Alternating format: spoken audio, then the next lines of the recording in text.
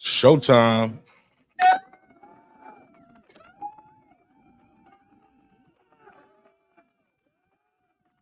Yeah, man, one more time. Happy New Year. Happy New Year. Happy New Year, man. What a time to be alive, man. Happy New Year to everyone within the sound of my voice. If you can hear my voice, you made it, baby. Now, that's on the East Coast. And I think in a couple minutes, the Midwest. Maybe Alabama and all that. And Missouri. But the rest of y'all still ain't made it yet. Y'all still ain't made it yet. But you close, though. You close. On the West Coast, is almost that time. But if you're on the East Coast, baby, nigga, we made it. Yeah, baby. About to have a good time on this New Year's Eve episode, or New Year's Day / New Year's Eve episode. We're gonna talk about New Year's resolutions. Make yours. Did you keep your New Year's resolution from last year? Who had the best year, worst year, 2025 recap. And we're gonna have a game night and a little bit cash prize giveaway. A couple cash prize giveaways to the loyal supporters who've been rocking with me since the inception of this little bit of YouTube channel, man. And we're making it, man. We're growing pretty well. And I'm happy about it, man. I'm happy to be here with y'all and chop it up with y'all. We're gonna run the intro. I got a bottle of Mo. I'm gonna pop off the bottle. Moet. Came in a cool bottle, too. We got the little bottle right here. Can bottle light up. Look at that. How about that? Yeah, so we're gonna pop off the bottle of this Mo. Put it back on the ice. And yeah, we're gonna have a good time while we're here. Definitely ready to get some of this Mo. All right. It's the Pharrell edition right here. I mean, who knows? But yeah, we're gonna pop off this champagne. Happy New Year, Happy New Year, Happy New Year. We're gonna play some game nights. I'm gonna send a link out to a couple of my homegirls and a couple of the homeboys, let them pull up, talk some trash with us. And we're gonna go through our boxing awards from when we did the nominations a couple weeks ago. We're gonna go through the results. And yeah, we're gonna have a good time while we're here, man. It's your favorite neighbor, your man Mark Nash. He is I am he. Man, I'm so humble, so grateful, so gracious to you guys for, allowing me to entertain you this evening. Hopefully you'll be thoroughly entertained. Let's run that damn intro. Let's get the show started. Give me 5 minutes. Go and roll them up if you got them. If you're into that, get you a bottle of water, pour your drink, whatever you into. Let's get it popping. 5 minutes. Give me 5 minutes. Let's start the show. This is my passion. This is what I love to do. But some days, sometimes, I'm just like you, man. I hate this job. Damn, I hate this job. Damn, I hate this job. Damn, I hate my job. Damn, I hate this job. I'm just like you. Damn, I hate this job. Man, I hate this job. Man, I hate my job. From a good dream I wake, sun rays on my face, planning out my day, hoping this ain't the one that I catch a case. I feel so good, I feel so straight. My manager keep calling me saying, hurry up, you late. Hurry up, you lay off. Y'all, man, I hate this job. Man, I hate this job. Been trying to play it cool, but it's hard to play it off. I've been hanging on to this bush, cause my car still ain't paid off. I know I'm on my way up, my boy just got laid off, so y'all, man, I hate this job. Man, I hate this job. These hoes is so ratchet. These hoes is so sneaky. Y'all don't even really pay enough for y'all to only pay bi-weekly. I'm trying to double up my cash. Take this job, shove it up your ass. Yo, man, I hate this job. Sometimes I wanna say, walk in and slap my boss. This shit is getting hard. Damn, I hate this job. Gotta make it out of this struggle, bruh. And I don't really mean to take it out on you. You just a customer, but damn, I hate this job. Damn, I hate my job. Damn, I hate this job. Damn, I hate my job. Damn, I hate this job. Damn, I hate this job. Damn, I hate my job. Damn, I hate this job. We're the reason why your stockholders always stay afloat. Yet I'm asking, are they hiring? Like everywhere I go, schedule will say 9, but I think it's fine if I clock in at 9:04. I work 40 hours a week plus overtime just to be bro. So y'all, man, I hate this job. Hate that I applied. So much has transpired since the day that I was high. Told me I could advance, but you were telling me lies. Gotta give your notice before I quit, but you don't say shit right before I'm fired. Damn, man, I hate this job. Sometimes I wanna say, get walk in and slap my boss. This shit is getting hard. Damn, I hate this job. Gotta make it out of this struggle, bruh. And I don't really mean to take it out on you. You just a customer, but damn, I hate this job. Damn, I hate my job. Damn, I hate this job. Damn, I hate my job. Damn, I hate this job. Damn, I hate this job. Damn, I hate my job. Damn, I hate this job. You and your procedures. You and your protocol. You and your policies. None of that shit don't apply to me. You and your quotas. You and your standards. You and your 2 sick days a year. Y'all niggas bananas. Wonder why the postman's posted with hammers. Going postal with Popo on camera. His wage got him enraged. Stressed out, it's hard to maintain. He flips the middle, grabs his. He said, if you don't get the picture, I quit, you ain't shit, mother. Man, I hate this job. Sometimes I wanna say, get walk in and slap my boss. This shit is getting hard. Damn, I hate this job. Gotta make it out of this struggle, bruh. And I don't really mean to take it out on you. You just a customer, but damn, I hate this job. Damn, I hate my job. Damn, I hate this job. Damn, I hate my job. Damn, I hate this job. Damn, I hate this job. Damn, I hate my job. Damn, I hate this job. Look, man, I hate this job. I put my pants on one leg at a time, just like you. I'm out here trying to take care of my family. Damn, I hate this job. It's not always glamorous, for real, but I do what I gotta do for me and mine, you know? Damn, I hate this job. Damn, I hate my job. Damn, I hate this job. Damn, I hate my job. Damn, I hate this job. Damn, I hate this job. Damn, I hate my job. Damn, I hate this job. Damn, I hate this job. Damn, I hate this job. Damn, I hate my job. Damn, I hate this job. I'm just like you, nigga. Damn, I hate this job. Man, I hate this job. Man, I hate my job.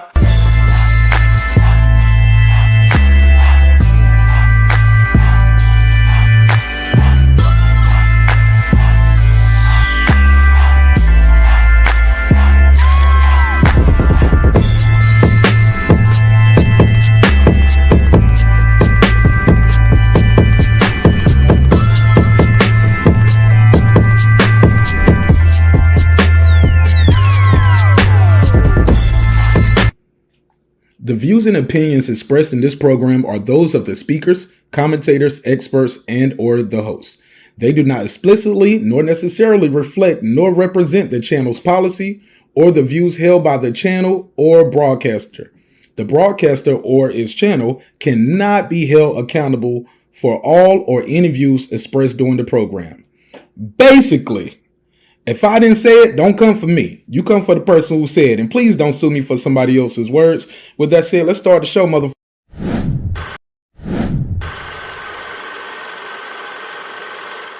This that squad side.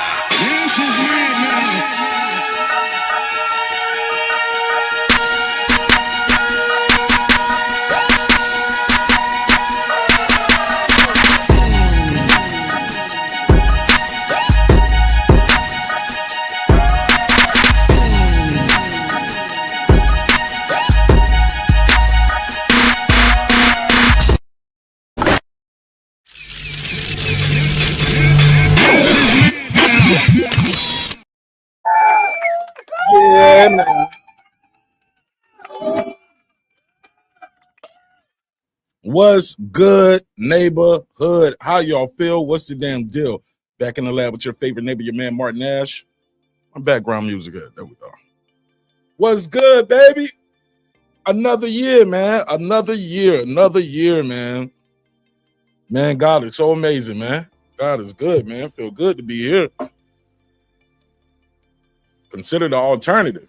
Consider the alternative, man. Somebody didn't make it. We all know somebody who did not make it this year, man. So, yeah, man. So, rest in peace to everybody who didn't make it. Man, thoughts and prayers with you and your family. And happy new year to all of us who made it on this side of the sun, man. What's up, Roastmaster Flex? What's up? Happy New Year. Feel good, man. How you? Man, we got 2 more hours, but I'm feeling good. How you feeling? Man, I'm good. Shit. I just took me a little sip. I'm about to pop a bottle. Just I got some Moet in here. About to pop a bottle. No, Pour I've me up. never had Moet. What? I'm not much of a champagne drinker. Me? And it's only because I've never really been in crowds where people be like, "Yeah, let's have some champagne." Not really. Yo, I Besides used the mimosa, yeah. I love a good mimosa, especially like at a resort. I did the right? man. I used to be that guy that always had some champagne in the studio, especially like when I first started opening up my own studio, having guys come through and stuff and artists. I just thought it was something different. But yeah, like the Cook's Brute. We used to drink that for a minute back in the day. Brew. Oh, that That brew, Brute, that yeah. brew. Yeah. Cooks. Uh, I had some of that Andre.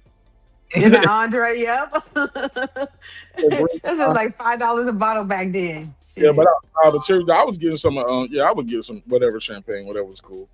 Um, Yeah. yeah, but definitely was getting some champagne. I remember when that Ross came out with the champagne. I was definitely buying that Rick Ross champagne. What's it called? Bel Air. Oh no, I never had nothing. Yeah, it I was never cool. had. Uh, it is just real quick. Is Clico? Have you ever had Clico? Oh yeah, Is that champagne or is that liquor or what is it? it's Or playing. It's mix? playing. Clico, It's a what? champagne. How to say? Vevu, Clico, Verve, yeah. Vevu. Clico. I don't know because Nip Hustle used to always talk Definitely, about it. So niggas was definitely on that Clico in the '90s, and Nipper old school.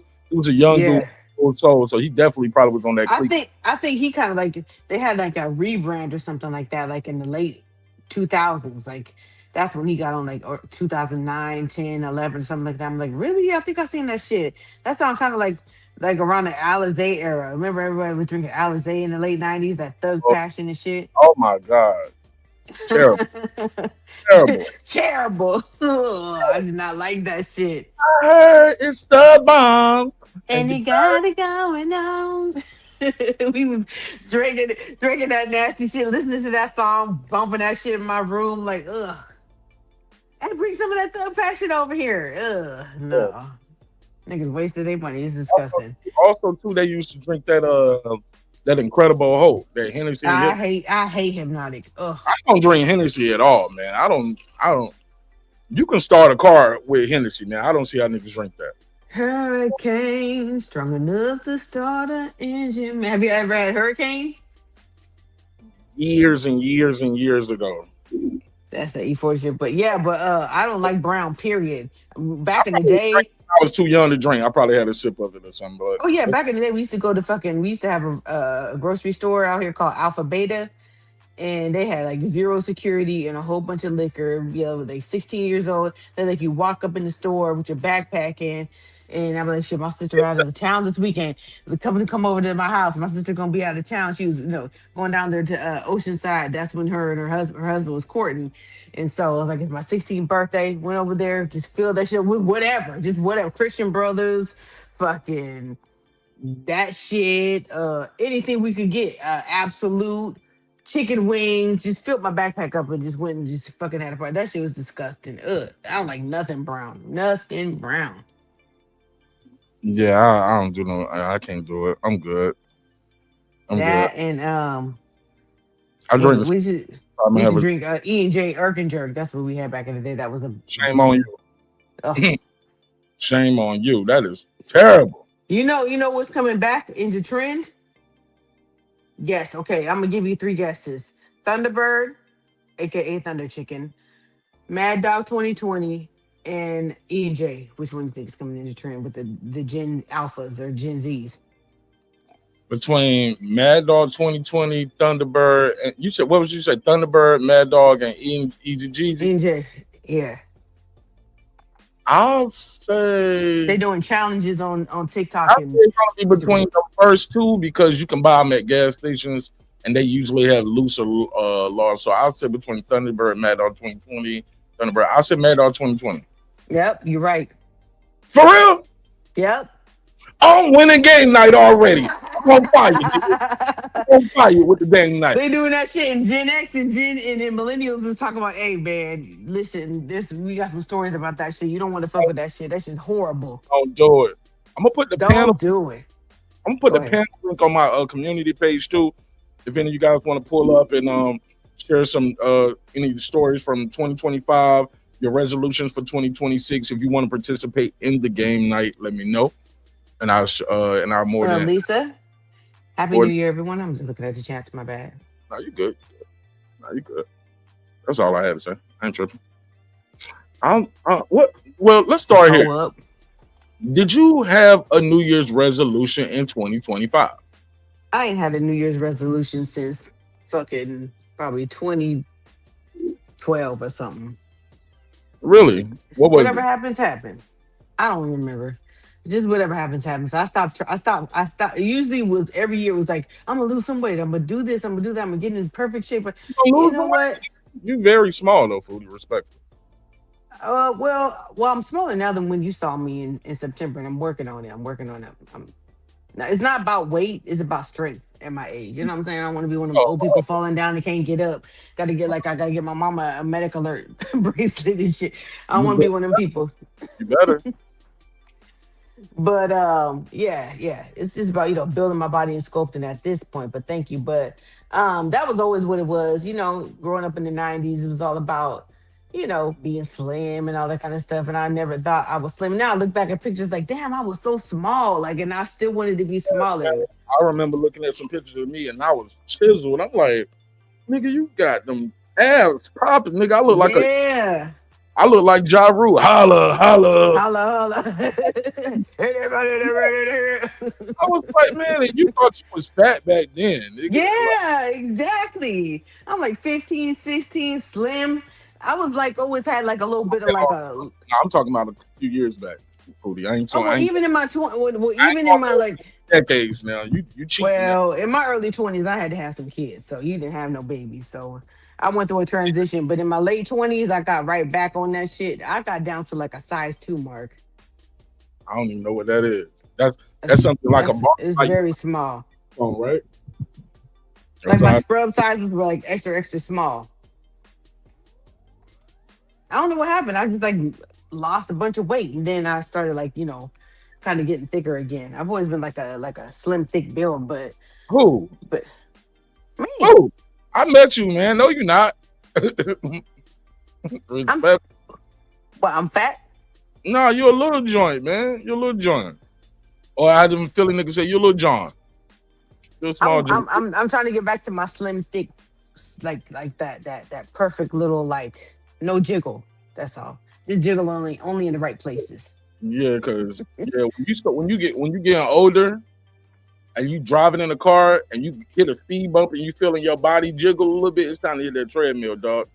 When you drive and you feel that little arm flap thing you do, like, or when you wave at somebody and you go like, hey, and you feel that little fucking chicken giblet thing, like, oh hell no. I feel disgusting. Yeah, that arm's still waving. Yeah, we gotta make some adjustments. Yeah. Got to make some adjustments. Well, my resistance. Well, we got to go through. Let's get this out the way.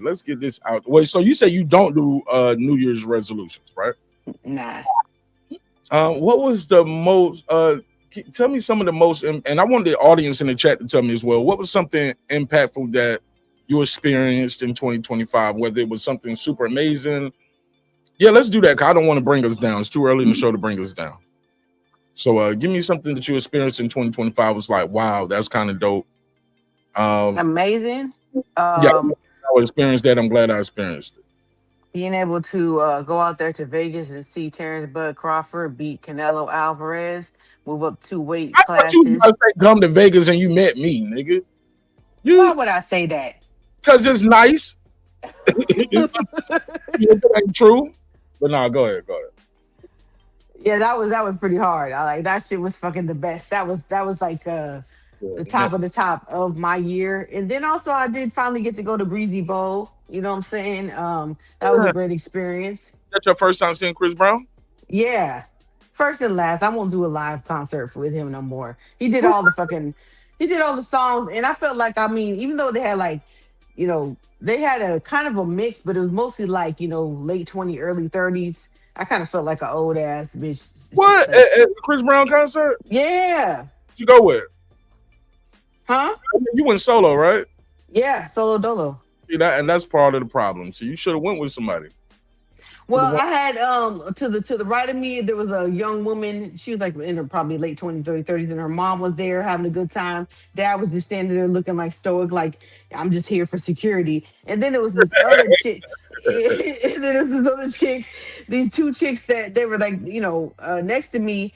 And it was all good, but they kept on bumping, these kind of big booty Jews kept bumping into me. And I was like, I'm not tripping, what I'm saying? We got good seats and all that kind of stuff.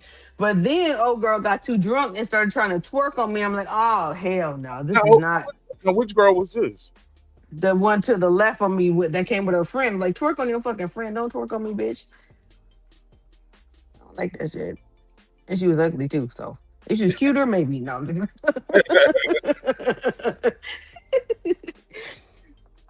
All right, so let's go through a couple of so you said that was something amazing that happened. You got to see Bud Crawford. I'll say for me, going to Japan, that was pretty dope.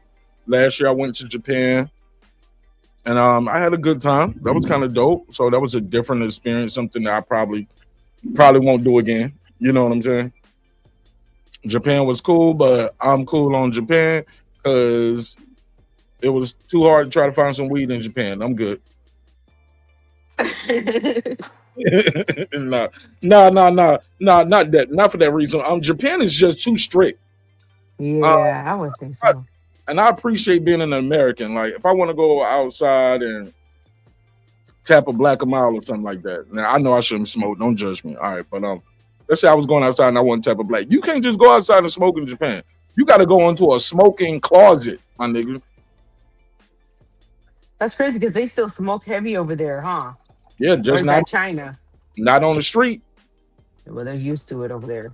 Yeah, not on the street. Now once you go downtown and like you can start going to like some of these them red light district areas and you party in the hip hop clubs, yeah, you can smoke there.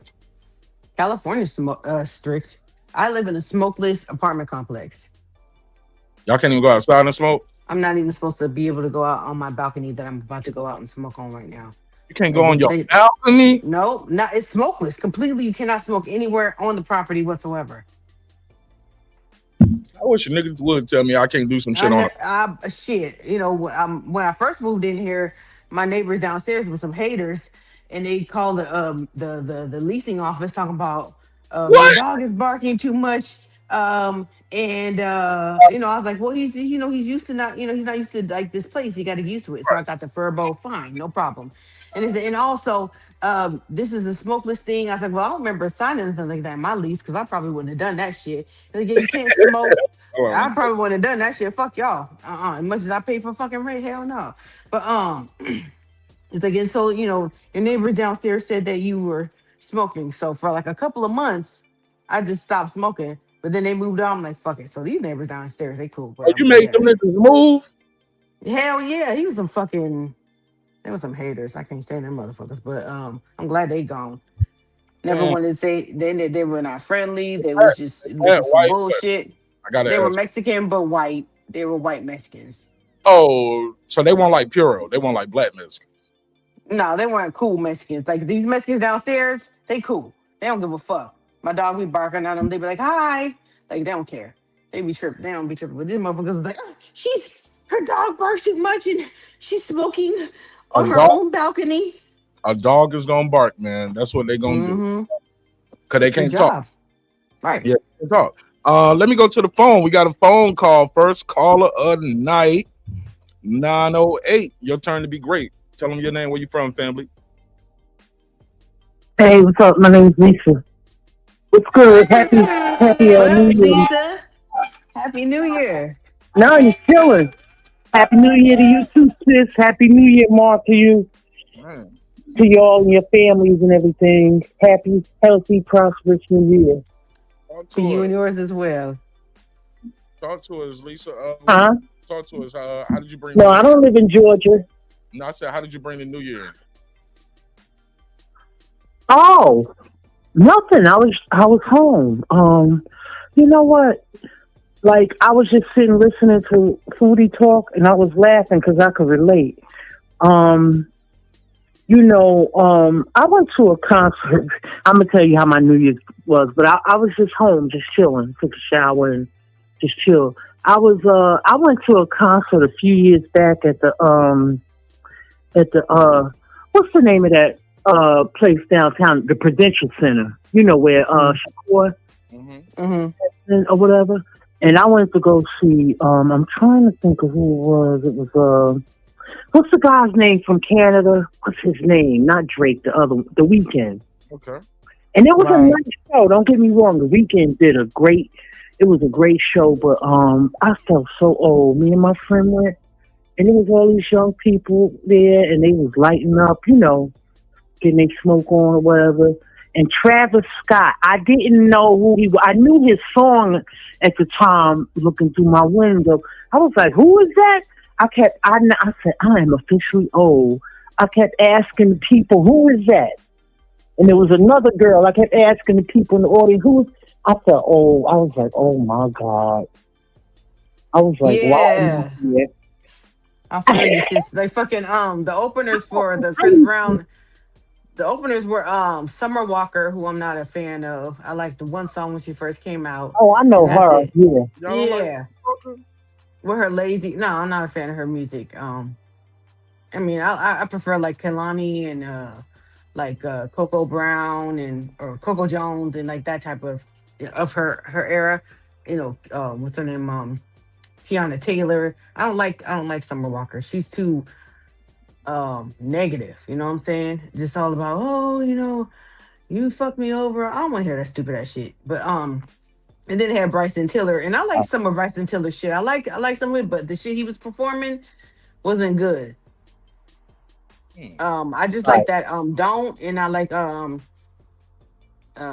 You Changed For Me. That You one like song. his first album then? Basically, that's just all his Yeah, first. yeah. And he's got another song I think he did he did one recently with Chris Brown. Oh yeah, you do me well, I do you hell. He's on that one. Yeah, he did that one too. Don't give me I hell. like that song. Yeah. Yeah, Hey, yeah.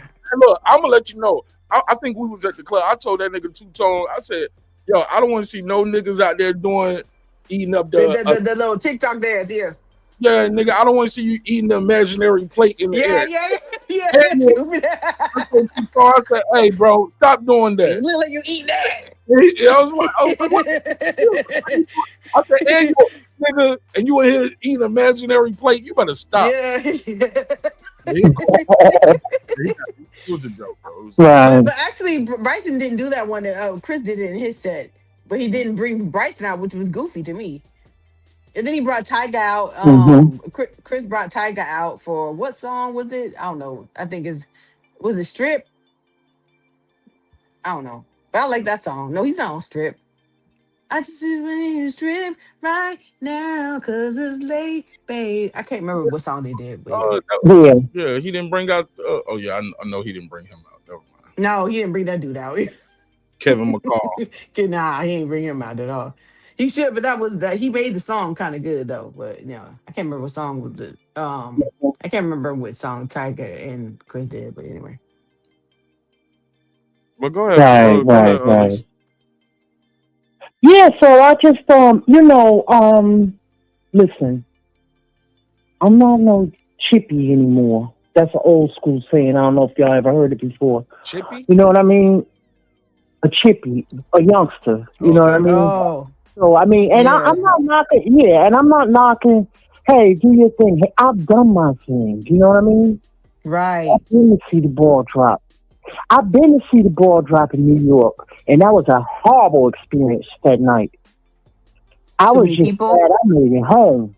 Yeah, they don't even have no I was in bathrooms. Them niggas between be them. wearing diapers out there, right, Lisa? Too many. Yeah, they have a lot of people. I I heard. didn't see anybody with a diaper when I went, but it was a million people out there, and it was hard to get back home. I went with 9 other people, so it was 10 of us, right? And it was so hard, and the transportation was free because they used to do free transportation. Oh, that's dope. So we In New took the York? bus over there. Yeah, we took the bus from Jersey over there. The 107 bus used to go straight to New York to not Penn Station, the other one, Port Times Authority. Square. And then we walked Okay. over and then we walked over to Times Square, right? When I tell you it was crazy, I didn't see people, guns pointed to their head, the cops. It was just crazy. People was robbing people.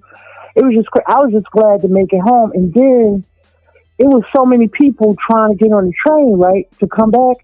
People were stuck in the door. That's how many people. And the same thing with the bus. I was like, man. And when we got downtown Newark, right, to go back to Irvington, it was like, it was not us. One of us got away. One was able to get on the bus and get back, but so it was 9 of us. Do you know we all got in a cab, 9 people? That's crazy. 9 people in the cab. You know, we Damn. didn't even Packed like sardines. Yes, we was just All funky and shit. Hell. glad to get home. When I tell you, yeah, because it was crazy because it was so hard to get back home, and Everybody got and their then, bubble like, coats on this shit. 12 o'clock came. Yeah, and then 12 o'clock came, and it was like champagne got all over me because, you know, people be shaking up the champagne. It was just crazy because just trying to get home, and then, you know, the New Yorkers be coming out because they coming out trying to, they be robbing people. That was back then. I don't know, maybe, you know, I ain't saying they didn't have security, but it was just, when you try to maneuver around 1 million people, it's hard, you know what I mean? Yeah, I can imagine. So that was my experience. My mother was like, I was 18 at the time. She was like, you sure you want to go over there? And her boyfriend at the time, he was like, no, let her go, let her experience, you know. I was like, I went and I came back home. I was like, I ain't never doing that shit again. Yeah, you know, it's an experience. You know, I'm not cool. yeah, I just needed the experience, but I was like, nah, I'm good on that. And then another time I was over in New York too, right? And it was on New Year's, right? And so now I'm paranoid, right? And I was in Times Square, right? And it was right before that ball drop. I said, wait a minute, what time is it? I said, we gotta get the hell up out of here. We gotta get the hell up out of here. I ain't trying to be when that ball drop and these niggas go crazy. And they do be going crazy. For what? Because there's a lot of people out there. You got the jackers, the robbers, and all this shit. Mark, That's a million prime people? opportunity. Shit. All these Right. out of And towners. then Hell you gotta yeah. understand too. Yeah, a lot of people see there be so many tourists because people be flying in from Oh, so other yeah, so countries and they stuff bait. to come and see that. Yeah, Yeah. so you some bait. Yeah. They can tell by how you And the walking New around Yorkers just know smiling for that. nothing. They be like, you just walk around, hey, what happened to be here? They were like, Yeah, you what? ain't Happy New Year. Yeah. Break yourself. Yeah. break yourself, fool. Yeah, they Exactly. couldn't I do was that shit. like, They nah, I'm couldn't do that shit good. in Cali. Yeah. In Cali, they would have fucking started jacking and shooting people way before the ball dropped. The hell no. All these people, they would have been Oh jacking yeah, people yeah, as soon as people start showing up. yeah. And I know they got a lot of security, but the cleanup, oh Oh man, the my cleanup of that god. Times Square thing ain't no joke, boy. I All know they that paid throw up and $5 shit. for Ugh. That's that. how I feel about Coachella. I couldn't do Coachella out here with all them people and shit. Man, them motherfuckers be getting high and drunk Oh and they be, vomiting and be on psychedelics and doing weird shit. Like, it's just too many people. You can't like, I don't like going nowhere where I remind can't me just of, get in my car and go. yeah, that Coachella kind of remind me of that Woodstock thing back in the '60s. Yeah, it is like that. Woodstock. Yeah, people was out there having babies and just crazy what you stuff. mean having babies? Like They they were be having, doing it right there in front of Yeah, everybody. like, yeah. you talking about having sex and like making babies or like they going into labor having their baby? I don't know if anybody they was making babies or no. But you saw people going into labor. No, I Oh, didn't you, see oh, it. you That mean was making a babies. baby when it Oh, you happened. mean busting down. They was getting it Yeah, in. Damn. Yeah, Yeah, they was having private moments in public. Yeah. all I need to take a trip. what's his name? What's his name? The guitarist. What's his name? He died like a little after that. What's his name? The guitarist when he did the the Star Spangled Banner with the Like guitar. Slash. What's the guy's name? Slash. No, this was before Slash. Oh, No, this was before Jimi Hendrix. When Hendrix. Yeah, Hendrix. Yeah. he used to be so Yeah. high out of his mind. Yeah, Yeah, out of his mind, he did the man. Star Spangled Banner with the guitar. It was nice too how he did it. Yeah, that shit's hard. Yeah, I seen that on TV. Yeah. I remember watching like MTV back in the day when I was younger, thinking like, "Oh man, I wish I could go to that summer spring." You know, they used to have the spring break on MTV. All them people, shit. I'm glad I Oh didn't do that shit. yeah, That yeah. shit was crazy, man. That shit was just too many fucking people. I can't Where do it. was that at? Was that in the Freaknik? Was that where was that at? Atlanta. Atlanta. No, that wasn't in Virginia. Oh, that was in Atlanta. Okay. Because I remember they used to do stuff in Virginia, and then they used to do stuff at in South Carolina, Myrtle Beach, and they used to do stuff at Virginia Beach too. Yeah, in Cabo. What y'all so Lisa 2025 like what did you experience that you glad you got to experience or got to see or got to do last year? Let me think. You know what? I'm just grateful that I made it through the year, and I'm healthy. You know, I mean, I got some stuff going on, but it's not stuff that I cannot control. You know, been to several doctors this year. You know, I got to go back to do another colonoscopy because it didn't take the first time, so I got to do it again. So I got to do a 2-day fast this time. But you know, I'm grateful. Like I said, I made it through the year. My loved ones is here. I'm just looking at the little. It's not little things. They're really the little things that I used to take for granted are the big things. You know. So I didn't go through nothing catastrophic or anything this year. You know, I'm just grateful.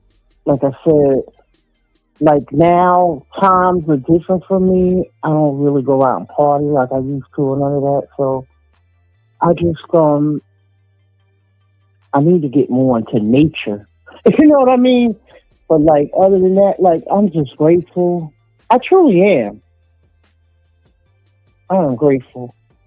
So I don't have like no exciting story to tell or like I used to back in the day. You know what I mean? Yeah. I mean, I guess it's just maturity or just growing and getting older or whatever. But hey, I'm glad I made it because you know what? There's a lot of people ain't making it. Niggas ain't making it, man. They are not making it. Yeah, they dying young out here, man. They dying younger and younger. All right. Well, look, let's go through. You know what? Go ahead. Okay, go ahead. No, I'm gonna just say this before you go to the next thing. When I was in high school, right, it was so rare that one of us died, like one of our schoolmates.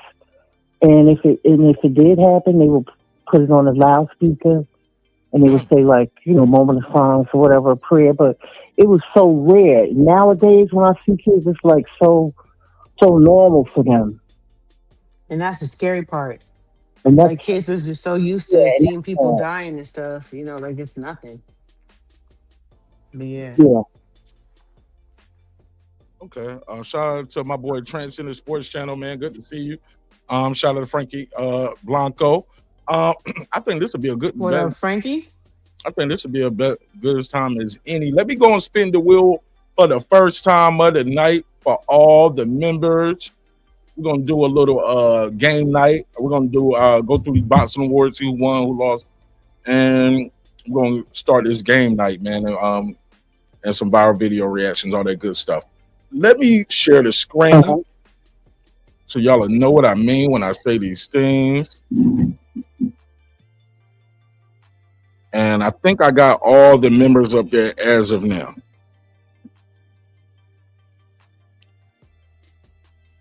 Alrighty. Okay, let me share. So let me share the screen so y'all know what I mean. Let me share it and let's click it. Let's click it and spin. Good luck and congratulations to everybody who's on this list right here. Thank you all for supporting the show, for being a member to this channel. And let's spin the wheel. Let's see who won some cash money from your boy Martin Nash. Look it. And the first winner is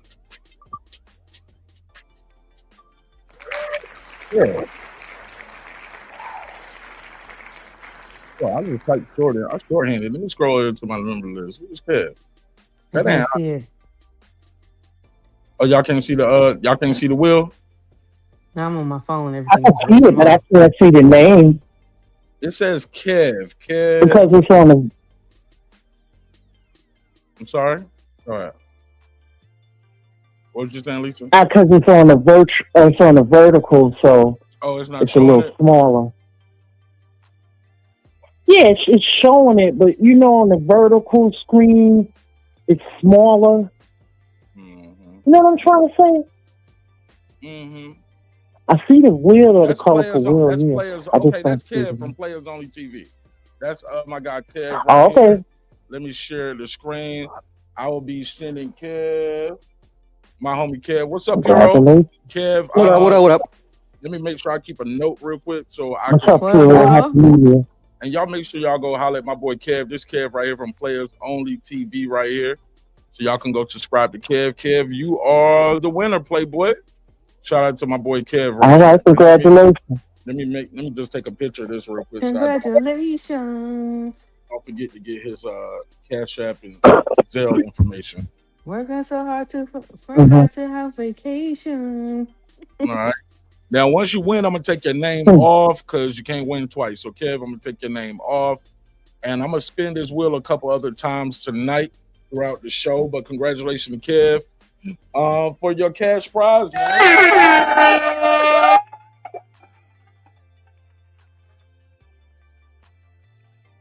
You lost. Hey, What's up? What did he win? One crispy dollar? Nah, you know I do better than that now. Come on. Come on now. Oh, I know I'm better than that now. Come on, man. I ain't gonna be up here popping Moet bottles and send you one crispy. That's not even worth the cash app. You send a nigga $1. Better than that.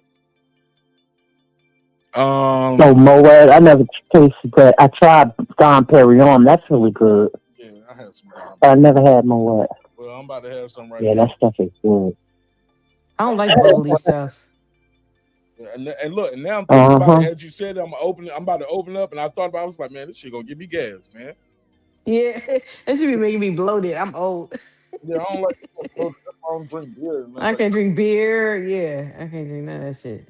It looked good having it right there, huh? I just had. We can't see it. Oh, here. Mm-hmm. Yeah, it's a cool little bottle too, and it lights up. Look at this bottle light up. Really? Mm-hmm. Insane. Let me see. You know what I'm saying? Okay. Got a little light at the bottom. I've never seen that before. You hit the button right here. And, so this is the bottle of Moet. What's up, Puro? Let me look at it. Puro knocking at the door. So this is what the bottle look like, but then you hit the little button at the bottom, and the bottle lights up. I can't see. I can't see the bottle light. Well, it's hard to see it right here on the camera, but Oh, you fancy, huh?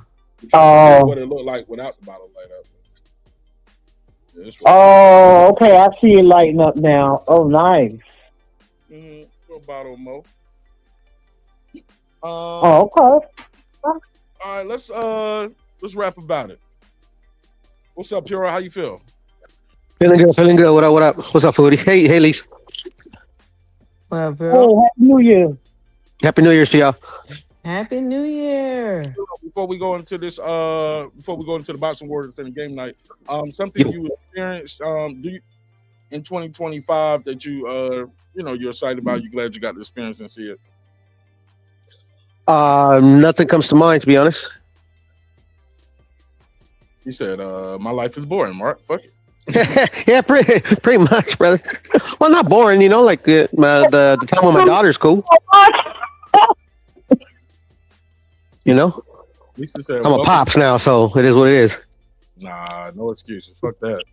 You know, but yeah, but but now that comes to mind, the little students of the month that my daughter got. That was cool this year. Oh, that's dope, man. That's what's up. Damn. Now I feel bad. I'm selfish. Hey, look, my daughter won student scholar of the month, but I ain't even celebrate that. I was like, I went to Japan. That was on One Track Mind. I went to Japan. She gonna have more. Yeah. Right? Man, something else happened, but I can't even tell y'all about it yet because I don't know if the deal gonna fall through. But I signed some paperwork today, man. That's for a deal. That's cool. Shit. Congratulations. Hopefully, success and nothing less, homie. A real estate deal. That's dope. Oh, a deal. I thought you said a bill. We're gonna see how it go though. Okay, a deal. All righty. That's what's up. Congratulations, bro. Yeah, man. Yeah. Hey, look, they sent the deposit, so I feel like everything good. But the deposit is non-refundable, so it is what it is. They sent me my deal. So I was like, shit, let me break some bread with the neighbors tonight, man. You know what I'm saying? Had some music, man. Let me break some bread with the neighbors, man. So I'm excited. I definitely finished up that damn album last year, but I ain't dropped it yet. But I'm gonna drop it top of this year. But I finished up the album. Shout out to everybody who participated. Shout out to everybody who was in the video, shot the videos. So I'm just ready to roll out. I just want to make sure everything's perfect. No more mixing. Everything's done. That's the no more mixing. We just got to do some mastering on the skits. I just got to put the skits in there. But we got all the music is done. We just got to put the skits in there, and I got the skits done from everybody who needed to turn in their skits.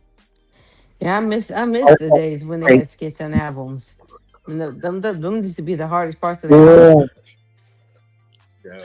So I'm excited about that. I remember those days. But shout out to everybody out there, man. Within the sound of my voice, man. You made it, man. Let's go to let's go through the through these awards real quick and let's see who won some of these boxing awards. They don't get no money. They don't get shit because most of these boxers they millionaires anyway, so they don't need my little change. Shit, they got their money. You on mute? Who on mute? You on mute, Major Ranger. Oh right, y'all. You can't hear me. You can't hear me. Yeah, I hear you. Foodie can't hear me. She on that Boost Mobile. There you go. Foodie on that Boost Mobile. I'm gonna go out and come back in. Yeah, go ahead. Sure, they're talking about you on Maybe mute. it's the Wi-Fi. She told I'm on mute, and she can't hear. Foodie said, Could be the Wi-Fi. Yeah, she on that Boost Mobile. Somebody said quote of the day is, "Don't let your memories outweigh your dreams." Okay, I like that one, Frank. I like that one, Frank. I like that. Okay, let's do this one. Let me go and share the screen for this one because got to go through some of the awards. And really, it ain't no going through it. It's basically just doing a tally up and having a quick conversation about who won and who lost. Puro, you there? Yes, sir. Yes, sir. Can you hear me? Yes, sir. All right, so let's go through this. Before I do that, I had put this thing up on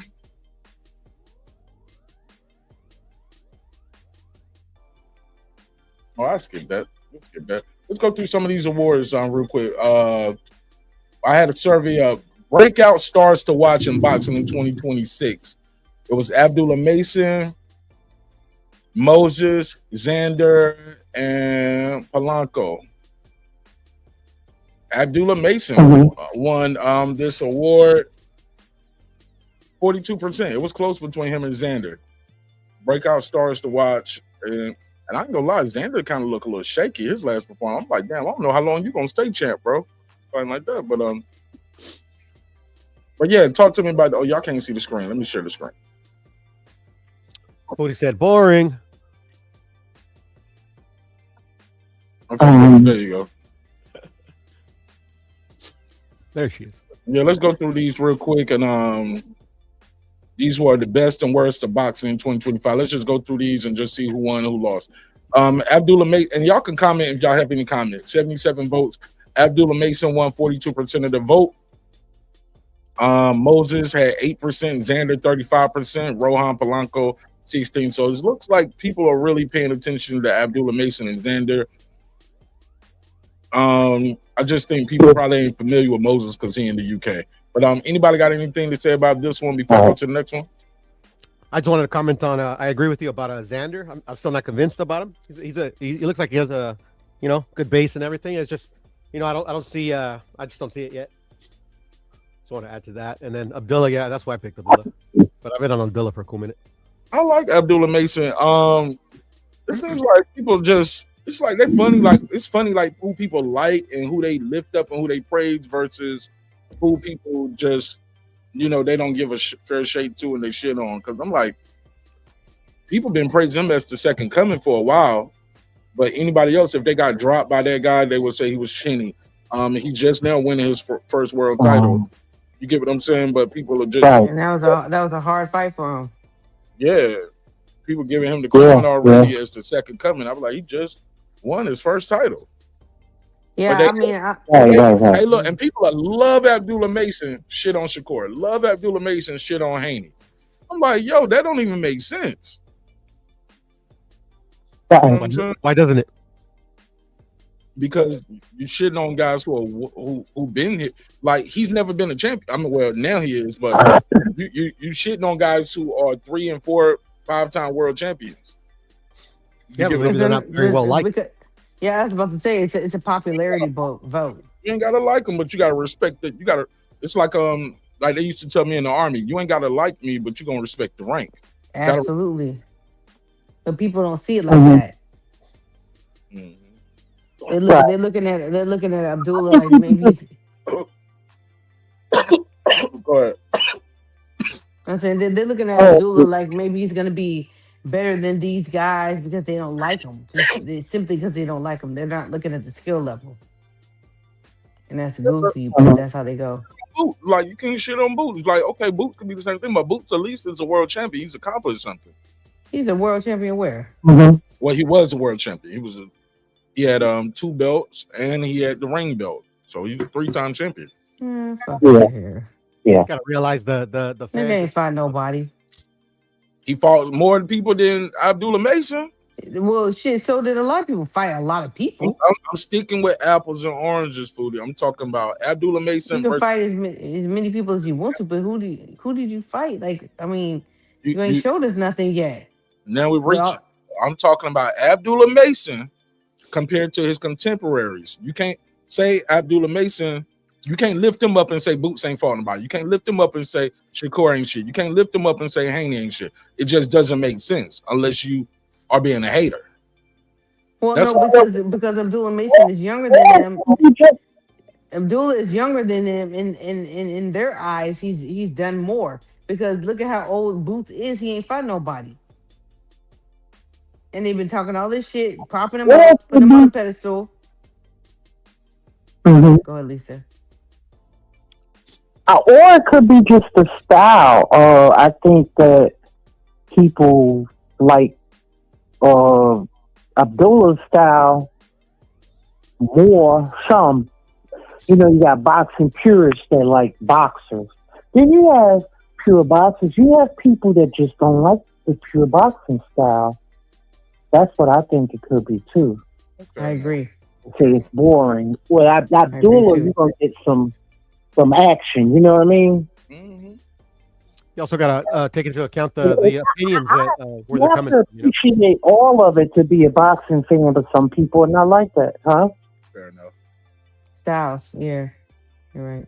All right, so biggest. What was you about to say, Puro? Before I move on. No, I was just saying. You gotta realize like the opinions where they're coming from. Like nobody comes on YouTube for an objective opinion. People come on YouTube to say that comes to their head. You said people come on YouTube to say what? The first thing that comes into their head.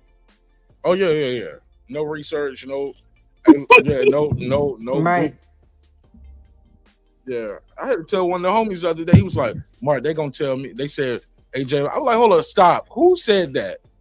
He's like, "Well," you said, "Well, I was like, "Nah, fuck that. Like, why are you even repeating that though? And it's not true." You get what I'm saying? Like that's a quick Google search. Did AJ say I'm retired? You can go to his Twitter and Instagram. It will be there. It will be big news everywhere. Right. You want to hear from a dude with 300 followers. You get what I'm saying?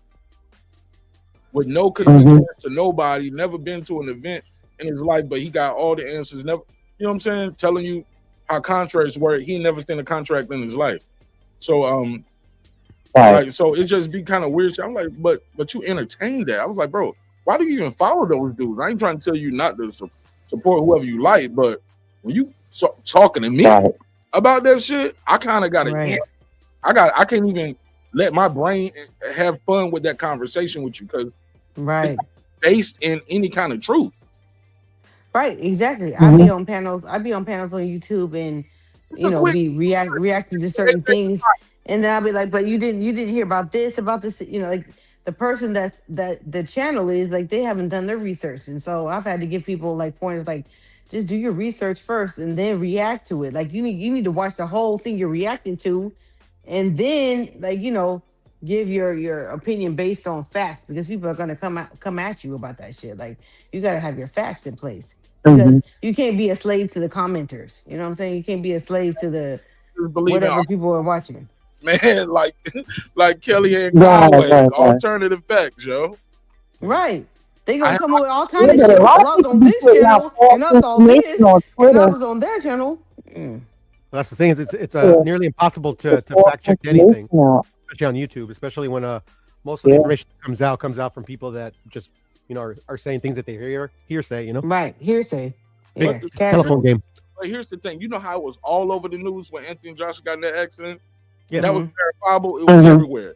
It would be all over the news like that if he retired abruptly after that too. I was like, bro, he ain't even thinking about boxing probably right now. Y'all sound dumb. Not at all. He lost his best friends. Like you sound dumb. And then I unfollowed one dude and I blocked him. I ain't even gonna tell you to say his name, but he was like he just took it somewhere else, like as an opportunity to kick the man back in more and talk about those were his homo lovers or something. I was like, nigga, what? Bye, bro. I can't even good. Like you, I'm bro. good on that kind of bullshit. Like disrespect. Like you ain't never met this man a day in your life. And what have you accomplished? Never alone met him. You never even been in the same room that he was in. You ain't never been in the same arena at the same time. The same arena. But you want to tell me what you think is going on in his bedroom about some people who just passed away? Disgusting. Get out of here, bro. I heard that old bullshit, back in the day, but I never entertained that shit. I mean, maybe it is, maybe it ain't. It doesn't fucking matter. It's and you as successful as he is, the nigga's built a lot of men don't like him, like an action figure, man. He built like an action figure.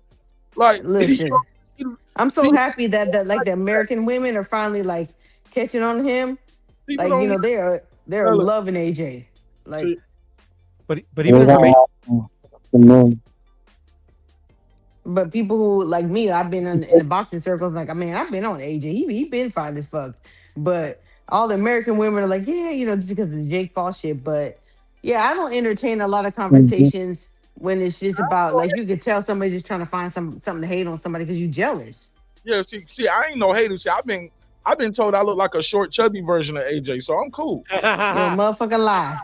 I've been told the truth ain't in you. They're like, you like your short, round, and I was like, for real, bitch, for real. She was like, I feel you. She was like, whatever you want. Just this is my cash app. Put money or put the cash on the nightstand when we done. I'm joking. Let's go to this next one, man. They tell you lying. They tell you whatever you want when you paying. Right. Biggest duck.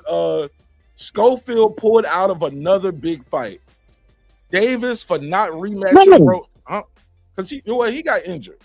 But they say he got injured in the Shakur before the Shakur fight. He got okay. In the hospital and shit and all that. This one he supposedly had a broke hand, but I thought you meant today or something. No. You can't see the screen. Can you see the screen? I can see the screen, but I can't see what's on it. But go ahead, Mark. I'm reading the. I'm See, reading. Mark, this vertical view. You don't have the other. You just got the I one. clicked the button. I fucked. I messed up. I clicked the. It's okay. Yeah, I messed up, but it's cool. So but I'll read it. So the biggest duck vote. Yeah.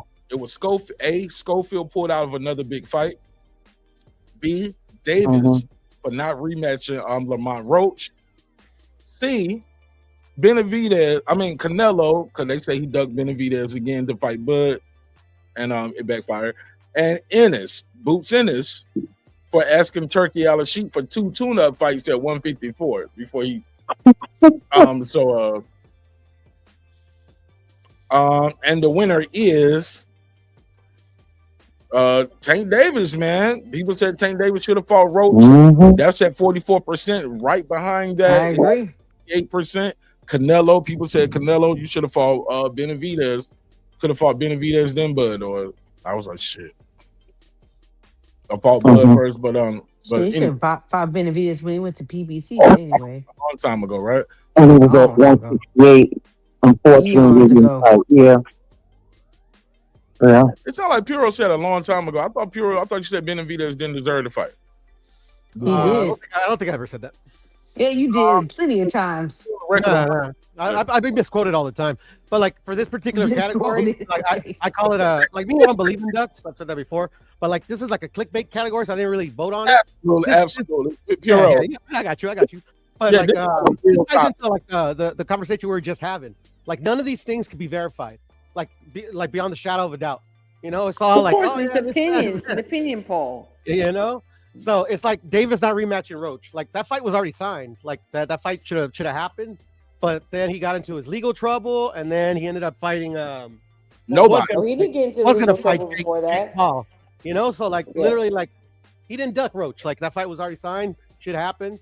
Schofield, like literally, like slow down. You said, but that fight was. You said that the rematch was signed, right? Yeah. I mean, it was supposed to happen. I think it fell through like 2 weeks before they were supposed to walk out.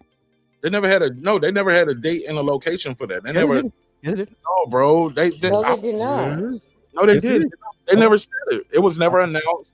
Date, location, press conference. Lamont Roach been on a draw tour for the last year, talking about like this guy. But it was never signed. When did they fight, Mark? When did Tank and Lamont Roach fight? All right, I gotta get anywhere. Like I said, like this goes back to the conversation we were having. Like none of us have the information. Like none of us do. Like literally, like where's the receipts? Pull something up. Like none of us can pull up actually something. Like we can't pull up the contract. You know what I'm saying? But we do know they didn't announce the fight location or date. Right. No, we don't know that. No, there was a lot of speculation. I would have bought a ticket. I was waiting. I thought it was gonna be in August. They said it was gonna be in August. I'm like, okay, I'm gonna go out there. Then I'm gonna go to the Bud fight, and it never happened. Yeah, sure. But it was March 1st. I remember. Right, and we waited all summer for them to announce a date and a location. Hold on, Foodie. Go ahead. Do anybody remember Tank saying, yeah, I'll rematch him, but it probably won't be next. Wasn't that in the post fight conference, whatever? Yeah. So that said something right there. So one thing about Tank, I will say this about him: he will tell you what's going on in his own little way. Right. Which means he was already getting ready to fight Jake Paul. You, look, I'm not about this. I ain't about that. So he will tell you what's going on. He's an honest liar. No, I'm joking. Okay, so but I get what you coming from, Puro, but Puro, yes, sir. It's not like we do fight of the year, best promoted, but this is one of the ones that was like one of the weak topics at the end, like one of the ones I do for fun. Yeah. Like it's the one that gets the most engagement usually. You know? No, fight of the year. Usually the last one I put probably usually get the most engagement. Okay, that makes sense. Because it's the last thing people see. Yeah, that makes sense. Best performance. This was pretty resounding. Crawford, Haney, Stevenson, or Foster? Who had the best performance? 90% of the audience said Terrence Crawford deserves performance of the year. I voted for Shock. Yeah, he shut him out. Well, You I thought it was voted going to for knock who? him out, but you know, it was what it was. Look, Who you voted for? Shockey Foster. Yeah, Shock. Nope. Shockey Foster looked like he was a pro fighting against an amateur spar partner and Crazy. in a two-time champion in Stephen Fulton. Yeah, it was funny. Two-time champion Stephen Fulton did not look like he belonged in the building At all. Did he come in here wearing some work boots and shit? Like, well, he always do. Well, he always do some kind of. He always do some kind of cool ass uniform. Remember one time he had the Timberlands on, but Lisa, you said he looked chubby. Yeah, I know he didn't make weight, but he just didn't look in shape at all. He didn't have no definition, or that didn't look like the same cool boy that we knew from past that fought Brandon Figueroa. No. It was Food Boy. It was Food Boy. Food Boy, all right. Yeah, not Cool Boy. Food Boy. Cool Boy, not Cool Boy. Okay, I got you. Yeah, he looked like how he made Brandon Figueroa look in the rematch. Oh my God! Yeah, bro. It looked like a college kid versus a pro type. Something I would compare it to. Yeah, I'm gonna be nice. Stephen Fulton pissed me Yeah, off. he looked aged. Like he just it's like what the fuck happened? I don't know. Sometimes we don't fight enough. too comfortable. That's what happens when you don't fight enough. Yeah, but also it's that money. It's them holiday fights. It's fights getting pushed back and delayed from when you was supposed to fight. That all of those, no excuses, but all of those things play a part when you're supposed to be doing something and then you lose focus. It's hard to get back into that mode. But no excuses. He lost and lost fair and square. Biggest bag fumble. Janet Beck failed the PED test and lost the Lara fight and a possible fight with Crawford. People didn't give a damn about that. They said 3%, Mark. Ryan Garcia lost to Rolly this year, and it cost him a title, and it cost him the Haney fight in 2025. 11%. They didn't care. Keyshawn Davis missed weight, lost his title, and he was involved with a brawl backstage after his brother lost, and he had his child there. It was bad. 6%. Nobody cared. The biggest bag fumble, 70% of the audience said Tank Davis. He fumbled the bag when he got that draw with Lamont Roach, and he had an assault case that made him lose a $40 million payday with Jay Paul. 100%. 100%. Damn. I don't think Ryan should be on that list because I think it's apparent that there's no way he can fumble a bag. They're just going to keep giving him chances. You know? Well, he as well, you know? Tank as well. It's for 2025. It ain't for his career or for life. None of this shit is for life. All these guys have a chance to turn their career around or pick up and win again. I'm not no hater, bro. So I agree with the poll. 100%. That was a fumble. They're blessed, highly favored, bro. There's nothing wrong they could do. And there's so much negativity attached to anybody fighting fucking Jake Paul. Anybody can do wrong. Shit, your mama can do wrong. You know what I'm saying? Your daddy can do wrong. Anybody can do wrong. Nobody's beyond. Oh, nobody's above. Yeah, nobody's beyond approach. Or whatever. But I get Piro's The point. coach, yes. But Piro made a good point. They keep giving him chances. Like, how do you lose? You lost your title shot on the scale last year. Then you lost your victory from that win through the PEDs. And now you go in there and lose to Rolly, and they had put a lot of time, energy, and money behind that rollout for him versus Haney at the end of the year. You lose that too. Yeah. Only for when we look up, you got a fight coming up next against Mario Barrios. You got another title shot in another sanctioned body. How you do that? Almost like it's a little scripted, isn't it? Man, I be thinking, who dick you sucking, man? Because I ain't gonna lie. It'd be like that DMX. Remember that DMX skit when how's it going down? I'm like, yeah. believe this shit, dog. Hello. I ain't fucking with nobody here. Who dick you sucking? She was like, "Fuck you, bitch ass nigga." Yo, Yeah. she was so New York, yo. Yeah, who think I'm stuck? I ain't fucking with told him. nobody here. Oh him. She said, "Suck my dick, you bitch ass nigga." I'm like, oh. Yo, that's one thing about. I love that fucking shit. Girls up top would tell you to suck their dick. Like I'm like, I'm like, that's weird. Yeah. When we was in Cali listening to that, something that's just crazy, man. Suck my dick. Oh goddamn. New Jersey, y'all too masculine out there. God damn. Area girls up there, they would be in some Timbs with a fitted on, and would like suck my dick, you bitch ass nigga. I'm like, yo. I'm like, I'm like, ma'am. I'm like, excuse me, ma'am. Excuse me. You know, we kill niggas for suck my dick. Like, what in the fuck? Like, you are you need to know how to roast a man in your feminine, not like roast a man. But she roasted them like a nigga, like because it's still the words that a nigga hearing. Like what? Yeah, suck my. Yeah, exactly. You wanted to hit hard, yeah. And the bag's gonna be bigger, which is crazy. Gonna make that nigga follow you to the bus stop talking crazy like that. What you say, Puro? I was saying if all goes to plan, that actually the bag gets bigger because like if everything goes to plan, the rematch is gonna be bigger. It's gonna be for unification, you know. So is it a big bag fumble? Time will tell. Look, marketing wise, things are going well. Going as planned for Ryan in the boxing ring. This shit ain't going as planned. It didn't go as planned with Tank, Devin, or Rolly. Maybe it goes, maybe, and I don't think it might go the way it's planned against Mario Barrios.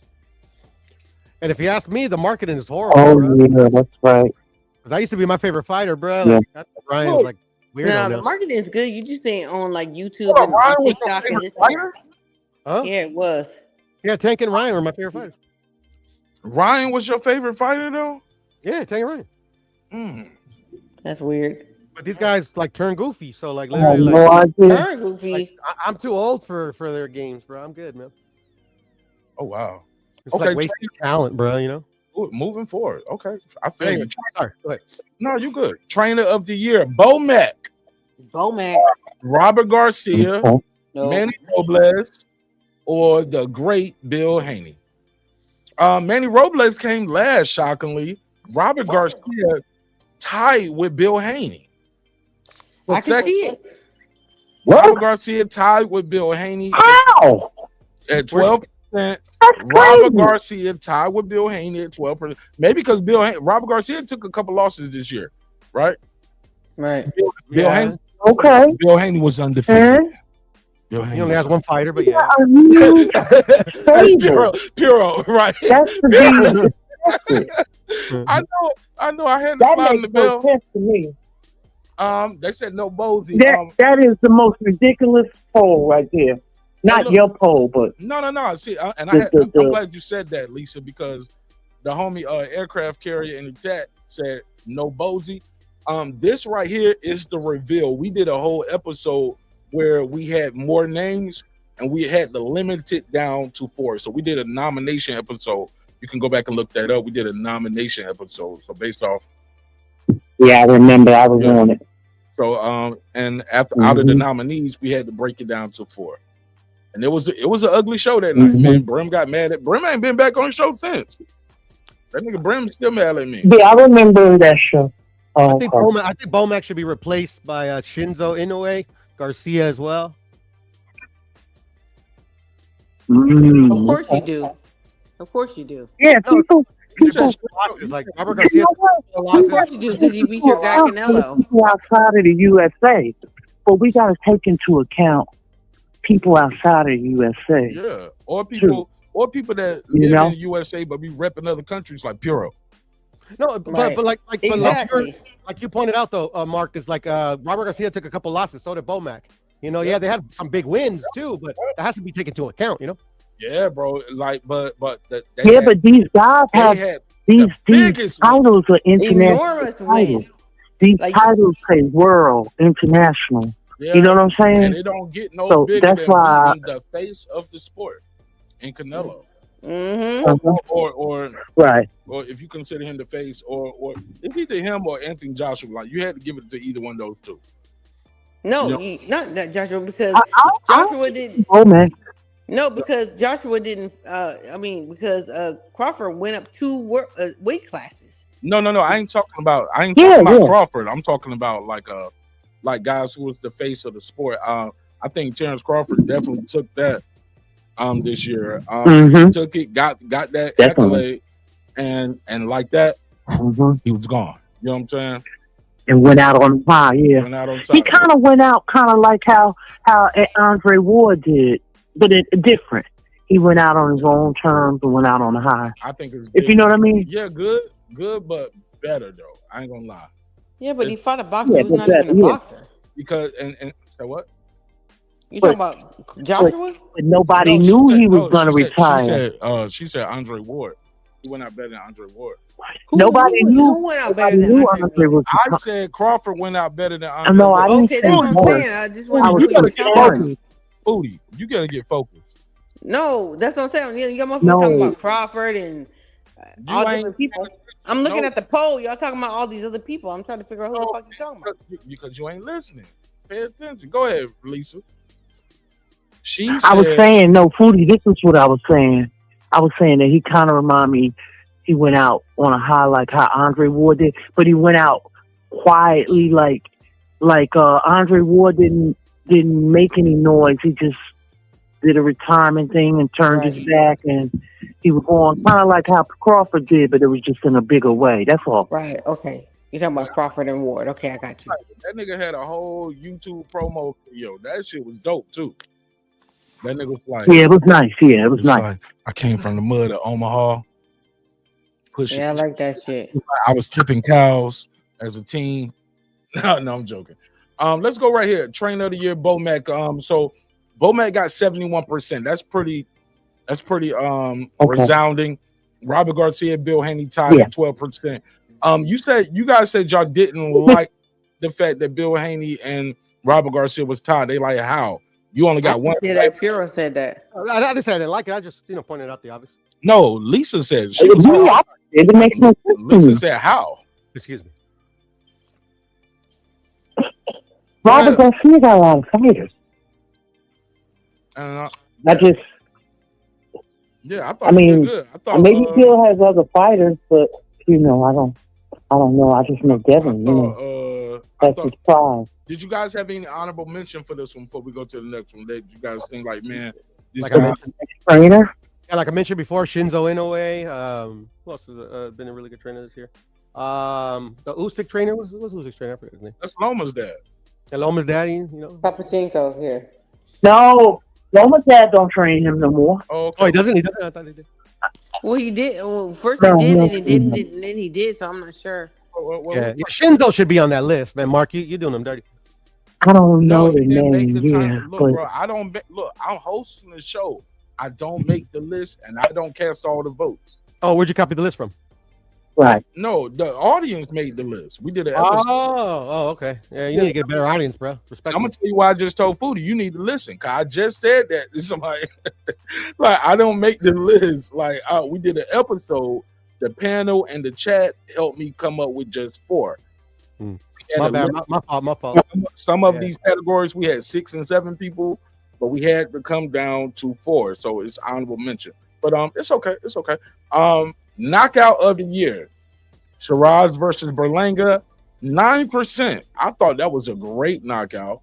Yeah, what? I like Berlanga and I like Shiraz too. What y'all think about Berlanga? Do y'all like Berlanga? Is he too cocky?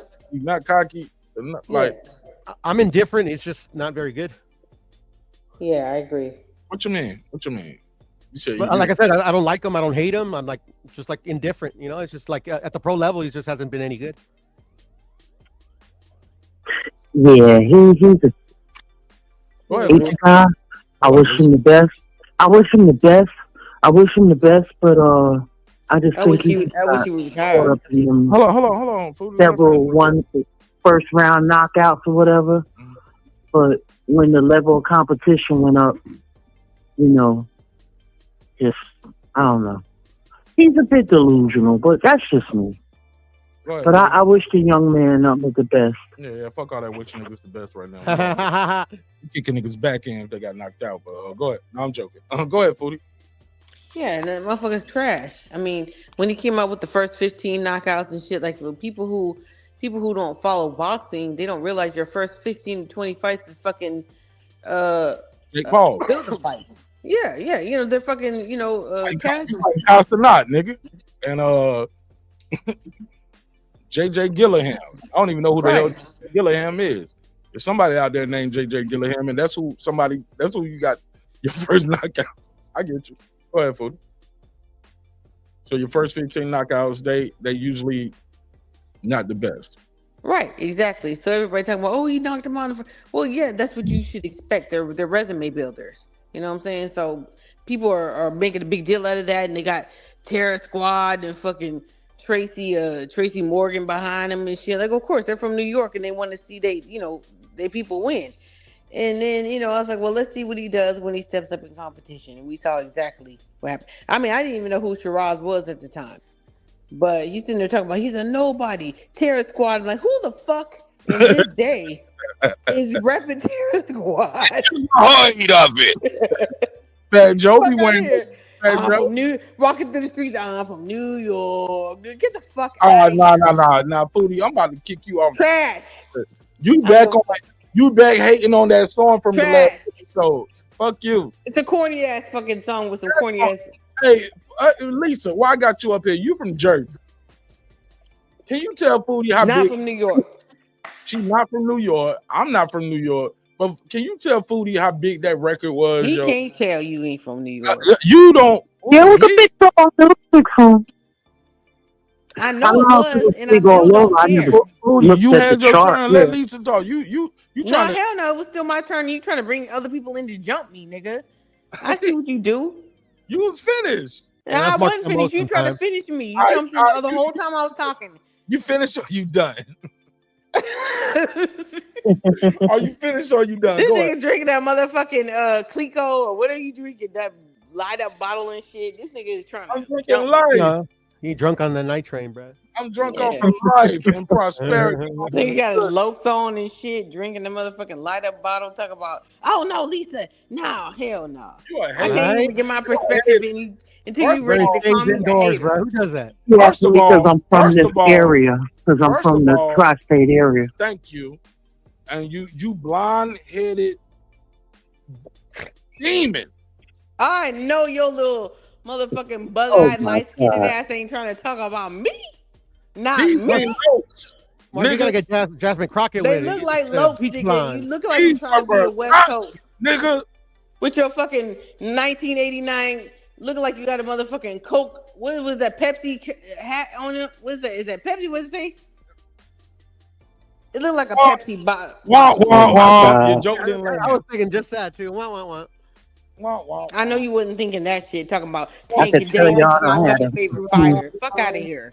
Lisa said, I can tell y'all had. I said I could tell y'all. It looks like a Pepsi bottle. Like you remember the Pepsi bottles back in the day? Oh no, remember them popsicles? Them little motherfucking red, white, and blue popsicles you used to get from the fucking ice cream truck. Never heard of them.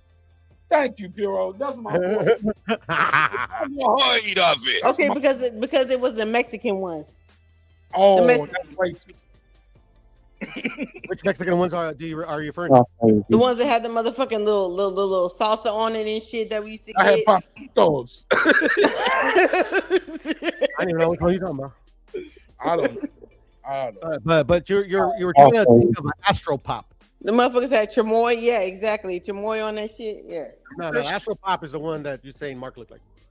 No, it was like you talking about you never heard of it, but you made my point for me. No, it's the firecracker.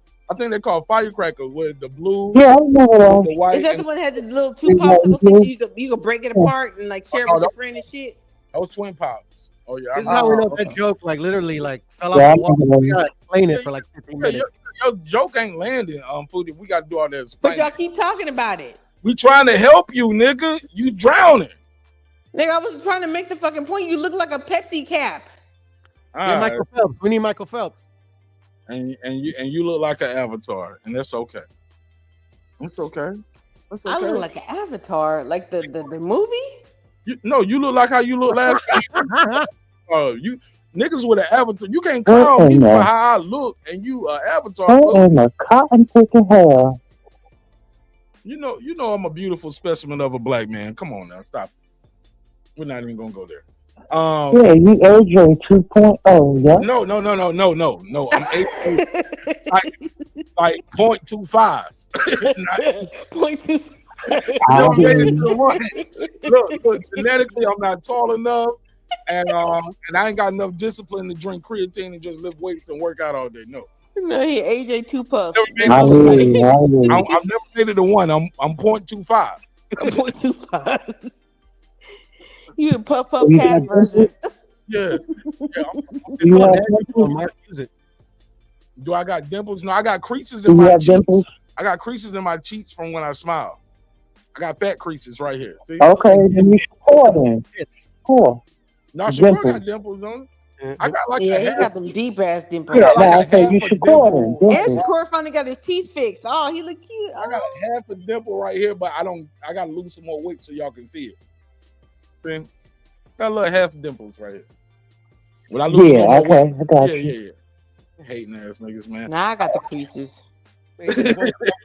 You got the crease now. I got the smile creases.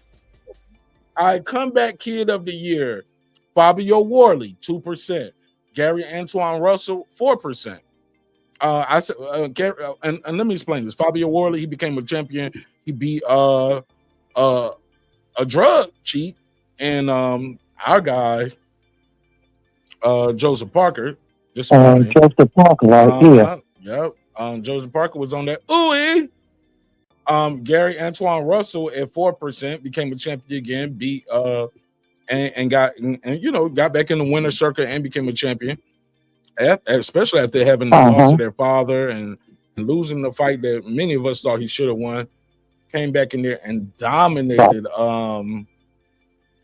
Jose Valenzuela. Rolly Ramiro for becoming a champion again and beating a fight that everybody thought he was going to lose against Ryan. Clearly, they had the promo set up for him versus Haney, him being Ryan Garcia. So everybody thought that was lined up, 24%. But 69% of the audience said Devin Haney is comeback kid of the year. I even saw Bill Haney said, yo, Devin is fighter of the year and comeback kid of the year. I'm like, bro, you ain't never said that before. Niggas don't even give out comeback kid awards. Like, nobody did it. I'm like, okay, they still watching the show, but they don't want to give me my props. I get it. And I'm sorry. The guy he beat was the guy I thought he was going to lose against, and based off his last 2 performances, I thought it was very possible. Right. But I'm not no hater. Congratulations to Team Haney, Devin Haney, and I'm still a fan. I was a fan before the fight. I was a fan during the fight, and I'm a fan after the fight. Sure. I think the kid is phenomenal. Yeah. And man, he earned my voice. He solidified my Devin Haney, comeback kid of the year. I voted for him. I agree. I don't want to sound like a hater, Mark, and I'm sorry to cut you off, but your audience is letting you down for this year-end category or whatever. Because why is Devin Haney even on this list? What is he coming back from? Guy's undefeated. He's not undefeated. We know that. It's not like he lost, then he came back, or like he's coming off a loss, and then he beat Brian Norman. But how can you say he's undefeated and you just admitted that he's coming off of a loss? What the fuck are you talking about? I didn't say that. You literally just said that. No, I didn't. He coming off of the canvas 7 times in the Ryan fight. That was last year. No, yes, but he still had to come back from it. He fought twice this year. But they erased that loss. I'm talking about his performances this year. He that shit happened last year. He didn't fight no more last year. He fought this year. And literally the first one was not very good. The second one was not very good either, but nobody thought he was gonna win. Oh my god. What you mean not very good? You're making your own point. You're like saying, what is he coming back from? What I'm supposed to do. You're saying, what is he coming back from? So he came off the canvas. What he coming back from? Fuck it. Can I say it? If ain't nobody gonna say it, ain't nobody else gonna say it. Lisa, can I say it? Foodie, I'm gonna say it. Yeah. He was humiliated by Ryan Garcia. He had he's coming back from public embarrassment. humiliation, confidence. Because even after that last fight that he had earlier this year, people were still writing him off like, yeah, you run, but you won, but you was running and you was fighting Right. scared. That wasn't straight lateral movement, boxing off the jab. Some people I thought it was, but some people was like, nah, you look like you scared to get hit. Da da da da. You chinny. You can't. You ain't got it no more, baby. People was writing him off. He was looking shaky. He was looking shaky, baby. So then you go in there like Brian Norman Jr., who is a killer. I'm gonna just say it. Fuck it. Like he lost. He didn't look like no killer on November 22nd. No. He didn't look like the guy we saw the last 2 fights or 3 fights. You get what I'm saying? He didn't look like Santillan. He didn't look like the guy versus Cuevas. He didn't look like the guy versus Jin Sasaki. You can say he overtrained. He worked too hard. He didn't make adjustments. He fought too many times. Didn't make adjustments. Too much skill from Devin Haney. Not too much experience. Whatever you want to say. Right. It don't matter. The guy when you stood in front of Devin Haney, beat him easy. Look, he made you look like an amateur. You made you look regular, bro. You didn't look regular that night. And not only did you not hurt and drop him, he hurt and dropped you in the 2nd round. Right. For the first time in your career. What you? No, he got dropped before. Right. Yeah, he got dropped by the Puerto Rican. Yeah, he got dropped in the early round before. Like that was a few fights. By who? The Puerto Rican guy. Boca Chica. That's Boca Chica. Okay, yeah, you're right. Yeah. Boca Chica, who's not that good. Right. You get what I'm saying? But that was very early in his career. Yeah. No, it was 2 fights ago. It was like 2 or 3. Yeah, it was the fight before. Well, he's still early in his career to me. Yeah, it was the fight. To you. Yeah, but he is though because he's young. But he is because he's young. Exactly. But you know what? The night that fight, the Boca Chica Devin fight was bigger than huge. He was huge. He was strong. Bigger than choking on my drink. Norman. Yeah, he was in shape, strong, healthy. More experience. Oh shit. Yeah, the experience, but also too, when we had Senior up here, Senior said they wasn't doing no training and fighting at 3 and 4 in the morning, 2, 3, 4 in the morning. Haney was. So his body's acclimated to doing that. I think that's some inexperience, something that we got to chop up the inexperience as well from the corner and the team. Maybe you know what I'm saying, and that ain't no disrespect. Right. It's like when I asked him, he said, "Nah, we was still on the time y'all on there." Blah blah blah blah blah. I was like, "I'm listening." And it went out later. And I'm listening. I'm like, "Yeah, but that ain't what they was doing. They was training and sparring it." He said by the time y'all got in country, we was doing sparring sessions at 2 and 3 in the morning because that's the time. Can I ask you a question, Mark? Huh? After you finish, can I ask you a question? Go for it. You can ask me now. Go ahead. What? Why does that make a difference? Fighting at sparring at certain times. I don't know. Body clock. It's just your body clock. Simple as that. Your body. Getting clock. acclimated to the time difference. Oh. And acclimating to the time difference. Oh, okay. Like and the climate. Go ahead. I thought you asked Mark. Okay. You can answer, Foodie. I did. You finished? Go ahead, but I'm gonna say something else too. Thank you, guys. Yeah. Thank you. So, because here's the thing. One thing I noticed about this is one of the things I always thought that made Floyd Mayweather so great, right? People was like, man, he be up late at night and he'll go travel to the club and jog back home, right? Or Florida, or you will see those 24/7s in Florida wake Leonard up and wake people up and say, everybody come to the gym. And he'll wake everybody like 11, 12 at night, 1 in the morning, and say, let's come to the gym and work out, right? Most of his fights in Vegas, they was late at night. So when your opponent is sparring and training at 11, 12, 1 o'clock in the afternoon, 2 o'clock in the afternoon, that's when they at their best. But that's when their body clock is used to training. Versus, you know what, I know the fight is at night, so that's why I do most of my training and my hard sparring and working out at night. I get my body used to doing this at 10, 11, 12 at night, not 10, 11, 12, 1 o'clock in the afternoon. Simple as that. Right. Yeah, but that's all I had on. Okay. Makes a lot of sense. Yeah, thank you.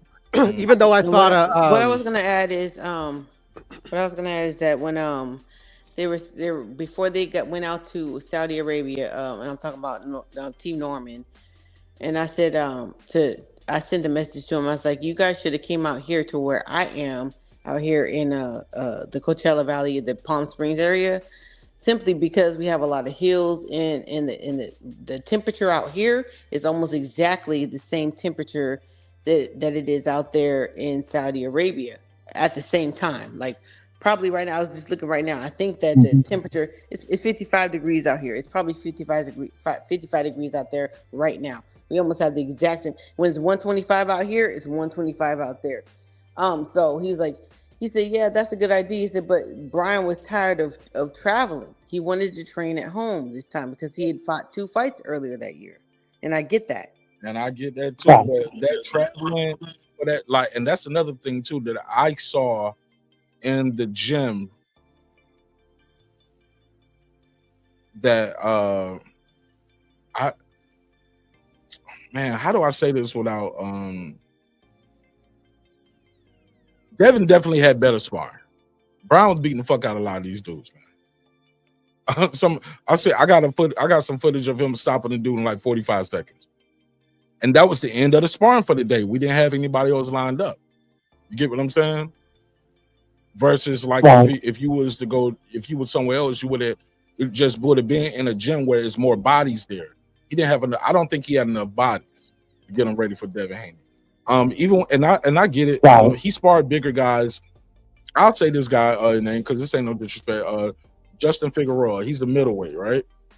He sparred with him, but Devin sparred with a middleweight too. He sparred with Troy Isley. Justin Figueroa, yes, or Troy Isley. Yeah. So they both sparred bigger guys. Who you think got better work out of that middleweight? Man? Who's Justin Figueroa? Exactly. You don't even know him. I know Troy Isley, but I mean, like, without knowing Figueroa, how can I make the comparison? That's what I'm saying. You don't. I know who he only is. Figueroas I know is Brandon and Omar. I don't know if he's related to them. He's from Atlantic City. You know what I'm saying? Right. I know Brandon Figueroa. Oh, okay. So he's not related to them. Yeah. Not at all. He's from Atlantic City. He signed to Fighters First, so I think that's probably why they was able to get him out there for sparring. Like the management team probably set that up. Like, is that the one, Mark, that they were showing that he was fighting like 11? And I don't think he has the skill set to. He was just in there boxing and giving homie good work, and they was working on things. But who you think got better work out of the middleweight that they got? Troy Isley or Justin Figueroa? By you saying I don't even know who Justin Figueroa is, that's that goes back to what I said. Like it could have been JJ Gillingham. You know what I'm saying? You don't even know who he is. I mean, Troy Isley. But let's move forward though. Let me go to comeback hitter. Yeah, we did. Biggest upset. Rolly defeats Brian Garcia. Resendez over Caleb Plant. Aaron McKenna over Liam Smith. Crawford over Canelo. The winner was Resendez over Caleb Plant. How y'all feel about that one? That was a big upset, but the Rolly Ryan is a big upset as well. So I'm not mad at either or. No, Crawford versus Canelo. Period. The end. Big upset, yeah. Then Rolly. Yeah, nobody thought Rolly was gonna win. I mean, Crawford is Crawford. And it came earlier. It came earlier in the year, so I could say yeah. But then the Crawford fight came in, and that just killed him. And then the odds reflect how that, like not even the bookmakers were thinking it was a big upset. I won on 3 out of 4 on this one, man. I bet on Rolly beating Ryan. I bet on Resendez beating Caleb, and I bet on Crawford beating Canelo. And I made the most money off Resendez versus Caleb Plant. I ain't even gonna hold you. Better luck because I made the most. I didn't expect Caleb to lose that fight. The odds was like 10-1 type shit. And I didn't even pay attention to it, but I like Caleb. Caleb sucks. I like him a lot. You think he sucked? Yeah. No, I don't think he sucks. Then he I left said Bread Puro. I think Man, he so I gases don't out know where early. he's No, at. Puro said he sucked. That's why I said. That's what I said. Yeah, I don't think I he think sucks. maybe I'm being like a little hyperbolic. It's just like because he's so over what's it called, like overhyped, you know. So sometimes it makes me feel like you're like, yeah, I don't know why you guys like giving him this much hype. Overhyped? I mean, like he's got some skill. Don't get me wrong, but like the way they sell him to the public, yeah, it don't match up.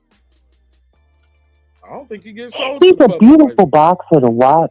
I don't even think he gets sold to the public like that. He don't be getting no pub like that. Niggas don't be talking I about think he's a K. great boxer. I think he needs to work on his I ain't stamina. seen It's one the YouTube. PBC. It's the PBC. He's the only white people boy that in the PBC. bigging him He up. ain't the only one, but Yeah, it's all they good. call him white chocolate and That's shit. They fine. call him Yeah, like 3 other. Talking they about slick call him black. They call black. him a slick black fighter. He slapped the fuck Yeah, out of no, Charlo. He yeah. don't like that shit. I heard they're supposed to be White fighting. chocolate. Remember him, white chocolate? White chocolate. I ain't seen one YouTube channel like go to bat for Caleb Plant. There's a lot of channels that go back for the guy. No, I don't I ain't see seen him. YouTube channels. Just it's the people that really like PDC proponents. They was the ones that was always talking about Caleb like that. I mean, I like Caleb when he fought Uskatowski. I forgot his name. Uskateki. Good fight, yeah, Close enough. yeah. But I mean, like this guy gets defended left and right. Like this guy slaps other men and nobody says nothing.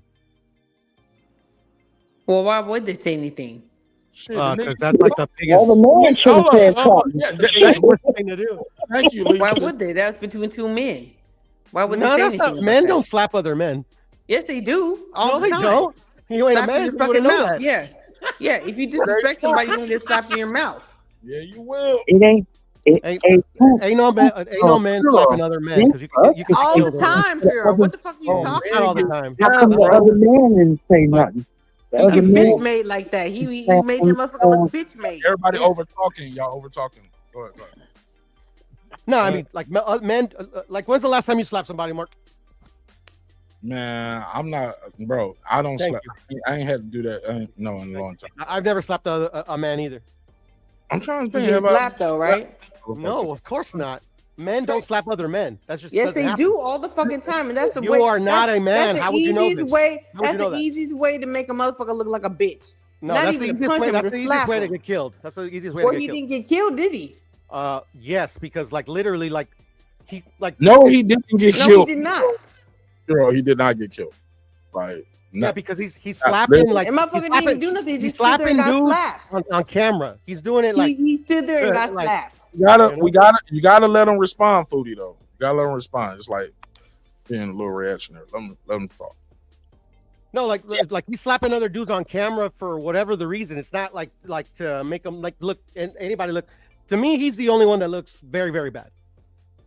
Go ahead, Foodie. I said what I got to say. Cool. Well, I'm gonna let you know something. She doesn't have to be a man to say, "Yo, men slap each other," because she has eyes. She has the internet. I Yeah, understand, Mark, but it's the context though. Like literally, like only like that's why like bruh, like literally, I couldn't even explain it to somebody else. Like only a man would know. Like that's why I asked you, when's the last time you slapped a man, Mark? Like it's just when the last time I've been in a fist fight though? Anyway, though, when the last time I've been in a boxing match or physical combat? I don't But have. that's not what men do. It's just like because like what one thing Foodie did say that is absolutely correct. It's like it's the easiest way to make another man look like, you know, how do you say the word demasculate? Yeah, emasculate, humiliate. Emasculate a man. He You know, humiliated that's the him. thing. That literally will cost you your life in real life. But it didn't though. not in on this case. camera, not But not in for reality, it not for does, the yes. people on YouTube. Like, Okay, literally, you're like talking. I know that, but you're acting like it doesn't happen in real life. yeah, but I'm not talking about like has a man slapped another man? Yes, of course, but I'm not talking about that. I'm just what I said is that men don't slap other men. It's just that. But doesn't happen. you're not making any sense. You're talking in circles. No, I'm making perfectly sense. Perfect. You said sense. men don't slap other men, but do No, men they slap don't. other men? They Yes, they don't. do. You just said that. Oh, yeah, but that's very rare. It's not commonplace. It's not supposed to be commonplace. If you want to bitch, if you want to make a Yeah, motherfucker yeah. look a Well, bitch, that's my whole point. Is that Caleb Plant makes it look like it's something like no, normal, he didn't. and then people like literally like defend him. He did not make it Defend him look for being a normal. little punk. Like, come on. No, it went viral because it's the internet. We live in an internet space. But yes, No, it in real went life, viral like because people are crazy. No. Let me respond. It went viral because everything y'all saying, both of you guys could be right and wrong at the same time, right? Here's a couple. I understand what Puro's saying, but he didn't understand what I'm saying. But go ahead, Mark. What I'm trying to say is, yes, it did go viral, Puro, because I know it did. Men aren't. That's not the commonplace. Caleb Plant did slap him. Him being Charlo. Not only did he slap him, Charlo called him a boy. Hold up. Let me say this. Not only did he slap him, Charlo didn't do anything in return, but start walking towards him. Also, while you getting slapped, your girl over there getting her ass beat by somebody else. And my sister's girl. This last part, and this is the most crucial part. Caleb Plant just didn't slap some Joe Blow. He didn't slap the valet. He didn't slap the cook. He slapped the world champion, and the world champion didn't do nothing. That's another reason why that shit went viral. You are a boxer. You slapped another boxer, and he didn't do shit. Yeah. That's why I need flinch. I hear you, but that's the thing though. What can he do? Well, you're supposed to be. If my boss, as much as I needed my job, if my boss came up and even reached to slap me, I would be in jail right now.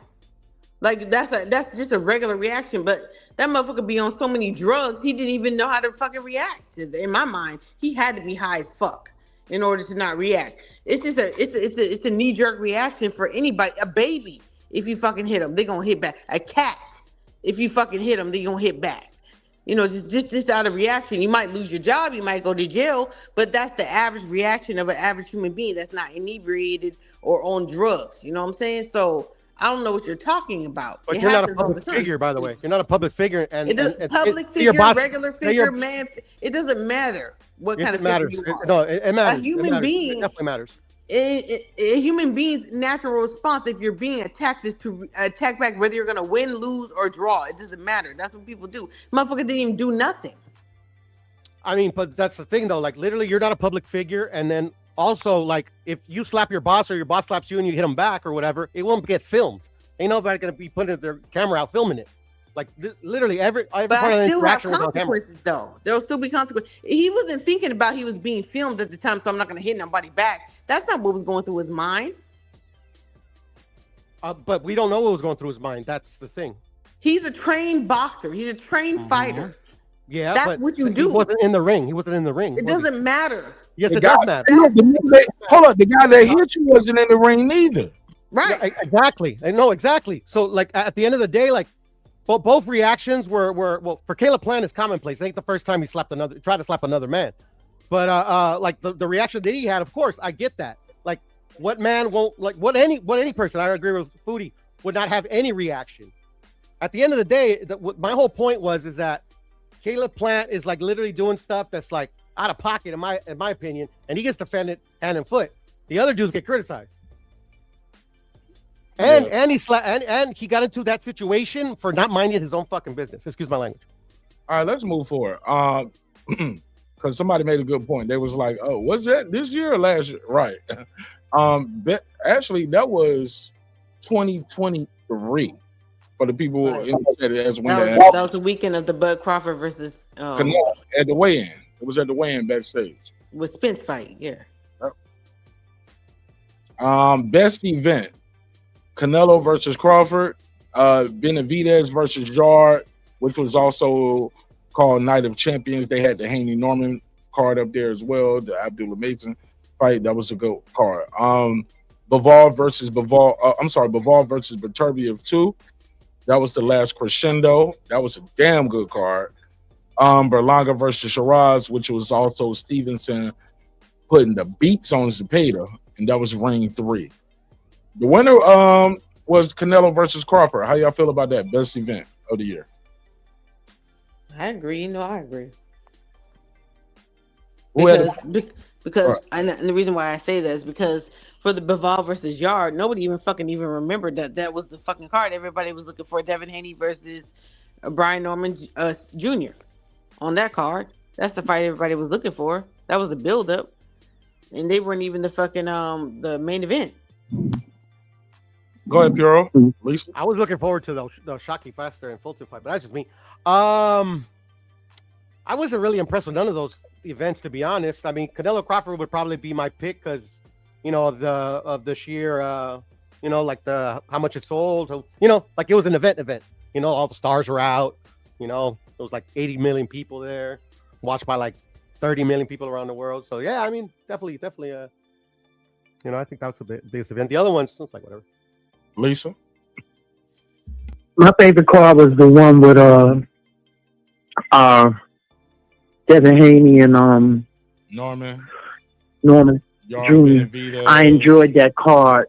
All of those fights were really good. Yeah, they were all good fights. Worst promoter. Golden Boy. That's what we're gonna do. Best promoter. Matchroom, Queensberry, MVP, top rank. Matchroom. Foodie. I don't know. I don't know what fucking Top Rank did this year. Oh, okay, yeah, I'll say Matchroom. You're right. Yeah. Lisa.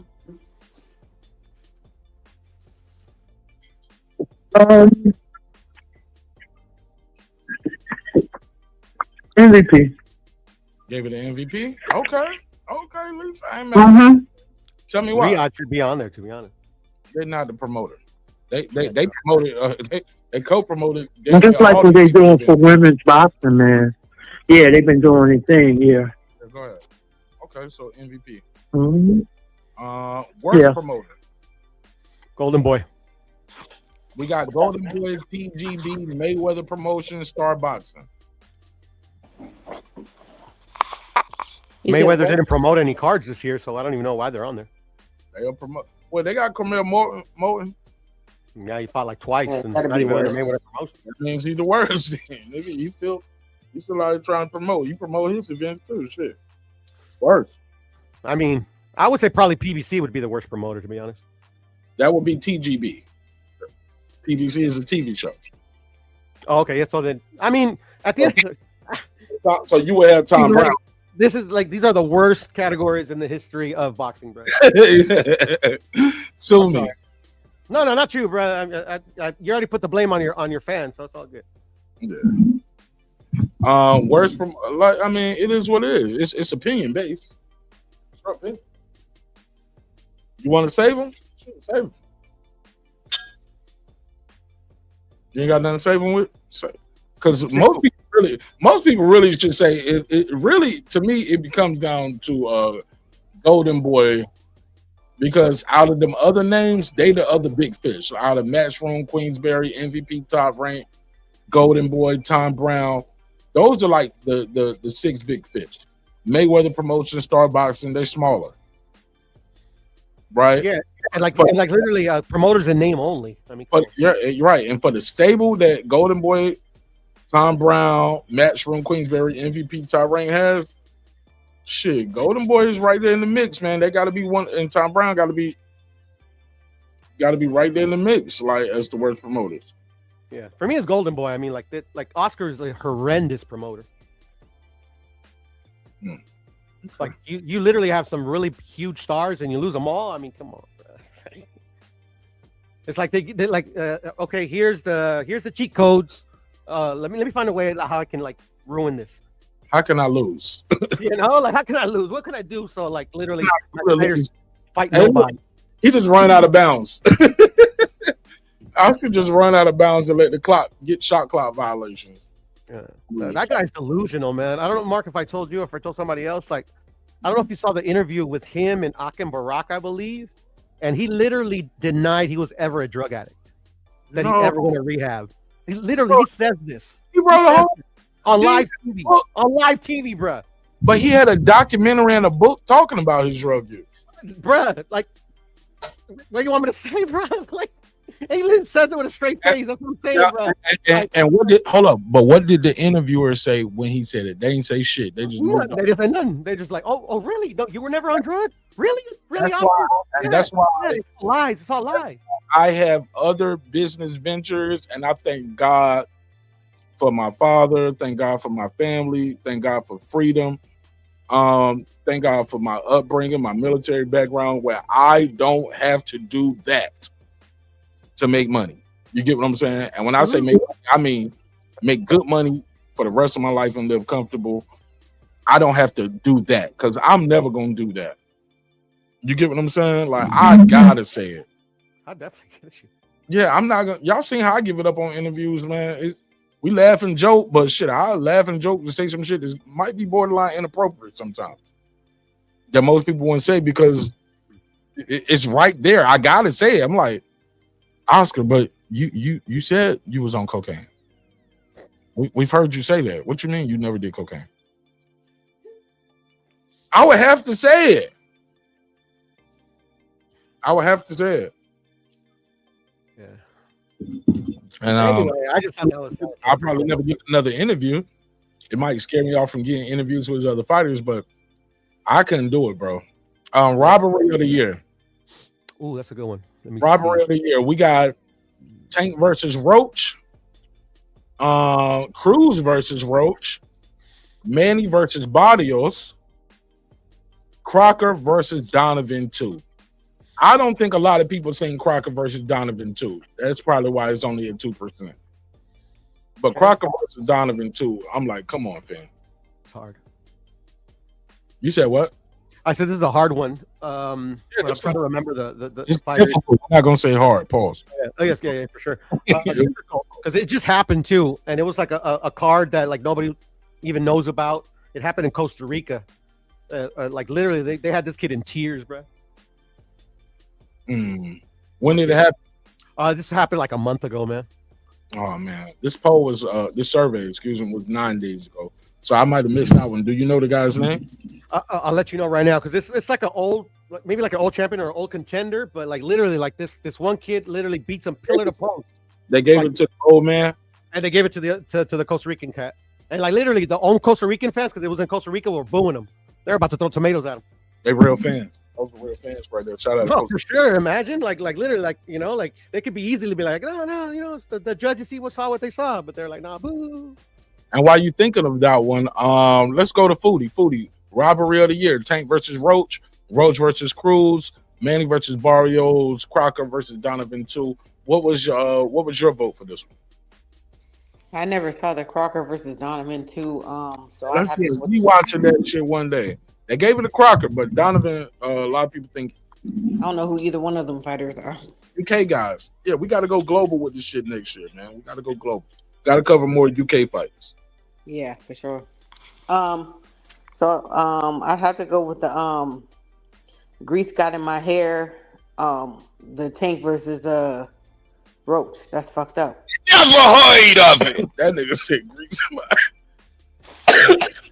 hey, grease in my eye. Grease in my eye.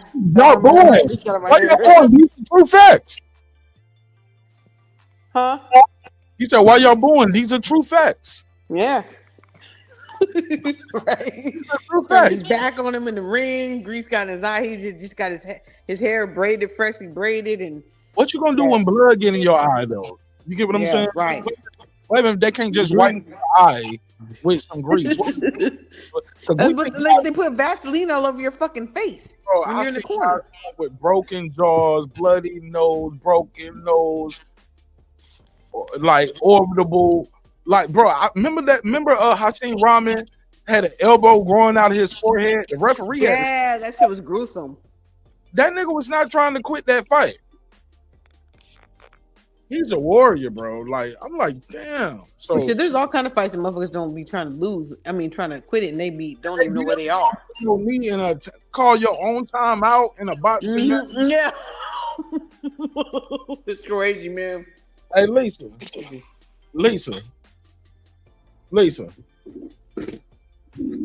you still there? Lisa. Yeah. Oh, I can't hear you. Okay. Okay. At least we used to. Okay, think, now I had it on mute. No, you good, man. Uh-huh. Lisa, we used to love Steve Willis as a referee. Thought he was fair, consistent, Mm-hmm. pause. He was firm, pause. But like, damn, man, he lost all his stripes for me for that one. I was like, yo, my man, you just trying to Yeah. get like what are we doing? He even gave him a pep talk. He's like, well, you can't do that because it'll look like a knockdown. What you mean it is a knockdown? Wow. Disgusting. Yeah. So who you got it robbery was. of the year, Lisa? Tank versus Roach, Cruz versus Roach, Manny versus Barrios, Crocker versus Donovan too. I have it with Roach and Tank. Yeah. That was just blatant to me. Especially, I'm gonna tell you the worst part, the insult to injury, ladies and gentlemen. Shout out to everybody in the chat, man. Keep me in the chat lit too. The worst part, which was the insult to injury, was when the New York State Athletic Commission said, we're gonna review this. We reviewed it, and you know what? It should have been called a knockdown. But we're not gonna overturn the fight. Yeah, they made the right decision. They did make the right decision because legally, like, it just would have called too much of a kerfuffle, but also you don't know how the judges still would have scored the round. Just because you say it's a 10, like the judge might still say 9-9, 10, like you don't know. So they can't overturn it, right? But the fact that I would have rather they not even did we're gonna review it and see if the judge if the ref should have called it a knockdown. Okay, we reviewed it, ref should have called it a knockdown, but we're moving forward.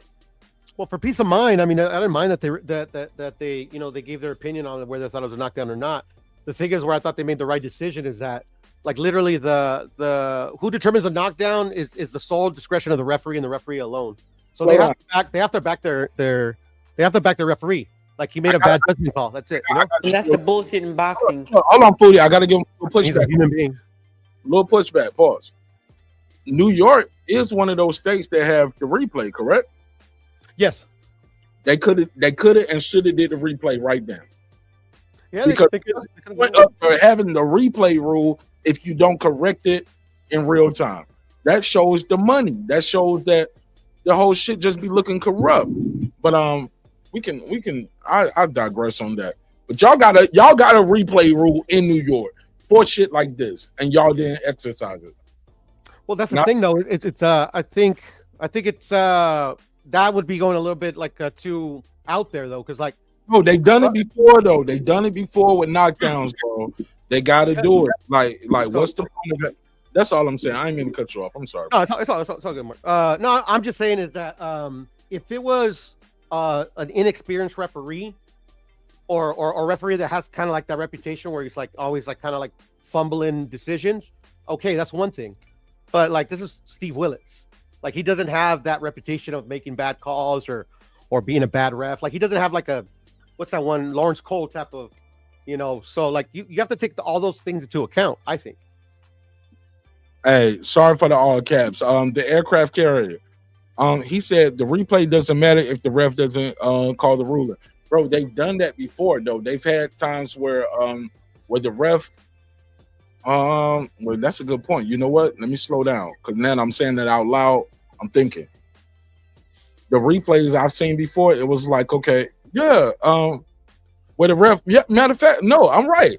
I am right. They had replays where they was like, the ref called it a slip. Replay, it's a knockdown now. The ref might have said it was caused by a punch. Replay, it's a headbutt. Or replay, in real time, the referee might have said it was a headbutt. Replay showed it was called by a punch. The ref ain't the one watching it and changing it. It's the other people watching it. It's the outside ref and judge, the one in the booth. I think we need to have replays in this shit. They need to have replays. And they don't pay attention to the fact that he took a knee and he turned his back and got up on the ropes.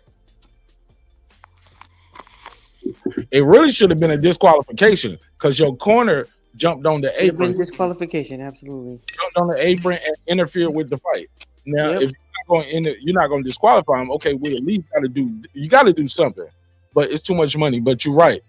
They have used that before, where they was like slip and they do the replay. They was like, oh, they just turned into a knockdown.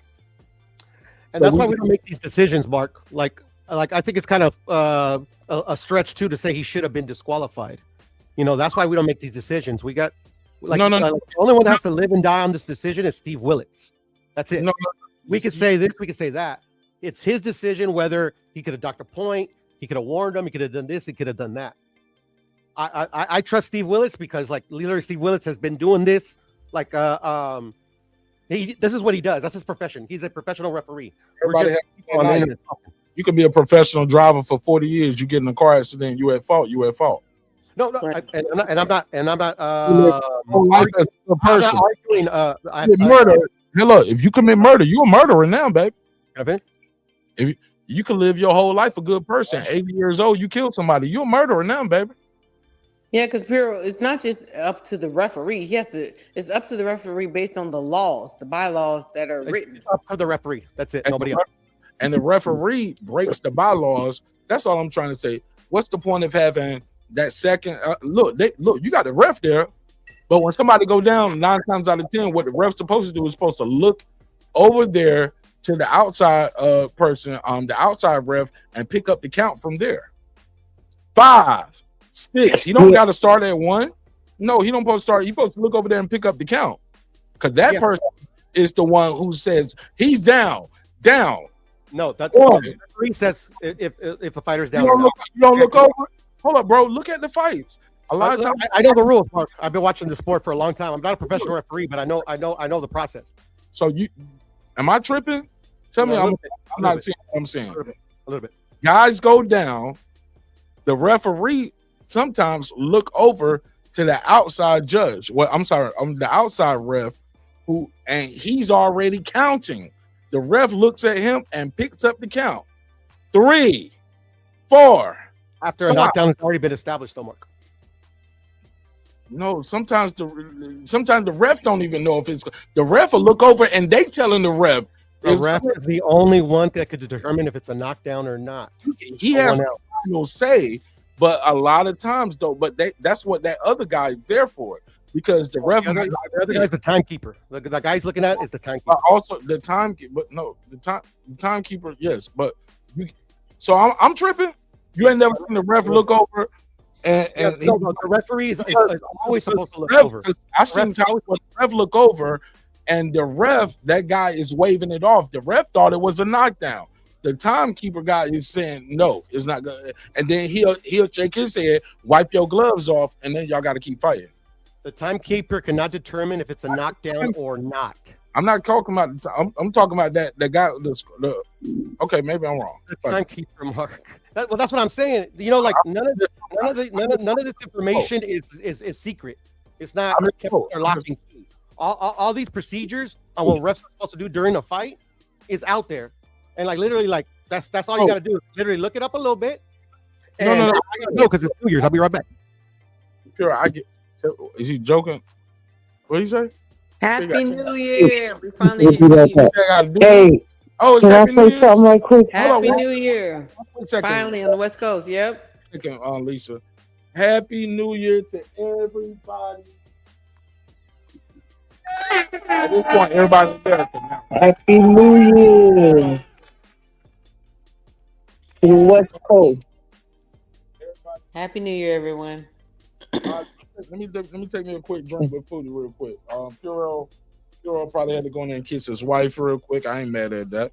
Go in there and kiss the missus. Foodie, you taking a shot or you taking a sip? I'm taking a sip.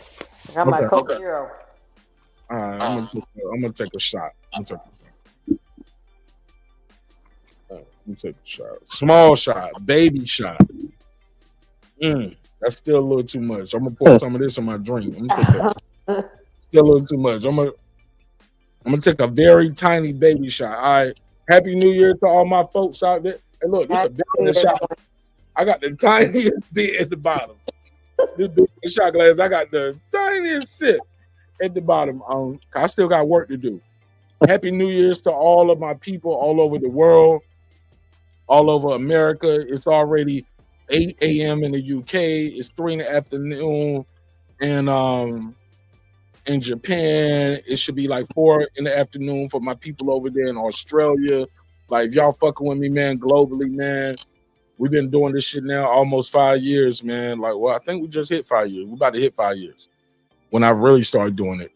But I had the channel already. But man, I love y'all. Hope you love yourself. If not, guess what? God loves you.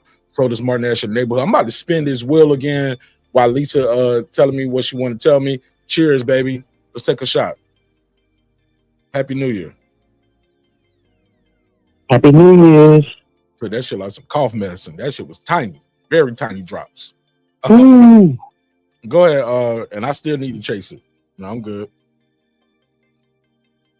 Go ahead, Lisa. I'm gonna spin this wheel and give away some money. Okay, 2 things real quick. Top Rank, when they were on ESPN, I've seen them review stuff. Because I think it was what's his name? Jerry, hold what you got, man. I'm plugging you in while Lisa talking. Go ahead, Lisa. Say the fighter's name again. I was adding Jerry to the conversation.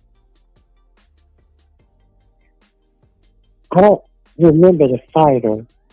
I'm saying that Top Rank used to review tape, footage or whatever. Like if it was something controversial. And I remember Robert Byrd. He used to be a referee, but now he's a judge. I remember him reviewing a fight or whatever, and it was overturned, whatever the ref didn't see or caught or whatever. I do remember that because I've seen him do that. And then another thing, right quick. I'm just going to say, I remember some years back. Okay, I remember some years back, Rigondeaux had a fight, and it was on HBO, and I don't know if he hit the guy right at the bell or slightly after.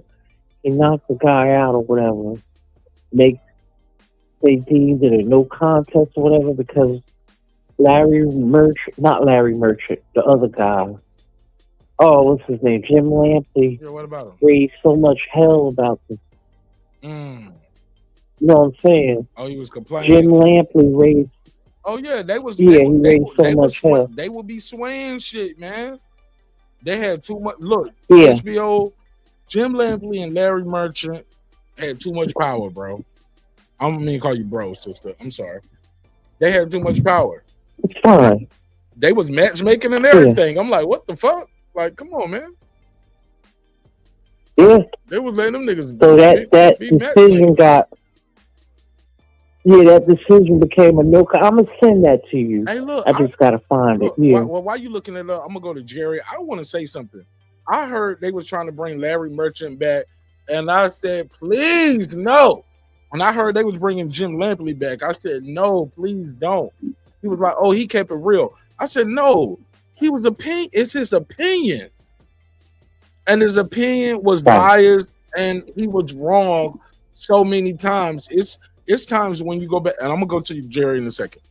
Hero, whenever you back, just say I. It was times they would be sitting there talking about, and you can watch this, just document it, because they was commentating. They were saying, well, this was like another Floyd Mayweather fight that's gonna go to a unanimous decision, and then pop, pop, pop, pop, Floyd stop him. Might stop him like the 10th or 11th, and they be like, oh, like I was just saying, this is gonna be another Floyd Mayweather knockout, right? And trying to save face. No, you've been shitting on him. If you go back and watch some of Floyd's fights, listen to the HBO commentary. It's all on YouTube, ladies and gentlemen.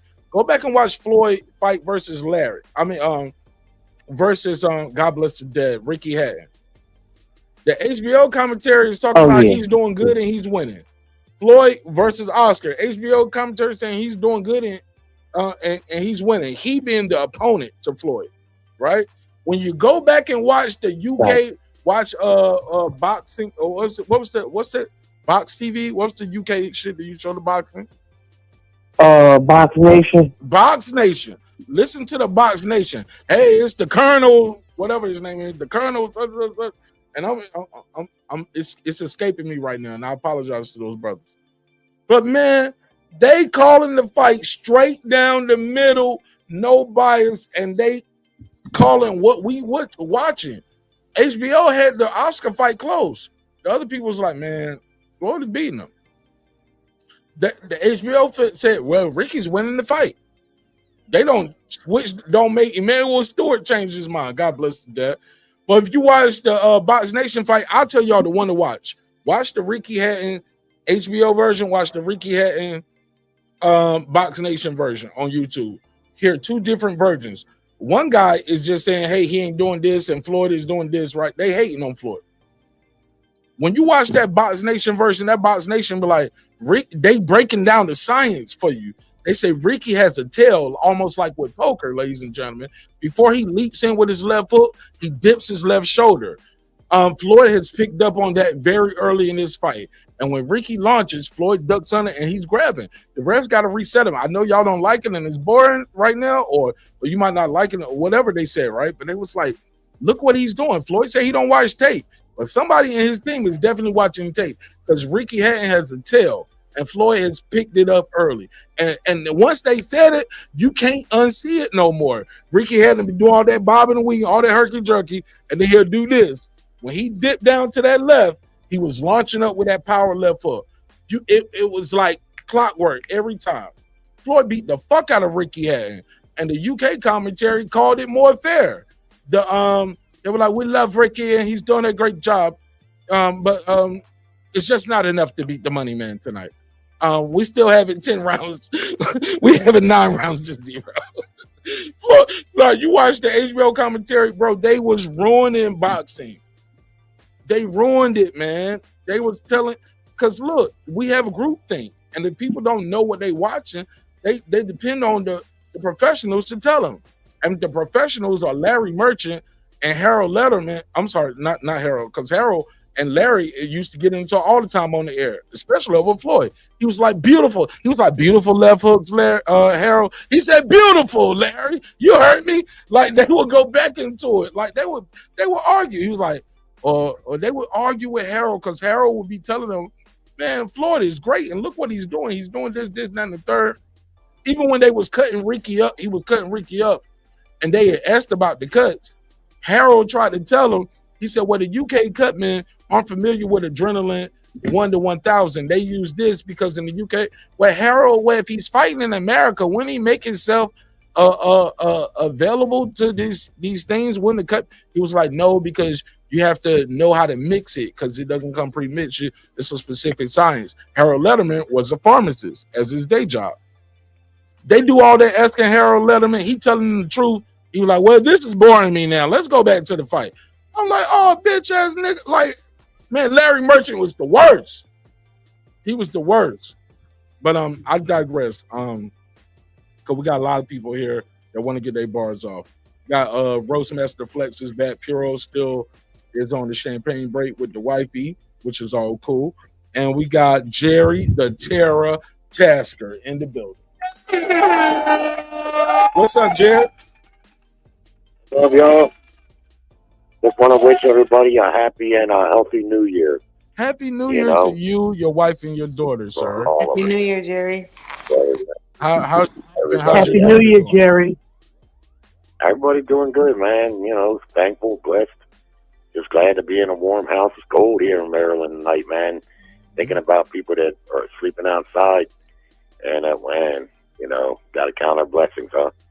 Yeah. Some of them people are outside, Jerry, because they don't want to do what they told, and they want to live by their own rules. I know. So they under them bridges, and they can have benefits. They can be whatever they can, but they rather steal hamburger meat out the freezer to go get a hit of crack rock or heroin. I get it, brother. I get it.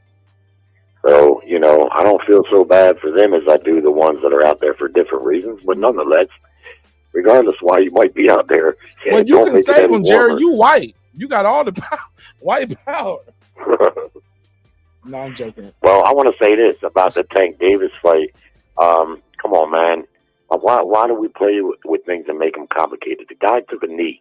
That's one of the longest standing rules in boxing. You cannot take a knee and not have it counted as a knockdown. The ref started counting. He's seen him take the knee. Then Tank Davis got up and said a line that will forever follow him. I just got my hair done. You got braids? Man, you got some Tank Davis braids? I just got my hair done. That song was so funny. The remix. After a knockdown and say you just got your hair done like some old broad coming out of a beauty salon, man. Come on, man. And as far as his corner jumping up, these are true facts. Well, I mean, I don't. He said, "Why y'all booing? These Well, are I true don't know. facts. I got grease in my eye. These are true facts." Okay, but listen, we don't know that. How do we know you just didn't get punched in the eye 10 seconds earlier, which he did, and you got a little blurred vision?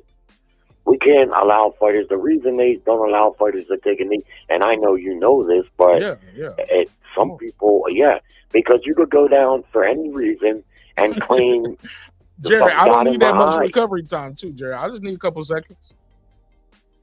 I'm good. When you, especially in the midst of a fight, you don't need that much recovery, bro. It may be up to the ref's discretion, to the degree of whether or not he does that, but we can't complicate things and negate around the rules of boxing. Boxing's not like football. It doesn't have a lot of rules. There's a handful of rules, and we all know what they are. Right. And two rules were broken there egregiously. And Lamont Roach, I mean, I'll be honest with you, man, I thought the fight was a draw. Even with that, I thought it was a draw.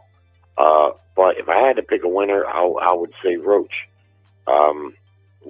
But we shouldn't complicate it too much. Not to be confused with Reggie the Roach, right? Right, and exactly. And as far as the timekeeping, you're absolutely right about that. There's someone on the outside of the ring that keeps the time because the ref doesn't always. It takes an average of 4 seconds. Now, I've seen a breakdown on it, and it's true. It takes a ref an average of 4 seconds to get the fighter to the neutral corner because they don't often always go to the neutral corner. But someone's got to start the count because the ref ain't over there to do it. Never better has it been illustrated than Wilder and Fury, their first fight. After Wilder scored that big knockdown, he didn't go right to his corner. That was an unprofessional move from him. But what negates it is the timekeeper. So when you see the ref get over there to Fury, he looks right over to the ring, and the guy tells him what the count is, right? So that's how that works. That's how I've seen it work every time. Because if the ref don't get over there in 4 or 5 seconds elapse, and he picks the count up at that point, well, then that's a long count, right? Nah. It maybe used to be like that back in the old days, but most of the time I've been watching boxing a long time. Now there's a guy keeping the count. Yeah. And a lot of times, like I was trying to tell Puro, like you can look over. Sometimes the referee might be like, okay, maybe I missed it. So he'll look over and you'll see them guys already counting. Or like almost like they're giving them confirmation. Like, yeah, that was down. Or you can see the referee be like, nah, I think it was a slip. I agree with Puro. Yes, the referee's word is final. But yes, the referee will look over at the other, like the line judge almost like in football, like confirmation, like what?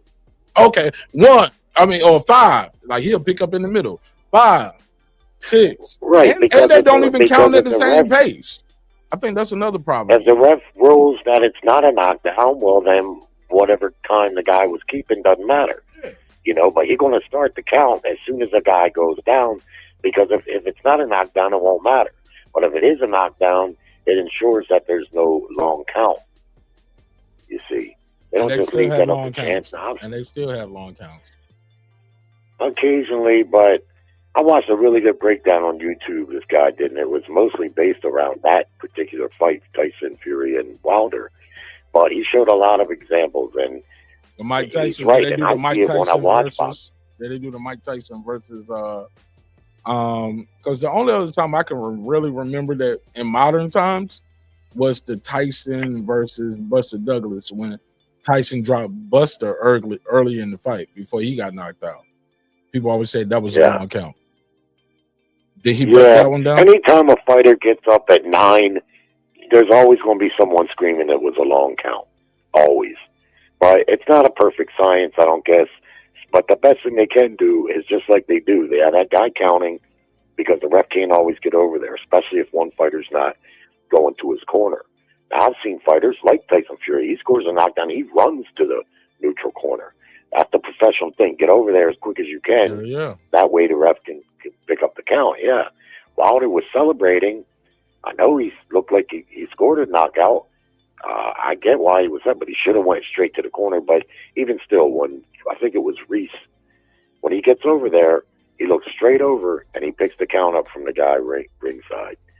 And, and that's about that. But also shout out to... I don't want to go too far on that. Let's just keep it moving, though, because we've been on that too long. Anthony Joshua, he dodged a real bullet. Understand one of his cords. Jerry, you trying to catch... Jerry, you can't catch up on all the week's topics right now in one call, bro.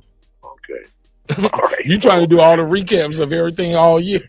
We already talked about that one. We doing the my recap of the boxing work. I was still trying to do my game night, but shit.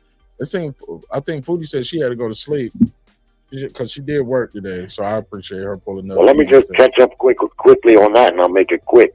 Event of the year, Crawford Canelo. Upset of the year, Plant and oh boy, what's his name? That was nobody seen that one. Yeah, nobody's seen that one coming, huh? I did. Well, I bet on it. You can't say nobody. Cause I bet on it. And I won. You tell me you bet both ways. Yeah, no. I bet on the underdog. 90% of the time, I do bet on the underdog. Yeah, well, I don't win no money betting on the favorite. You'll rarely see me. I don't bet on the favorite unless I know the guy, and I was there. You get what I'm saying? Like I don't. Now I always bet on the underdog. Or I don't bet at all. 90%. Knockout of the year, Brian Norman. I mean, you got to give him the knockout of the year. That was devastating. Yeah, and I keep talking. Look, man, I was talking to Senior today. I was like, hey, man, y'all won an award. Y'all won knockout of the year award. He said, what we get? I said, congratulations, motherfucker. Shit. I can't give you the WBO title back. Brian Norman still with Top Rank? Yes.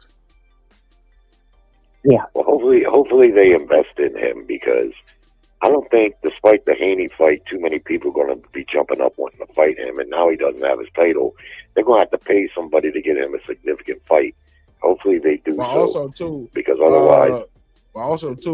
when things don't go your way, people are more susceptible to listening. Everybody. You get what I'm saying? Well, you mean opponents? No, I'm talking about the team. Management, trainer, father, son, corner, cut man, Martin Nash. We all are more. I got to tell you that. I'm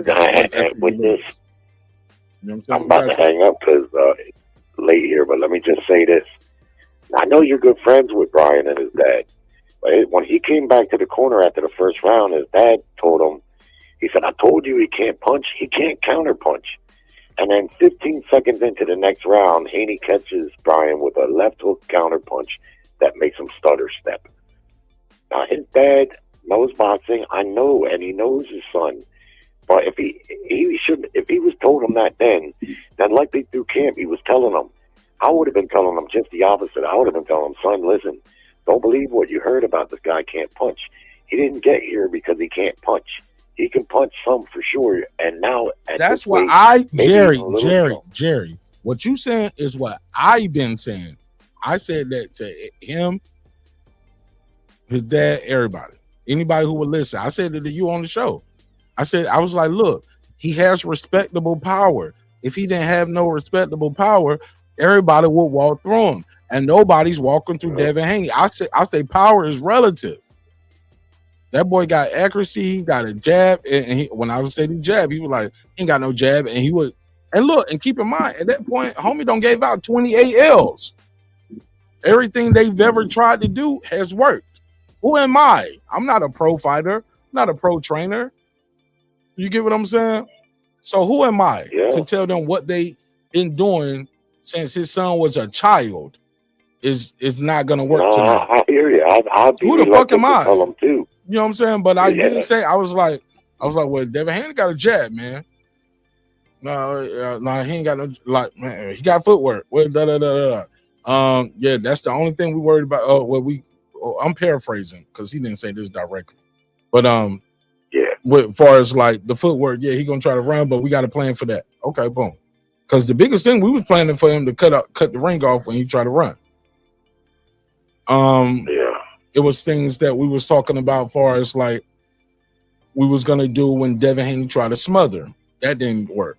Like a lot of things. Like at the end of the day, because I don't want to say too much because I want the Norman team to tell their story, their way. Once all the smoke settles, right?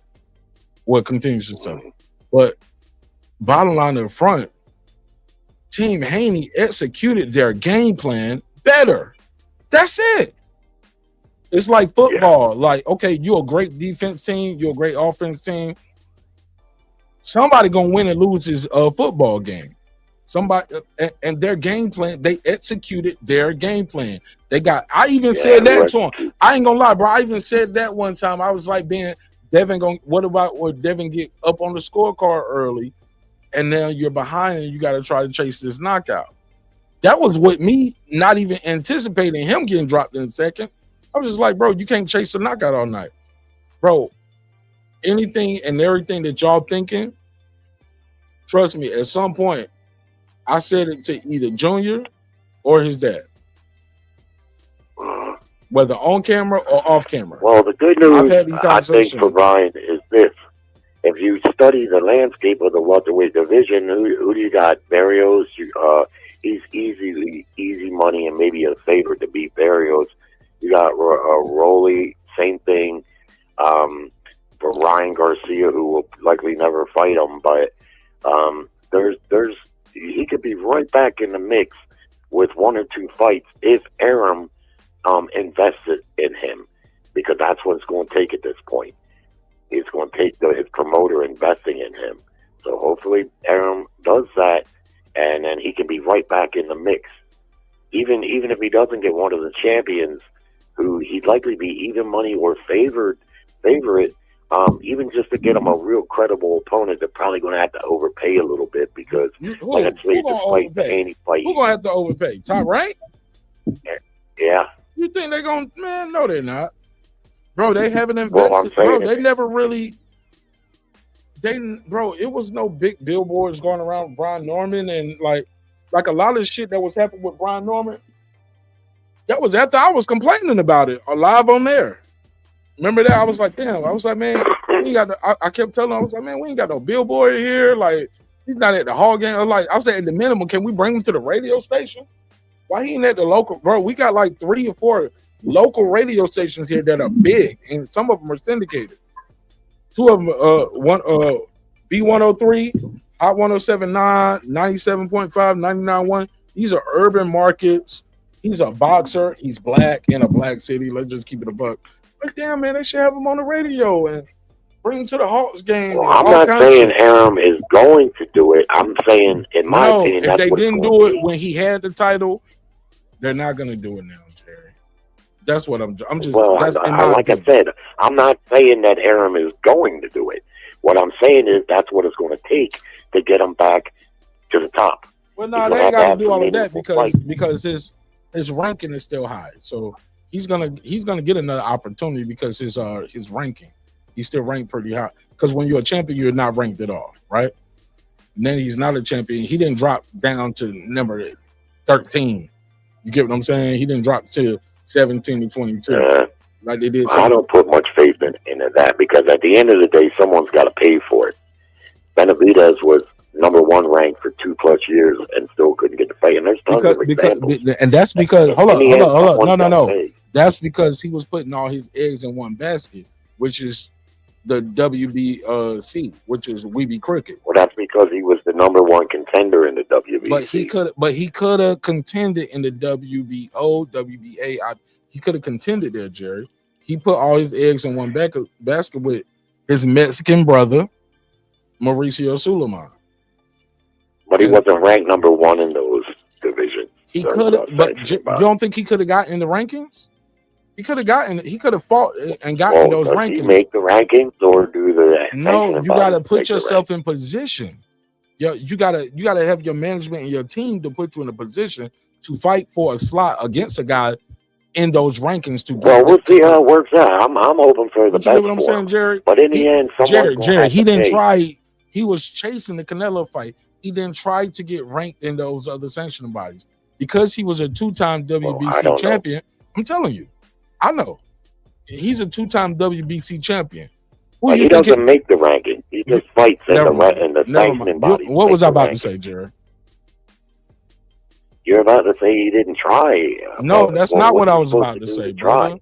That's not what I was about to say.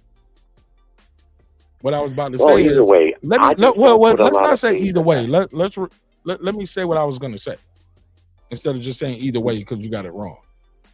What I'm trying Because to say I don't is, really want to debate it. no, it's not a debate. Just let me say my sentence. Is that fair? Because he's a two-time WBC champion, he had and has a relationship with Suleiman in the WBC. That's all I'm trying to say, Jared. He's maintained that relationship. He had the title, got the title, lost it because of cocaine. Had the title again, lost it because of weight. They kept putting him in. They gave him multiple opportunities. He maintained and established a relationship with him that he thought he had cultivated enough to get him that Canelo fight. What he didn't realize is like, no, we're not gonna. You probably can beat Canelo, but we're not about to risk all of that. And you might just get on cocaine again or miss weight. And then all the shit gets scattered. He had a relationship with WBC, and that's why he stayed where he was at until it was no more. That's all I was trying to say. Until he never got the fight, despite the ranking. And I just got to find another way. And that's my point. Ranking or no ranking, someone's got to pay an opponent something they're going to agree to. A qualified opponent that's going to raise his profile is not going to want to fight him for a little money, man. He's too dangerous. David, Canelo, you don't think David was qualified for the Canelo fight, Jared? I'm talking about Brian Norman, what I just said there. I was trying to bring it back full circle, like to close out that last part. Because we had brought up the David part. They did him dirty. Well, I'm just using Benavidez as an example because it's what came to mind. But there's plenty of examples of fighters having high rankings, not getting the high profile fights because the money might not be there. You see, because in the end, like I say, someone's got to pay for it, and the fighter's got to agree. And a high profile opponent going to look at Brian Norman and say, "Man, this guy's dangerous, though." Yeah, Haney might have did that, but he's dangerous, and now he doesn't have a belt. And this is not just for Brian Norman. This is for any dangerous fighter who doesn't have a lot of notoriety. You give him a reason not to fight you. I get you. You're giving him a reason, man, and it's going to take the promoter to invest. This is the problem with Virgil Ortiz, with Oscar. Oscar's never really invested into him. That guy could have had title shots by now. He could have secured a title. He's good enough. But Oscar doesn't seem to want to invest in him. And I don't know what he's thinking because Canelo's all but out the door, and there ain't no really Mexican star on the horizon. Man, Virgil Ortiz, I'd have him speaking Spanish every time he got in the ring with a sombrero. Boy, somebody better step up and try to fill that market because Canelo's going to leave a huge gap there when he's gone. And it seems to me, man, that these promoters don't seem to be picking up on that. I'm pissed about that Virgil Ortiz Boots Ennis fight. I'm pissed off about that, man. That's the best fight in boxing, if you ask me. And we sit and wait, and it looks like now it's Virgil Ortiz and his camp, which is big time disappointing. I'm a fan about that. I still like that. I like that AJ versus Fury. I think that was the big fight. I think AJ versus Wilder was still a big fight. I think Usyk versus Wilder is a big fight. Right. Those are big fights. But I don't think they're the best matchups necessarily. That Fury and AJ, that's a damn good matchup. But I just don't know what Fury has left. One day he's retired, the next day he's kicking ass, and I don't know what AJ got left. Don't make a lot of money. Everything. That's what even makes the fight even more intriguing, right? I guess. Well, from what I understand, he really didn't get hurt too bad. But anytime you're in an accident like that, I've been in a couple bad ones, and It's mental too, bro. I got hurt though. He got a fractured yeah, leg, mental, bro. That's hurt bad. You got a fractured leg. Oh, he did break his leg. I didn't You got know a that. fractured leg. That's big. Oh yeah. Oh, I didn't even hear that. Y'all didn't hear that? Where's that information at? Yeah, I was looking it up today for the show. AJ fractured leg. Let me get that. Hey, Lisa. Oh, yeah. Hey, Happy New Year. I said it earlier, but you probably didn't hear me. Happy New Year, Jerry, to you and your family. You too. Happy and healthy. Thank you. Yeah, I'm making some lifestyle changes this year. I ain't just talking about it. Let's talk about that real quick. What's gonna be your resolution, Jerry? We're gonna hold you to it. I'm gonna try to not stop drinking entirely, but cut it way back, man. Scale it back. Yeah. Instead of once a week, Yeah, once a month, like once. What you drink a beer a day, a couple shots? Like, what's your regimen now? Nah, so I we drink cut it down. just about every day. So it's 7 days in a week. You're gonna drink. But I don't drink liquor. I don't drink like hard liquor. I drink twisted teas, which they ain't no good for you either. And it's man. about 5 days a week. I've been drinking 5 or 6 days a week. 6. What is that again? The twisted tea. What? Twisted tea. Oh, I've heard that. Yeah. Like so you don't drink the rock gut. Yeah, I don't drink the raw gut shit. Thank God. That shit doesn't appeal to me. You know. Oh, I remember them days when I drank that mess. Y'all call it rock gut? That's what y'all call it? Yeah. I ain't from that. They used to back in the day. That's an old thing. Jerry knew exactly what you was talking about. I ain't never heard that before. Never. Yeah. What's that called? What?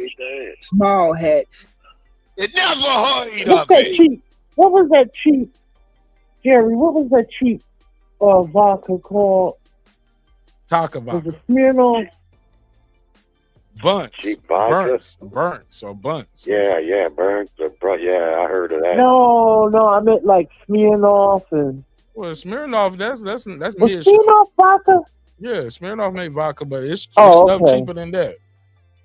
It's a lot of stuff cheaper. Oh than yeah.